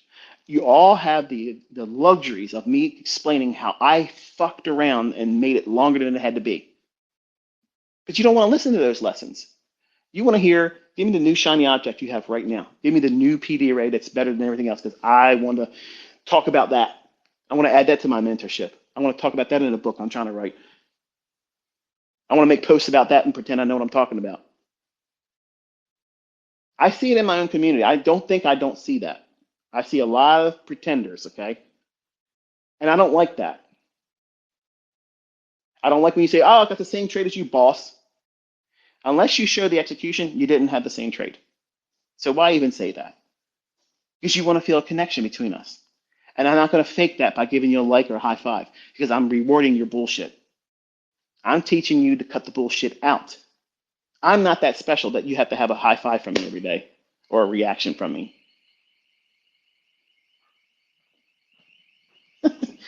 Yeah, they went in the other area. I got to turn that one off. You probably can't hear it, but it's a perimeter alarm again. These are the times I wish my house was smaller. It takes a little bit of while. Here. Hold on. Listen to this guy. This guy's full of shit, man. He's so arrogant. But you have an unlimited amount of opportunities once you learn how to do this. You could be an analyst and never take any trades if you prove yourself strong. You can literally be picked up by a real prop firm, a real brokerage firm, a large institutional firm. I've had requests from large firms that you would know very, very easily if I would coach a lot of those individuals that are already there in those positions. Make that make sense. Make that make sense. Yeah. They've watched how I handle myself over the years. They see that I don't name drop. And a lot of big names are in my group. You would know them readily, but I don't name drop. There was a privacy notice. I can't tell you who's in there until they make themselves public.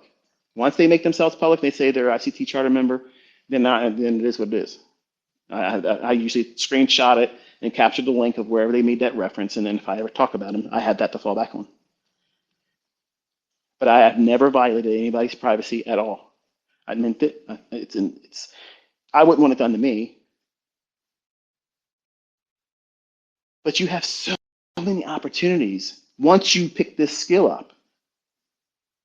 Let's say, let's say you learn how to do this really, really well, and you don't want to be a live streamer, but you're very, very consistent. You can do a signal service. That is the fastest money you have ever seen. That's immediate right now money. That is, I'm broke. I need shit to change real fast right now. And there's an opportunity for me to buy this house. I don't have the funds to meet that. Well, if you have this skill, you can open up shop in 30 days, have six figures falling in your hands real fast, real fucking fast. With this skill, you're not afraid to show it. When you know how to do this in your own hands, you don't need any ICT plugins, no attaboys, no here ICT's told me this, so I'm gonna feel confident. See, that's what you're gonna feel in June. You're gonna feel that void of, man, I don't feel confident. When ICT talks about it, I'm confident. It's like, oh shit, this is a no-brainer. If you're not in trades that are linked to that draw on liquidity, you're gonna feel like, I second guess everything. But then in the last few months, you're part of trades that you feel confident because I've come out publicly and said this is where the market's going to go. And normal instances where I haven't mentioned it in the public eye, where I think the market's going to go, you may have taken that same trade, but every fluctuation that moves against you feels like it's going to run on you, doesn't it? If you're honest right now, post to me a number one. There's no shame in that. If you've ever felt when I didn't call the market, when I didn't call where the market's going to go, and you got in that trade, you feel every little fluctuation that's moving against you feels like it's probably going to run against me. It's going to be a losing trade, and you overanalyze every individual candlestick. But the ones I've come out publicly, and you're trading in those, you're never worrying about the little drawdowns. You're thinking, oh well, ICT called that, so now it's just going back down to that order block. That's exactly why I proved to you by being your spotter. That is what you're supposed to do. You self-talk. The only thing that's changed is because I've placed my reputation in front of everybody saying, this is what I believe the market's going to do. And if there were 2 million people following me, and I say that number because all the comments that are left predominantly are people that are not following me. So add up what's following me plus that, I got over 2 million followers. This way of teaching gives you that perspective where you have to self-reflect. You have to encourage yourself. And if you feed yourself with, man, it's going to stop me. Shit, I know it's going to stop me. I should have never moved. I shouldn't have moved my stop. Shouldn't have moved my stop. This is bullshit. They're going to stop me out. And what are you doing? You're not trading your setup. You're not even following order flow anymore. You're preparing yourself for something that may not even happen, which is being stopped out, which is 180 degrees against what I teach, which is while you're in a trade, whether you're tape reading, whether you're demo trading, whether you're using it with a live trade, your task is, where are we at right now on this candlestick? And how does it relate to what has already happened? Is it still following the logic that would present the likelihood of this trade going to where you said it was going to go? If it's going down, where's the short-term low that it could take stops out? And then as soon as it does it quickly run away, or does it spend time below that low if you're long? That's probably more of a reason to get out of the trade or cut some of the trade off. But if it goes down below a short-term low, that doesn't mean shit, except for it's probably a time where we can add to it. By me giving you the draw in advance, I'm lending you my experience. But there's a great deal of effort that's required beyond that in your own hands. And a lot of you don't want to go through that. You're doing everything to avoid that. And there's going to be a time while you're doing it initially, you're going to feel like you're floundering. It's going to feel like you don't know what you're doing. It feels like it's not going to work in your hands until it starts. What's the separator? What's the divider there? The aspect of showing up every day and desensitizing yourself, saying, okay, yeah, I felt like that yesterday, but I don't feel it that way today. And look, it worked in my hands. And you're going to go in the next day feeling like, see, I have a good perspective, I have a good outlook on this, and then it's not going to work well in your hands again. And you're going to lean on the previous day because you journaled it. You came into the day believing that this model is going to yield itself to you, you're going to follow the rules, and it gave it to you. And then the next day you went in and tried to do it again, it didn't yield it to you. So you encourage yourself with, it worked the day before, this is the day I did something wrong. I don't know exactly what it is. I'll wait till the day closes, and I'll have the benefit of hindsight to see what it is I missed. You see how liberating that is? But some of you simply want to avoid that aspect of growth, which is required. You can't escape that. There is nobody out there that's going to help you get around that. There is no one. I promise you. I swear to God Almighty, if there was somebody that could do that, I would say gladly. This person teaches you how to get around that and circumvent that whole aspect and requirement that I tell you is there. But they beat the system. They did it better. And even if they charge a lot of money, do it. Go through that because they've done it. There's nobody that's going to ever take that away. That's experience. There's no shortcut to that. You can't buy experience. You can't borrow it and refer to it as your own. You can borrow it and be comforted by having more experience lent to you by someone that's been doing it longer than you. But even then, in the reality is you're just going along for the ride. And I don't do a lot of that stuff because I don't want you codependent. And codependency is worse than anything because when you try to do it on your own, after spending time with someone that knows how to do it really well, you're forced to look at things from a different perspective when it's no different. It's just now you don't have that assurity that you placed this affinity, this trust factor in my experience doing it. I'm more right than I'm wrong. So therefore, if I say it and I'm going to go out in public and say it, that means that you have all the reasons not to trust it anymore. Or not to not trust it, let's say it that way. Because you believe in the historical record of me calling it beforehand, it pans out. Whereas it's no different than you arriving that same outcome if you would have back tested for a couple months and then tape readed for a couple months and then demonstrated for a couple months. And that's the 6 months minimum I was talking about. If you do that, that's the work. And if you're not consistently profitable in demo, why the fuck would you go to a funded account or a real account? And some of you think that something magical is going to happen. Well, I really don't have any results to show after 2 months of demo trading.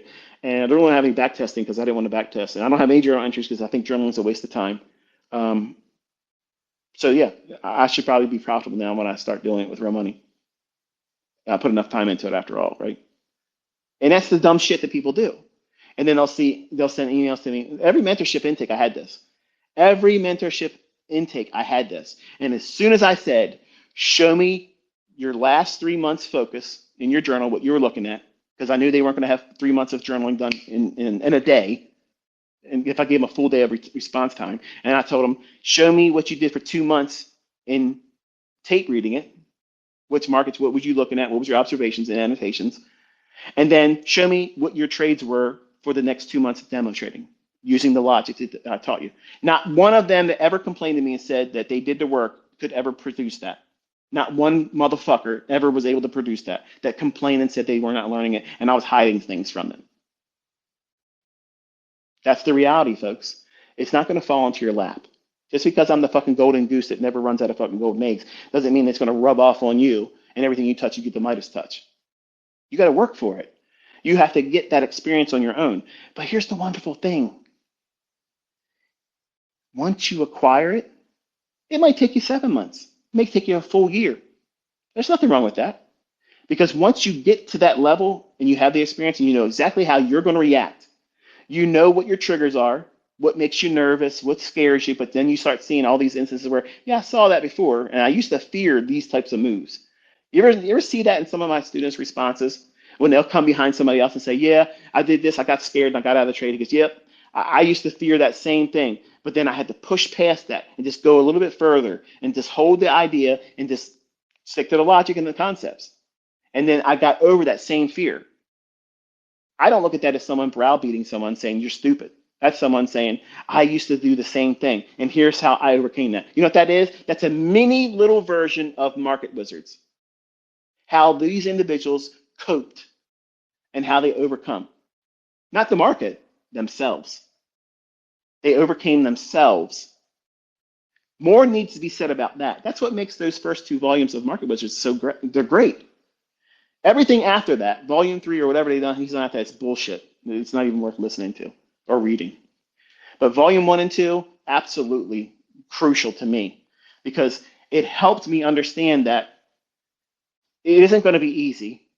And everybody goes through these periods of adjustment, discovering what makes them tick, what's the thing that's going to make them blow it. Because we can all have the same ICT model that offers a setup every single day. But why isn't that everybody doesn't have the same results? Why is that? Because you brought something to it that day that somebody else didn't. Somebody was able to filter out all the bullshit and distractions and focus on the model. But how many days have you woke up just this past week and was mad about something somebody said about you or maybe your loved one, or you just didn't feel like you've been recognized recently, and you start feeling that tug of war of like, do I have any worth, or I need to prove that I deserve a better treatment from other people than I've received recently. So what do? You go into this role of a psychologist and you tell yourself, you know what you need to do? You need to go over here to this chart and pull up the euro dollar. And you need to put on a trade. And when it gets to the target, you need to go show that person that you're worth something because you can do this. And any doubt they've ever expressed to you or behind your back, you've nullified that. No, you didn't. They're going to say you got lucky on that trade. That's why you don't do shit like that. You can be out here every single day calling it perfectly, trading it, showing it's there in the same fucking account, and people are still going to face it. They're going to say that you got lucky. They're going to say that something's going on. No, it's not legit. It's not kosher. Fuck these people. They don't care about you. They're not trying to see you get better. They want to see you miserable, jumping through hoops. That's why I don't do those types of things. I know what that stuff is. But I'm the one being entertained. I'm not entertaining them. If they get into entertained in the same process of me doing what I'm doing, so be it. But I'm not out here cowtailing to anybody and everybody. I'm not weak like that. And a lot of you are actually exhibiting those characteristics before you even arrive, that you're going to go and do everything everybody expects of you because you feel like you have to do it to prove it. Fuck that shit. When you wake up and your bank account has 7 digits plus in it, your income comes in whether you take a trade or not, and it pays for anything and everything that's ever going to come as an expense to you. You're going to look at social media and say, yeah, I need to prove this to them. No, you're not. You're not going to. The people that go out of their way to prove it are the people that are barely just getting by or faking it. Real money doesn't need to prove it. They don't need to prove that. Because to feel like you have to prove it means that you recently acquired it. Like that's what I did when I was younger. New money, definition, perfectly. Or you're faking it. And my question to you is what manner of faking is anything in last year and this year have you seen? None. You see, there's nothing faked. It's all before it happens, and then I'm trading it. So where's your excuse not to be pouring yourself into it now? As I mentioned in a post this week, I said, be honest. Now think about it. You're worried about your acceptance of me as a mentor because I did not want to win with the Robbins Cup last year because my challengers did not show up. They didn't do shit. Like I wanted to have that fucking Titan experience. Like I wanted to do it. That would have been fucking fun. It would have been fucking amazing. And again, denied me. Okay, no problem. But you care more about that in the image that it supposedly mars. Like that somehow blocks out everything I'm doing in front of you. It's an IQ test, folks. The Jade Master parable. The young guy wakes up and decides he wants to be a Jade Master. Says, that's it. I'm going to go trek where they said the Jade Master lives. So he gets on this journey, long time getting there, finds this Jade Master. That's like you, looking at all these different mentors out there, all these different authors and styles of trading, and you discover there's this guy named ICT. He really knows the algorithm. The algorithm, yeah, he'll tell you all about it when you get there. So you show up at the door, and this guy that doesn't look like the hero that you imagine he might look like shows up and says, hello. Says, I want to learn to be a trade master. Oh, okay. Well, watch me sit over here and do something in front of the whole world and prove that I'm the worthy trade master to listen to. And then he doesn't do anything except talk. And the young man that desires to be this trade master says, what the hell is this? This guy's full of shit. All you're doing is talking, bro. You didn't do anything. You didn't prove anything. And the trade master says, I've been talking to you about psychology and aligning your perspective on what things matter most and what you're going to do to wreck yourself. Come back next week. That's a mentorship per year. And I go through this every year, proving number one, nobody's stepping, nobody's doing shit, nobody can beat it, nobody can challenge it, nobody does anything. But my concepts keep working. I keep making millionaires. I keep producing students that do exceptionally well. And now this year, here, no lots of talking, outside the spaces, of course. Watch this at the market. This is what I'm looking at. It's going here. Boom. Then I'll show you the execution.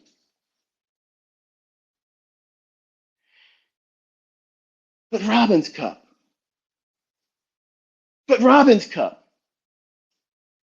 Yep. Robin's Cup. Not one of those fucking competitors, not one of those talkers, not one of those trolls, not one of those motherfuckers did shit. Like I discovered how to learn how to trade this year.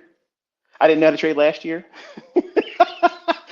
I have fun with this stuff. I have fun with this. It's genuinely fun. But the perspective is this. You are willing to ignore the very thing that I'm begged to do every time I come out here. Call it live. Do it live. Trade it with a real account. And you're stuck on Robin's Cup. That's the same thing in the Jade Master parable when the young man wants to go to learn to be a Jade Master. The first day he gets there, the Jade Master hands him a broom and says, okay, sweep over here. But before you start, here, take this green stone, hold it in your hand while you're doing it. What is that? In today's society, that's like, go fuck yourself, pal. I'm not cleaning your fucking house. I'm not doing that shit. I came here for you to teach me. And I know how I should be taught. This ain't how you fucking do it, man. You're a fraud. Okay. Next week, if you want to come back and learn, come back. But right now, you have to go home. What the hell? So he goes home. He's like, fuck this guy. And over the week, he's thinking, you know what? There ain't no other Jade Master able to do what he does. I gotta bite my tongue, swallow my pride, and go back there again. Shows up, knocks on the door. Jade Master opens the door up, smiles. He says, come in. He says, are you ready? Yes. Thinking, it's going to be a different show now. And he gives him the broom again and presses another green stone in his hand. And yeah, he sweeps the shit, and he does it for a day or two. And then finally he says, you know what, man? You're talking to me about shit that has nothing to do with Jade. You got me sweeping your fucking apartment here. Like, come on, man. Like, what's going on here? He tells him, go home. Come back next week if you want to learn. That's a trading week, by the way. And this goes on for a couple weeks and maybe a couple months. And eventually, this guy stops interrupting so frequently and stops challenging what he's doing and what he's not learning about. Until one day, he says, I got to tell you, man, I feel like you're taking advantage of me. I think you're frauding me. I think you're scamming me. I came here to learn about Jade. And I got all this bullshit, all this talking. You could have condensed all this and taught me how to be a Jade Master in probably a 5-minute video. But you turned me into some fucking housemaid, like I'm a servant to you. You're engaging, farming engagements with me. You're monetizing my attention. Somehow you're making money off of me being here doing this, and I'm cleaning your house on top of it. And the Jade Master smiles and tosses him a rock, a green rock. He goes, here, catch this jade. The young man grabs it in the air, looks at it, and says, this ain't jade. And the Jade Master smiles. And the story leaves you with just that. Now, to the uninitiated, the stupid fucks, they're like, well, this is a waste of time. What the hell's the point of that? And the wise, the ones that are prepared to learn, they see it this way. The young man comes there with an aspiration to learn how to do something from the best. And the best knows that it isn't going to be a fast transition. And he also knows, because he has the experience, he's the Jade Master, that there's going to be a lot of expectations placed on what they want right away as a student. And before you can be a Jade Master, you have to know what the fuck Jade is and unrecognize what real Jade is. So while he was sweeping and he was holding on to that green stone, that was real Jade. He was giving that man time and letting him lend his own experience to him. Holding, what does real Jade feel like in your hand? Not just when you're carving it and shaping it. It's in your hand constantly for weeks and weeks and weeks. So when I'm showing you examples of where the market's going to draw to, and I show you the first resistance fair value gap, that's me placing Jade in your hand every day. So that way you recognize this is what it looks like. This is what it feels like in my hand right now with someone with more experience. And then when you see somebody else that's going to come to you and say, ICT's rebranded bullshit. It's fake. Nobody makes any money with it. He's not profitable. He doesn't have a profitable track record. He has no track record. He fails Robinhood every time it comes out, and he's always a liar. He always frauds. He never calls it out live. You'll never see him trade a live account. You'll never see him show a broker statement. You'll never see him log into an account and show you day-by-day statements. You'll never see all that shit when you have. And you tell them that ain't real Jade because you're sitting with me every day.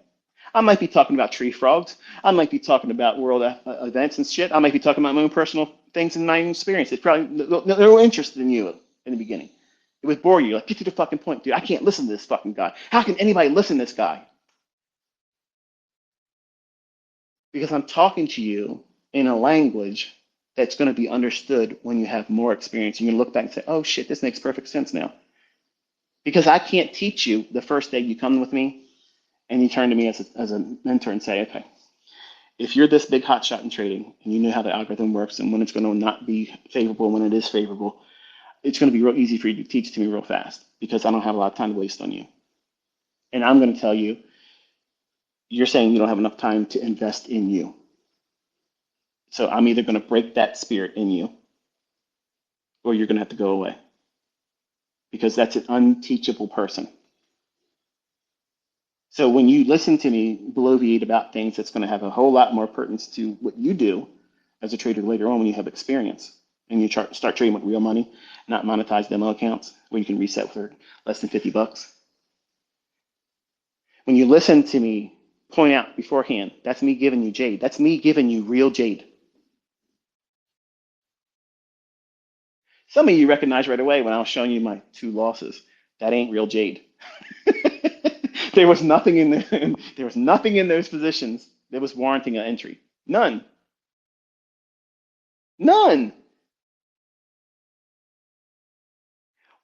Why did I show you them? Finally, he's being honest. He's going to show you his losing trade. See, well done, ICT. You're reminding us that, no, you missed the whole plot. You missed it. I told you in advance I had to prove that I was going to do it wrong, and then I did it. I could have hid that. I could have reset the account. I could have done all number of things. Why did I show it? Because I was living up to what I said this week. I was going to give you something that isn't real jade. And only the students that know what I'm doing and teaching can recognize there was nothing in that time to be a trade at that time how I was doing that. Zero. Zero.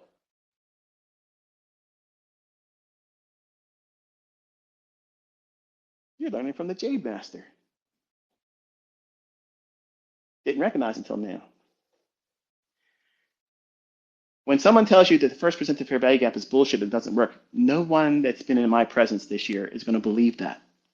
Why? Because you've had real jade in your hands every day, watching you use it, watching me tell you how it's going to behave, which setups are going to be yielding itself to you. That's experience.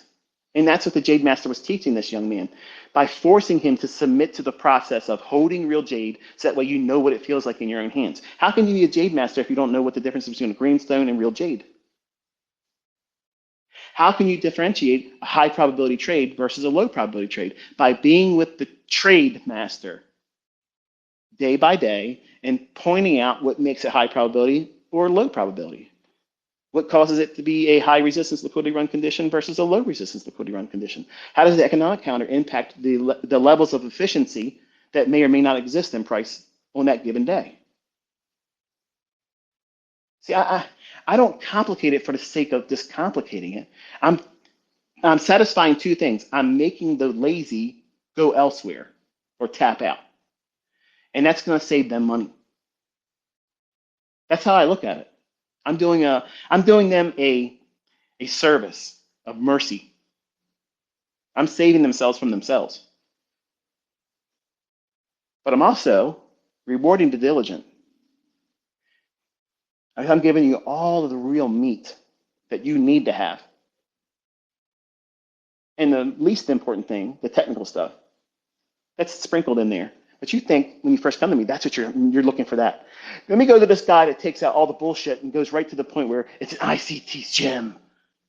We're just going to slice up and just take all the other stuff out of the marketplace discussion that he just gave, and just going to talk about that little thing right there. That's this little piece right here, and we'll call it the secret sauce. That's not the sauce. All the extra talking, that's the sauce. It's all about mindset, how you internalize things, your internal dialogue. How do you manage your internal dialogue? Do you wrestle with yourself while you're in a trade? Or are you constantly asking the market to prove to you that it's still yielding what you expect it to do?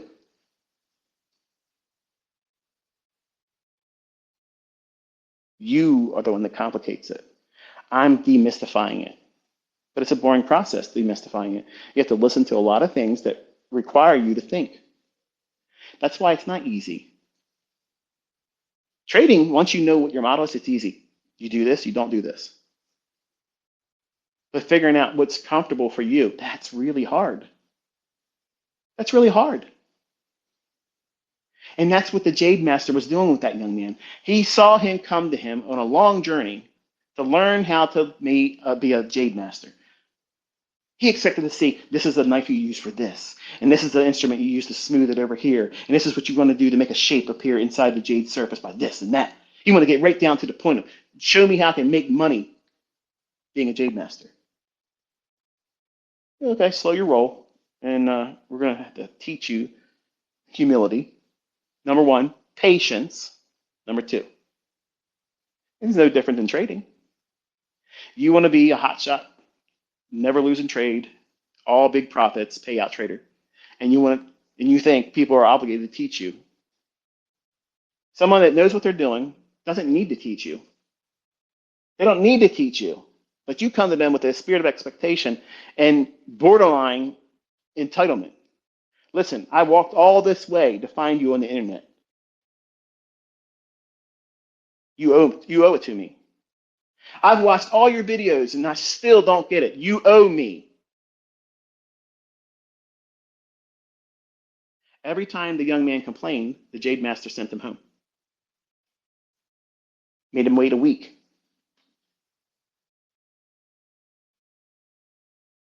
Okay. How's that any different to a trading week? No. You have lessons given to you.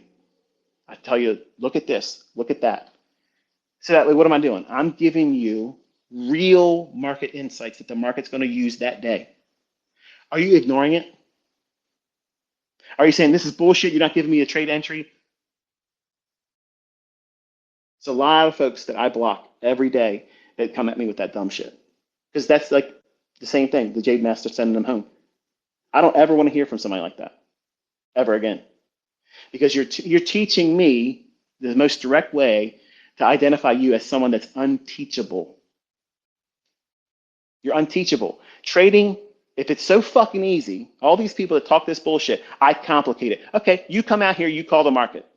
You come out here and execute based on what you called. Do it every single fucking day like I'm doing. Do it every fucking day unless I tell you otherwise I'm not going to be here. I'm doing it every day. These same people that have their opinions like that, they're not going to do it. But you let them bother you. They don't fucking bother me. I'm on the wrong app if I'm trying to hide from somebody. If I'm trying to hide from somebody, I'm on the wrong motherfucking app because everybody can come at me here. And I've invited it. And it's comedy that all the excuses are falling away. Falling away. So Robin's Cup is the broom. So you think that the Jade Master, or in my case, the Trade Master, I'm supposed to tip dance into a fucking everything you want me to do to prove myself. Fuck you.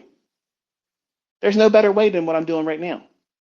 Because if I fail in front of you this way, this is embarrassing. Think about it. I created a Telegram channel so that way you could come in there and watch me in a controlled setting. I don't have to read your bullshit, your opinion. Took the same trade as you, boss. Get out of here. Whatever I say, that's it. That's the focus. You don't have to worry about remarks. You don't have to look at emojis supporting or taking shots at whatever I said. It's just right to the fucking point and delivering like gangbusters every fucking day. Proving what? I know what Jade is, and I'm teaching you how to identify it. So when people tell you, or you read other people say, ICT concepts or smart money concepts are bullshit rebranded and that nobody makes money with it and you can't see it and you'll never see them use it and you'll never see any consistency with it. There's no edge in it. These are people that are lying to you. They have no idea what they're talking about. Because now that you've been with me, even this year, the first 2 months, if I would have just stopped right there, yeah, that's enough. I had people come out and say straight up, say, you know what, I was a hater of you. I talked shit about you all the time. But what you did this year, I'm fucking convinced. Like you must really enjoy doing this stuff because you know how to trade. Right. They get my humor now. I'm not hiding it from anybody. I've invited every shit talker out here, and all of them find the excuse to block me and find somewhere else to be. Okay, that's fine. I'm not here to hate on anybody, but don't blame me because nobody showed me up because I've given them the stage for it and they don't do it. Because they know who the fuck I am. They just don't want to admit it. They know what I can do. They just don't want to admit it. And some of you are failing an IQ test because you're watching me literally fucking do it and you're denying it. You're fucking denying it. Guess what that shows you? It shows you that you have hero worship syndrome. You're not going to learn from anybody that might have a opposing opinion by, I don't know, more than 3 people. Because you care about your own image. That means you're a victim of social media. You're a statistic. You're a casualty of this bullshit, this science project, this social engineering project of social media. That's what this is. And you're fucking failing.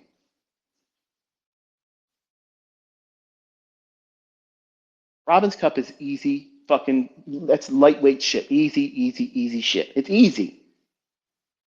Month fucking 1 of me in the Telegram blew out fucking Robin's Cup. It's done. Nobody's gotten that high yet. And look what's going on. You had somebody come out here called me a fucking scammer. I ain't dropping names. Oh, he's a fucking scammer. Blah, blah, blah, blah. Showed up 2 days, shit himself, never came back. But guess what?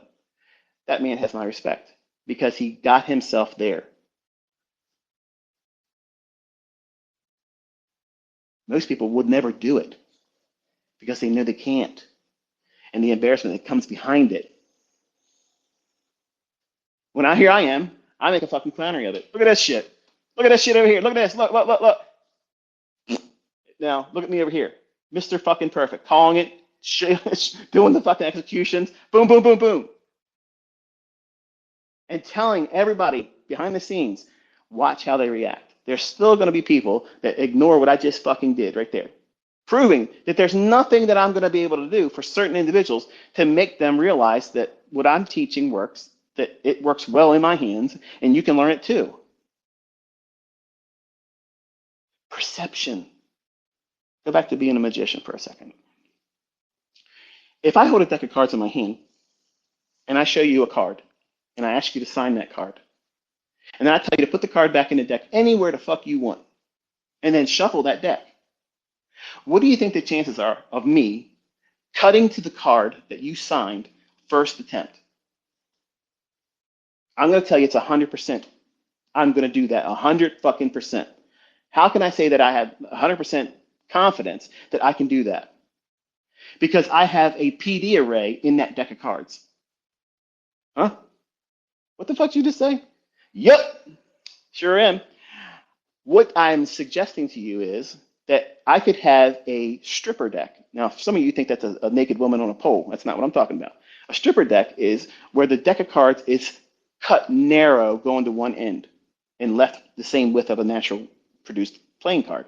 So when I tell you to take a card out, I'm offering you the deck. When you take the card out, I'm going to reverse the deck in my hand, and I tell you to stick the card back in there. It doesn't matter how many fucking times you shuffle that card. As soon as I grab the deck, I can feel that wide separation amongst the narrower side, and it'll cut right to that card. Now, you don't know that as the person watching the magic trick, but as a magician, I know that there ain't nothing you can do to fuck this up. I'm going to be able to cut through it right away. And what is my resource in knowing that I can do that? I know that there's going to be one card, one fucking candle that's going to give me what I need as the edge. You see how this made that transition from magic to trading? You have to have a gimmick. You have to have a novelty. You have to have something as a real catalyst to get you into a trade. But that cannot be retail horseshit that has no bearing on why price goes up and down. Oh, he's just using support resistance. Okay, how the fuck am I picking the right support and the right resistance every single fucking time? Nothing extra, nothing wrong. Ask anybody.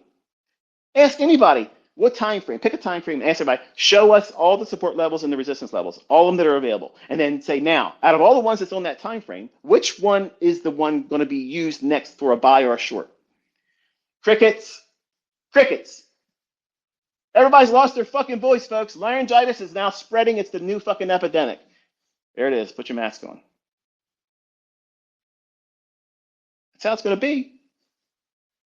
They always come at you after the fact to tear you down. That's the accuser. That's the enemy.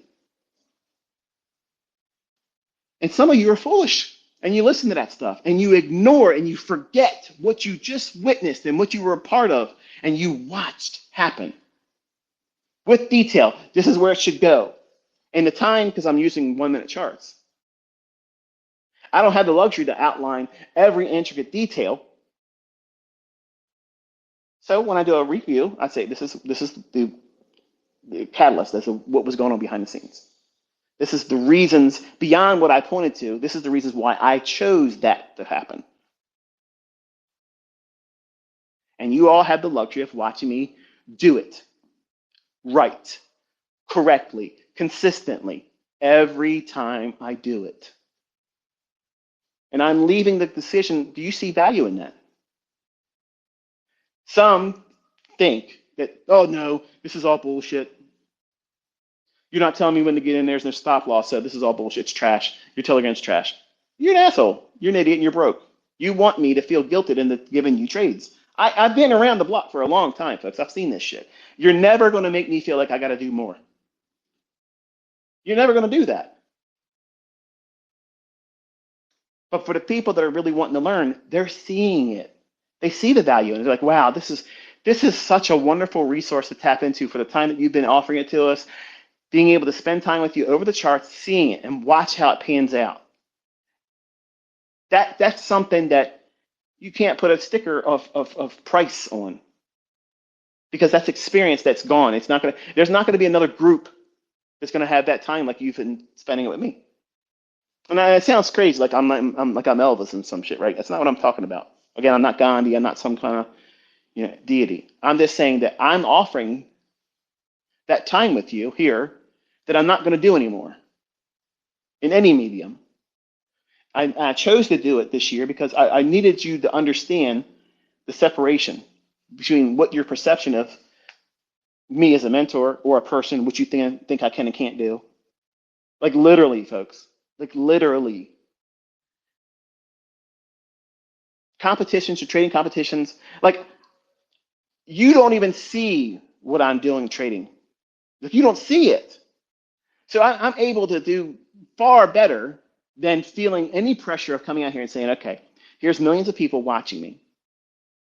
And there's going to be this overwhelming desire to see me do it wrong. And that's pressure.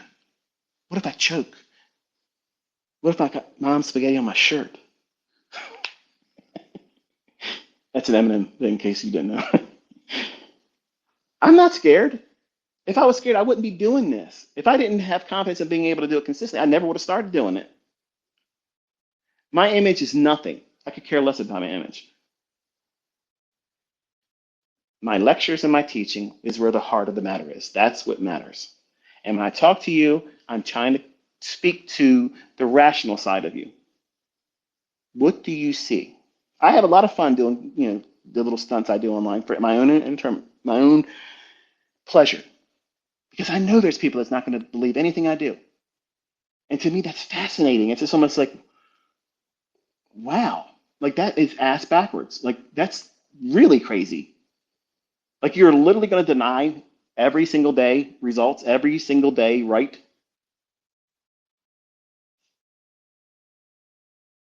And then seeing the satisfaction of seeing people say, you know what? I didn't need to see you do this, but the fact that you did it just gave me a huge bump in confidence, and knowing that this is 100% rigged. You can see it before it happens when you understand what you're looking for. And it gives you a visibility that helps you fight off this uncertainty, this fear of missing out a move. See, that's the problem with all this retail horseshit. You can't tell me when the supply zone is going to form. You can't tell me when the demand zone is going to form. So you are forced to not predict price, and you must have to react to it. And I'm sorry, to react means that you're behind the eight ball. That means you're behind something. Something has to happen as a catalyst that you have to chase. That's not me. I want to know where that shit is. Okay? It needs to be in my scope before I squeeze the trigger. I need to be ahead of that target, so allow it to walk into my crosshairs. That's being in front of the charts at the right time. Knowing that your mark is going to walk in their crosshairs. That is time-based delivery. Anything outside of time-based delivery is guesswork. I don't guess. I have zero fucking fear of telling you what I think is going to happen and where it's going to go next. I have zero fucking fear. When I do it, I'm confident it's going to do it. Because everything that I understand about price is signaled that it's going to do it. So I have everything firing that this is good. This is high probability. I know it's going to see happen. Every other school of thought, every other mode of trading, analysis concepts, none of them have that. None of them have that. And that's why they teach you to accept the randomness of price. Winning and losing in trading is a random, even distribution. No, it's not. The fuck it is. That's not true. That is not true. Because every time you take a fucking trade, if you had 3 losing trades, the next trade you're taking isn't based on sound logic. It's based on fear. Because you're going to watch your setup form. You're going to know it's forming. Then you're going to watch it form, but you're going to be scared shitless to take anything on it. And then once it runs a little bit, you're like, fuck, okay, well, I know it's probably going to go there now. Let me just get in here. And I have confirmation now. No, you're fucking chasing price. That's what's confirming. You're confirming that you're chasing price. So you're not following your model. You're not following your fucking model. So there's no even distribution of wins and losses that are randomized. That's not the only thing that's random is your ability to stay within the guidelines of your model. That's what's random. That's why supply and demand zones are horseshit and bullshit. That's why fucking trend lines are bullshit because they're too subjective. You know what? There ain't no subjectivity to the first presented fair value gap. There's no fucking way somebody's going to argue that that didn't exist right there at that time. You're not going to argue about the first presented fair value gap on Monday and extend that throughout the entirety of the week. Once you understand what that is, that's real jade. We're all going to have the same first presented fair value gap on the week. We're all going to have that. We're all going to have the same first presented fair value gap between 1:30 in the afternoon to 2 o'clock in Eastern time for the PM session, any given fucking day. We all have that. I've given you that gift. I've given that to you. That no one can hide it from you. They cannot take it from you. They can't pry it from your fucking hands. They can't tell you that it doesn't fucking work. I have pissed in their fucking face and they thanked me for it. Because they could have done this in front of me and you, where they could have ran that fucking market the other direction and fucked me in front of all of you. They could have done that. Given enough opportunity, they will start doing it.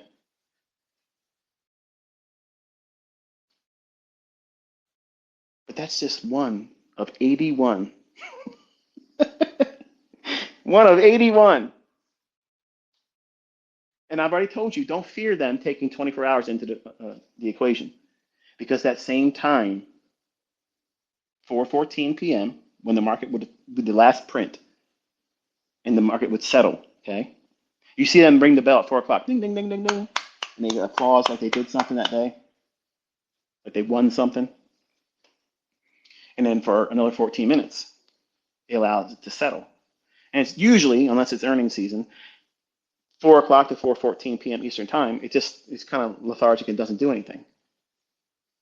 But that price, the last print at 4:14 p.m. and the first print at 6 p.m., watch. I'm telling you, nothing's going to change. The only difference is there's going to be candles between those two that normally aren't.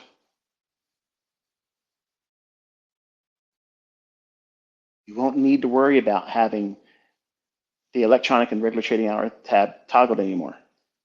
Then it's just going to be simply just knowing what time it is. Because those still will work. And I can't wait till they shift and they show this and it's still there. And then you're going to know who the fuck I am. Then you're going to know. You're going to fucking realize then, this motherfucker, yep, I'm that guy. I'm him. I'm him. Been trying to tell you a whole fucking time. Guess what? You just want to kick and scream and deny it. Who are you? I think he is.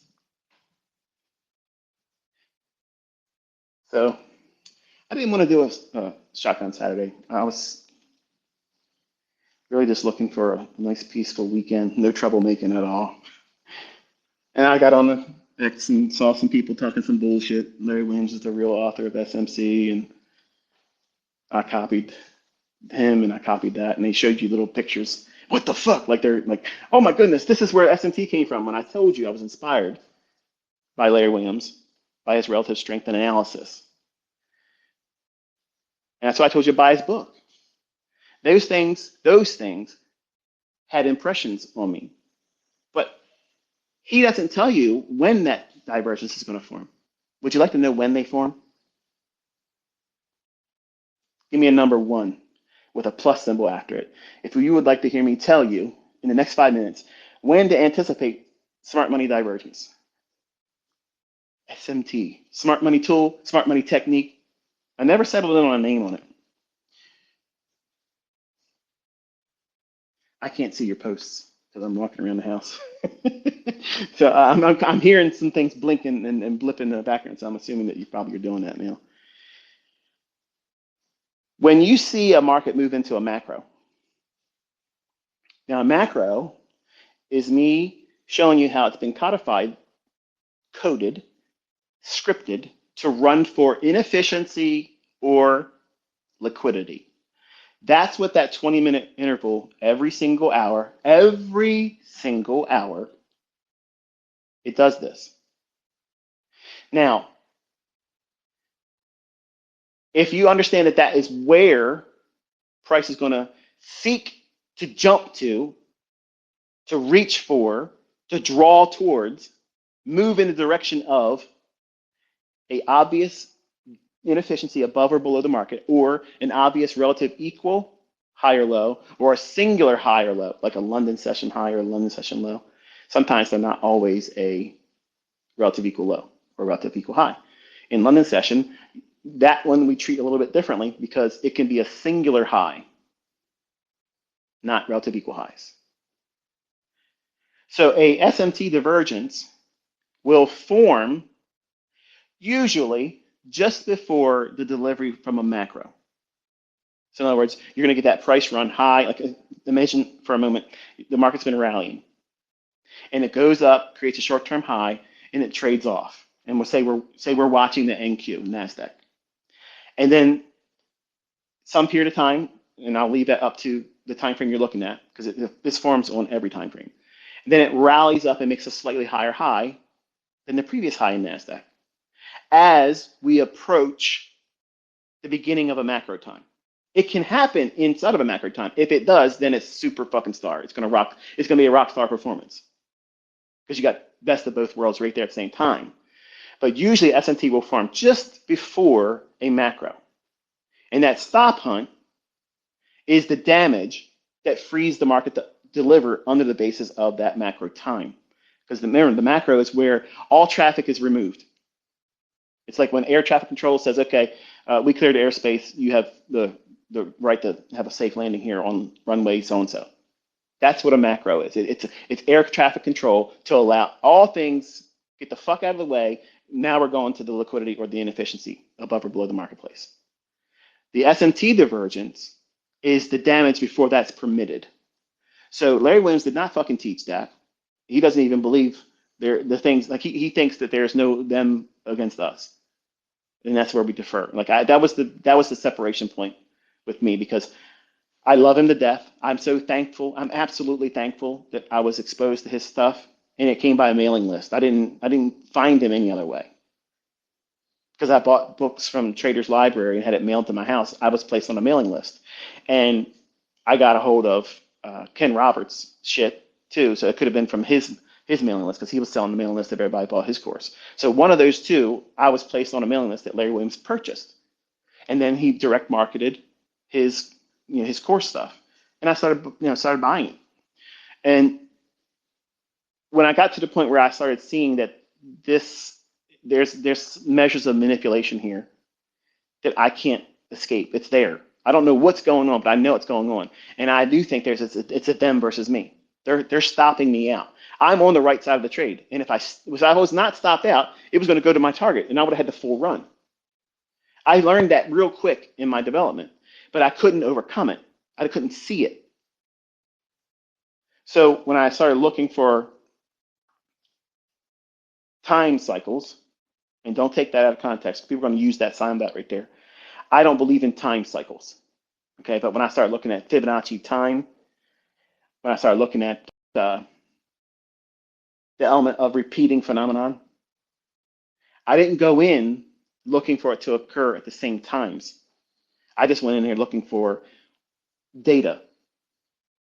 And I started seeing this overlap of everything in the British pound futures, everything in the Deutsche Mark futures, and Swiss franc futures. And then I started seeing it in the bond market. Now I transitioned to trading just the SPOOS market, because I didn't trade NASDAQ back then. It was just the S&P market. It was happening there too. And I was like, shit, well, let me just streamline this and get it down to a window of time where I only want to be focusing on setups to form right here and there. And that was the beginning of the macro. And that's why I've encouraged you last week. You look at a 15-second chart. Look for relative equal highs and relative equal lows, because if you study them on a 15-second chart, you're going to watch how the market goes back and forth and bangs them, back and forth, bangs them, bang and bang. And you can literally sit there all day long and trade a 15-second chart, and everybody else calls it noise, but it's just literally like just anything else. The time frame is very short. You got to be nimble. And you can learn a lot by tape reading a 15-second chart, even if you can't trade the lower time frames.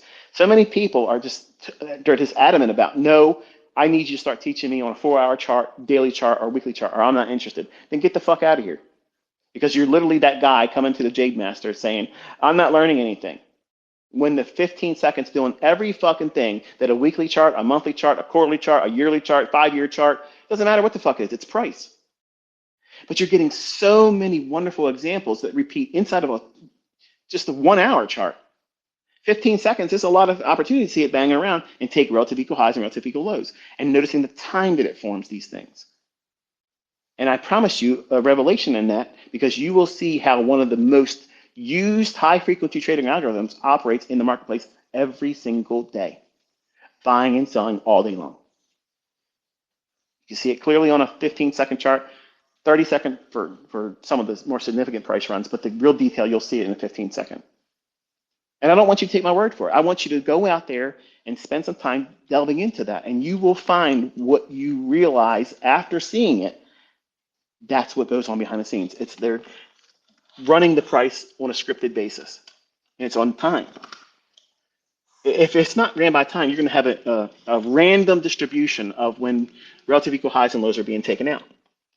But you're not going to see that. You're going to see that they happen at a conformed window of time. Now, right away, that's toxic to some of you. Like, no, you should just tell me what it is. No, no, I shouldn't. I shouldn't be telling you any of this stuff. If we're being honest, you're not entitled to this stuff. But you have a wonderful revelation if you do that. I'll share with you 15-second charts for the people that don't have that chart. I'll share the morning session through the guise of a 15-second chart next week, this starting this week.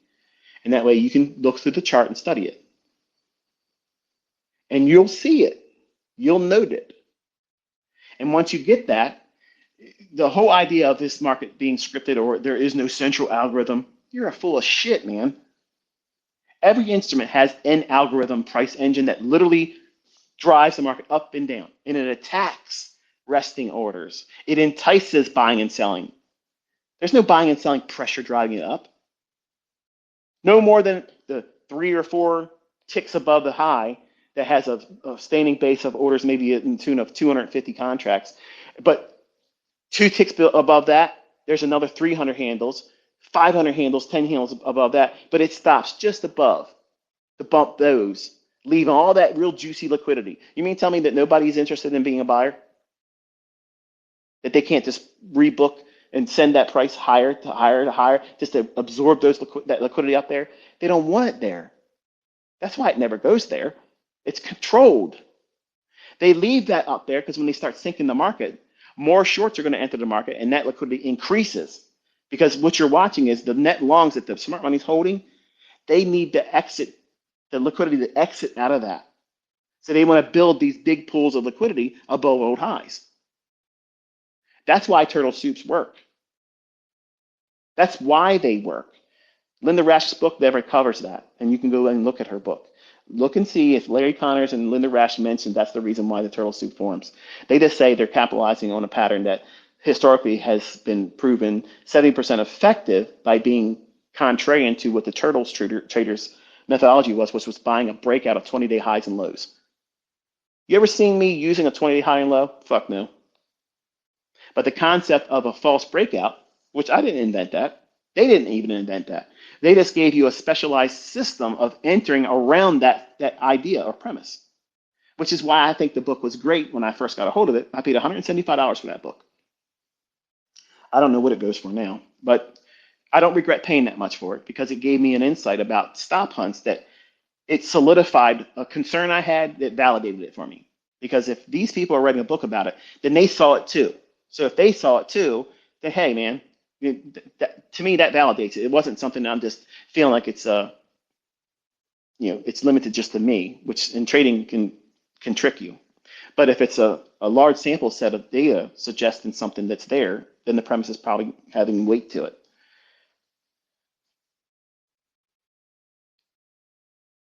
Knowing how a turtle soup will form before it forms, same premise. Turtle soup can form right before a macro or just after a macro begins. But knowing the narrative of how that daily candlestick is going to form a down close day or an up close day is going to be understood based on where the liquidity is and how we start the day. Is it going to rally first and create the high of the day, or is it going to sell off initially, trick people short, leaving relative equal highs that they run for later in the day? That creates the high of the day, and the only thing they're really running out is the engineered buy side liquidity. Then send it lower for the close, and that's your narrative. That's the bias is short, but it isn't always open, go straight down, close. How we trade initially after the opening, because in a perfect world, what we want to see is when we're bearish, it opens, rallies up, and takes out the liquidity above 7 to 9 o'clock in the morning, or London high, or Asia's high. And we use the economic calendar to bridge that. Which one do I really want to focus on? But we always, every single day, use the liquidity that's formed just after 7 o'clock Eastern time, prior to the 9:30 opening bell. Those pools of liquidity cannot be hidden from you. And when it's a clear, obvious relative equal high or relative equal low, and it would match how the daily candlestick should form for the purposes of Power 3. In other words, you're bullish, your bias is bullish. You think the weekly chart's going to keep working towards a level higher. Okay, wonderful. That means you're going to be looking for easy bread and butter idea is at 7 o'clock in the morning, go to 9:30. At 9:30, in that last 90 minutes, where is the relative equal lows?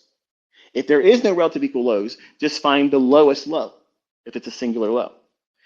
That's where you're going to expect the price to drop down in a perfect world. But because we have to watch and see what the opening range can do for the first 30 minutes, unless it just does exactly what we're expecting right out the gate, which is a Judas swing when we're bullish, it drops down and goes for the liquidity. Then you know what you're waiting for. Go down there and get it, soup it, use the first resistance fair value gap that you come to after it runs the liquidity. Okay, it's a little variant on the gauntlet. It doesn't have to have a breaker there. Okay, so running, I just slip that in there, and people that didn't stay on, they didn't hear that. But the raid after going down to hit that sell side, even if it's going to go lower, the chances of you getting 50% of that drop down, that many times can be a trade. It can yield you 20 handles. It could yield you, and in today's volatility, it could be as much as 50 to 100 fucking handles. It's relative to what you're seeing in terms of volatility at the time when you're looking at the market versus, well, guessing what it's going to do. Yeah, there's a process of you determining what liquidity it should reach for. Perfect world, it drops down for liquidity, makes the low of the day, and then all day long, the rest of the day, it just keeps going higher. That's a perfect classic buy day. They happen about 4 to 6 times a year. A month. Every other day might get like you're bullish, your bias is bullish. The weekly chart you're calling for a specific premium PD array, and then the market rallies first. That don't make any fucking sense. Like you want to see it drop down. What do? You wait, and then if it's left relative equal lows during the opening range, it's going to come back down for the silver bullet to get that. And then run higher going into the lunch. And then whatever short-term high that's in the middle of that run, it'll bump down into that during the 2-hour lunch period, hit that liquidity, and then expand for the rest of the day, giving you the classic up close when you're bullish. There's only a few scenarios that's going to pan out. There isn't dozens. Okay, if the market's going to close high or close low, there's only 3 scenarios that's there. 3, that's it. Experience is going to dictate how those 3 scenarios book and narrate that price being delivered for the daily candle. That's it. That's how it is. The only caveat to that is it's going to start off as it should, and then it goes into seek and destroy. And that's always the wild card. Well, guess when that usually happens? The week of PMI. It's the week of non-farm payroll, FOMC rate announcement, CPI number. That's it. Nothing else. Nothing else invites the seek and destroy. So you may not know if it's going to rain today, but you can identify when the clouds start forming, okay, where are we at on the economic calendar? This could become seek and destroy. So if you made money and things start looking stupid, turn your charts off. Isn't that easy? That's easy. Everything has a process, everything has a place and a time for it. And you have these rules and these processes and protocols. It removes all of that fear of missing out. It removes all that greed. I have to have a winning trade right now. It removes the necessity of you being right every single time. It gives you the strength to know that what you're using is sound logic. It is not to do away with, well, throwing the baby out with the bathwater. That's usually what happens. And the long and short of it is until you place yourself in front of the charts and you submit yourself to it, you won't see these things. You won't benefit from it. It just sounds like mumbo jumbo, blah, blah, blah. All he does is talk, talk, talk, talk, talk. I'm walking it this year. I'm doing it right in front of you. Can you imagine? Can you imagine every single time I come out here, what I say is expected to happen in the price, and it did the exact opposite of that? How fucking embarrassing. How telling. How revealing would that have been? Then all of you would have had every reason to believe the bullshit that people say about me. But you don't have the luxury of seeing it that way, do you? You have the opposite. You have the terrible discomfort and argument of, well, he's getting lucky every fucking day. But eventually, what's going to happen is, yeah, it's delicious. I love it. But anyway, I just realized we've been talking for a little while. Yeah, looks like it's we're in the macro, 950 to 1010 macro. I guess all you guys should be woke up now, and most of you probably will be afraid to see the length of this one. So let's see, we started at 4 o'clock, and it's like 6 hours, isn't it? 6 hours. Is that the longest I've ever done? It doesn't feel like it's been 6 hours. You want to go for 10? Let's just fucking go 10. 10 hours, only the strong. Fuck that. I got shit to do. I got to get out of here. I got things I got to be at 11:30. So I had fun talking to you today. I was inspired by the bullshit talkers like I always usually do. You guys try to defend me from them, and you always think that like they're hurting my feelings, but you should be thankful because all those people that talk shit, all those individuals that talk shit and talk out their ass and they lie and they think they know something they don't. And when I see that stuff, chances are it's going to inspire me.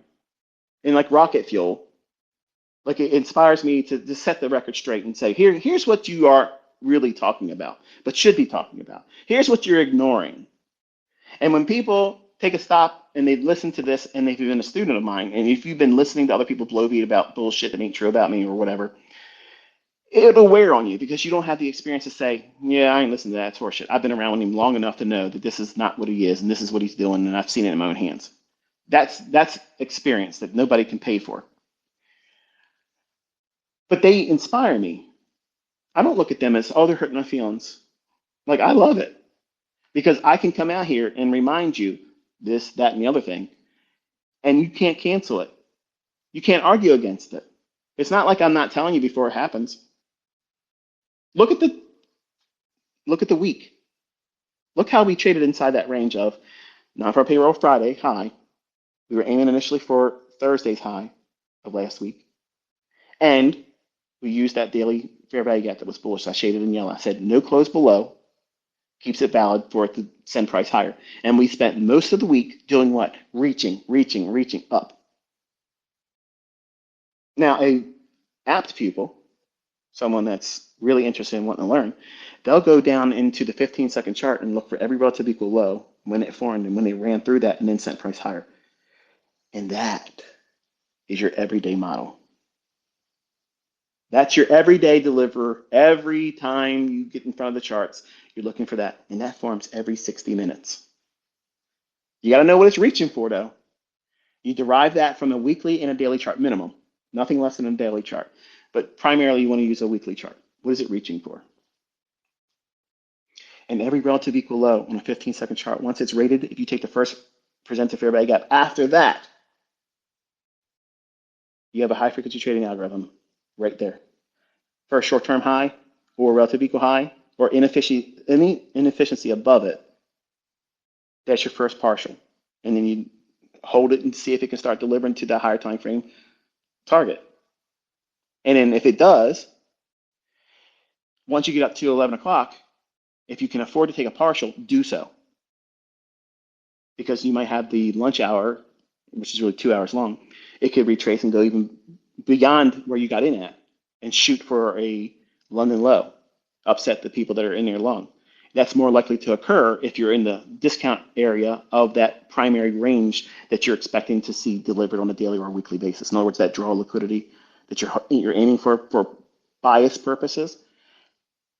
When you're in the first half of that price run that would materialize, there's going to be stop hunts like that will occur. So you have to trade differently a little bit there. But when we get to a premium side of that price run, you won't see these big drop down. They won't need to come down there because they want to get closer to that exit strategy of getting out at that pool of liquidity or that inefficiency that's a premium. But anyway, we're going to close it here and be satisfied with this. I didn't spend any time with you yesterday. I'm sure you probably all missing me going through withdrawal, strung out on ICT.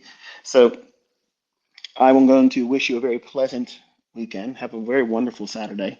And for all of you that are students of mine and are mothers, happy Mother's Day. I hope you have a very pleasant, relaxing day. And Lord willing, I will talk to you all on Monday. Be safe.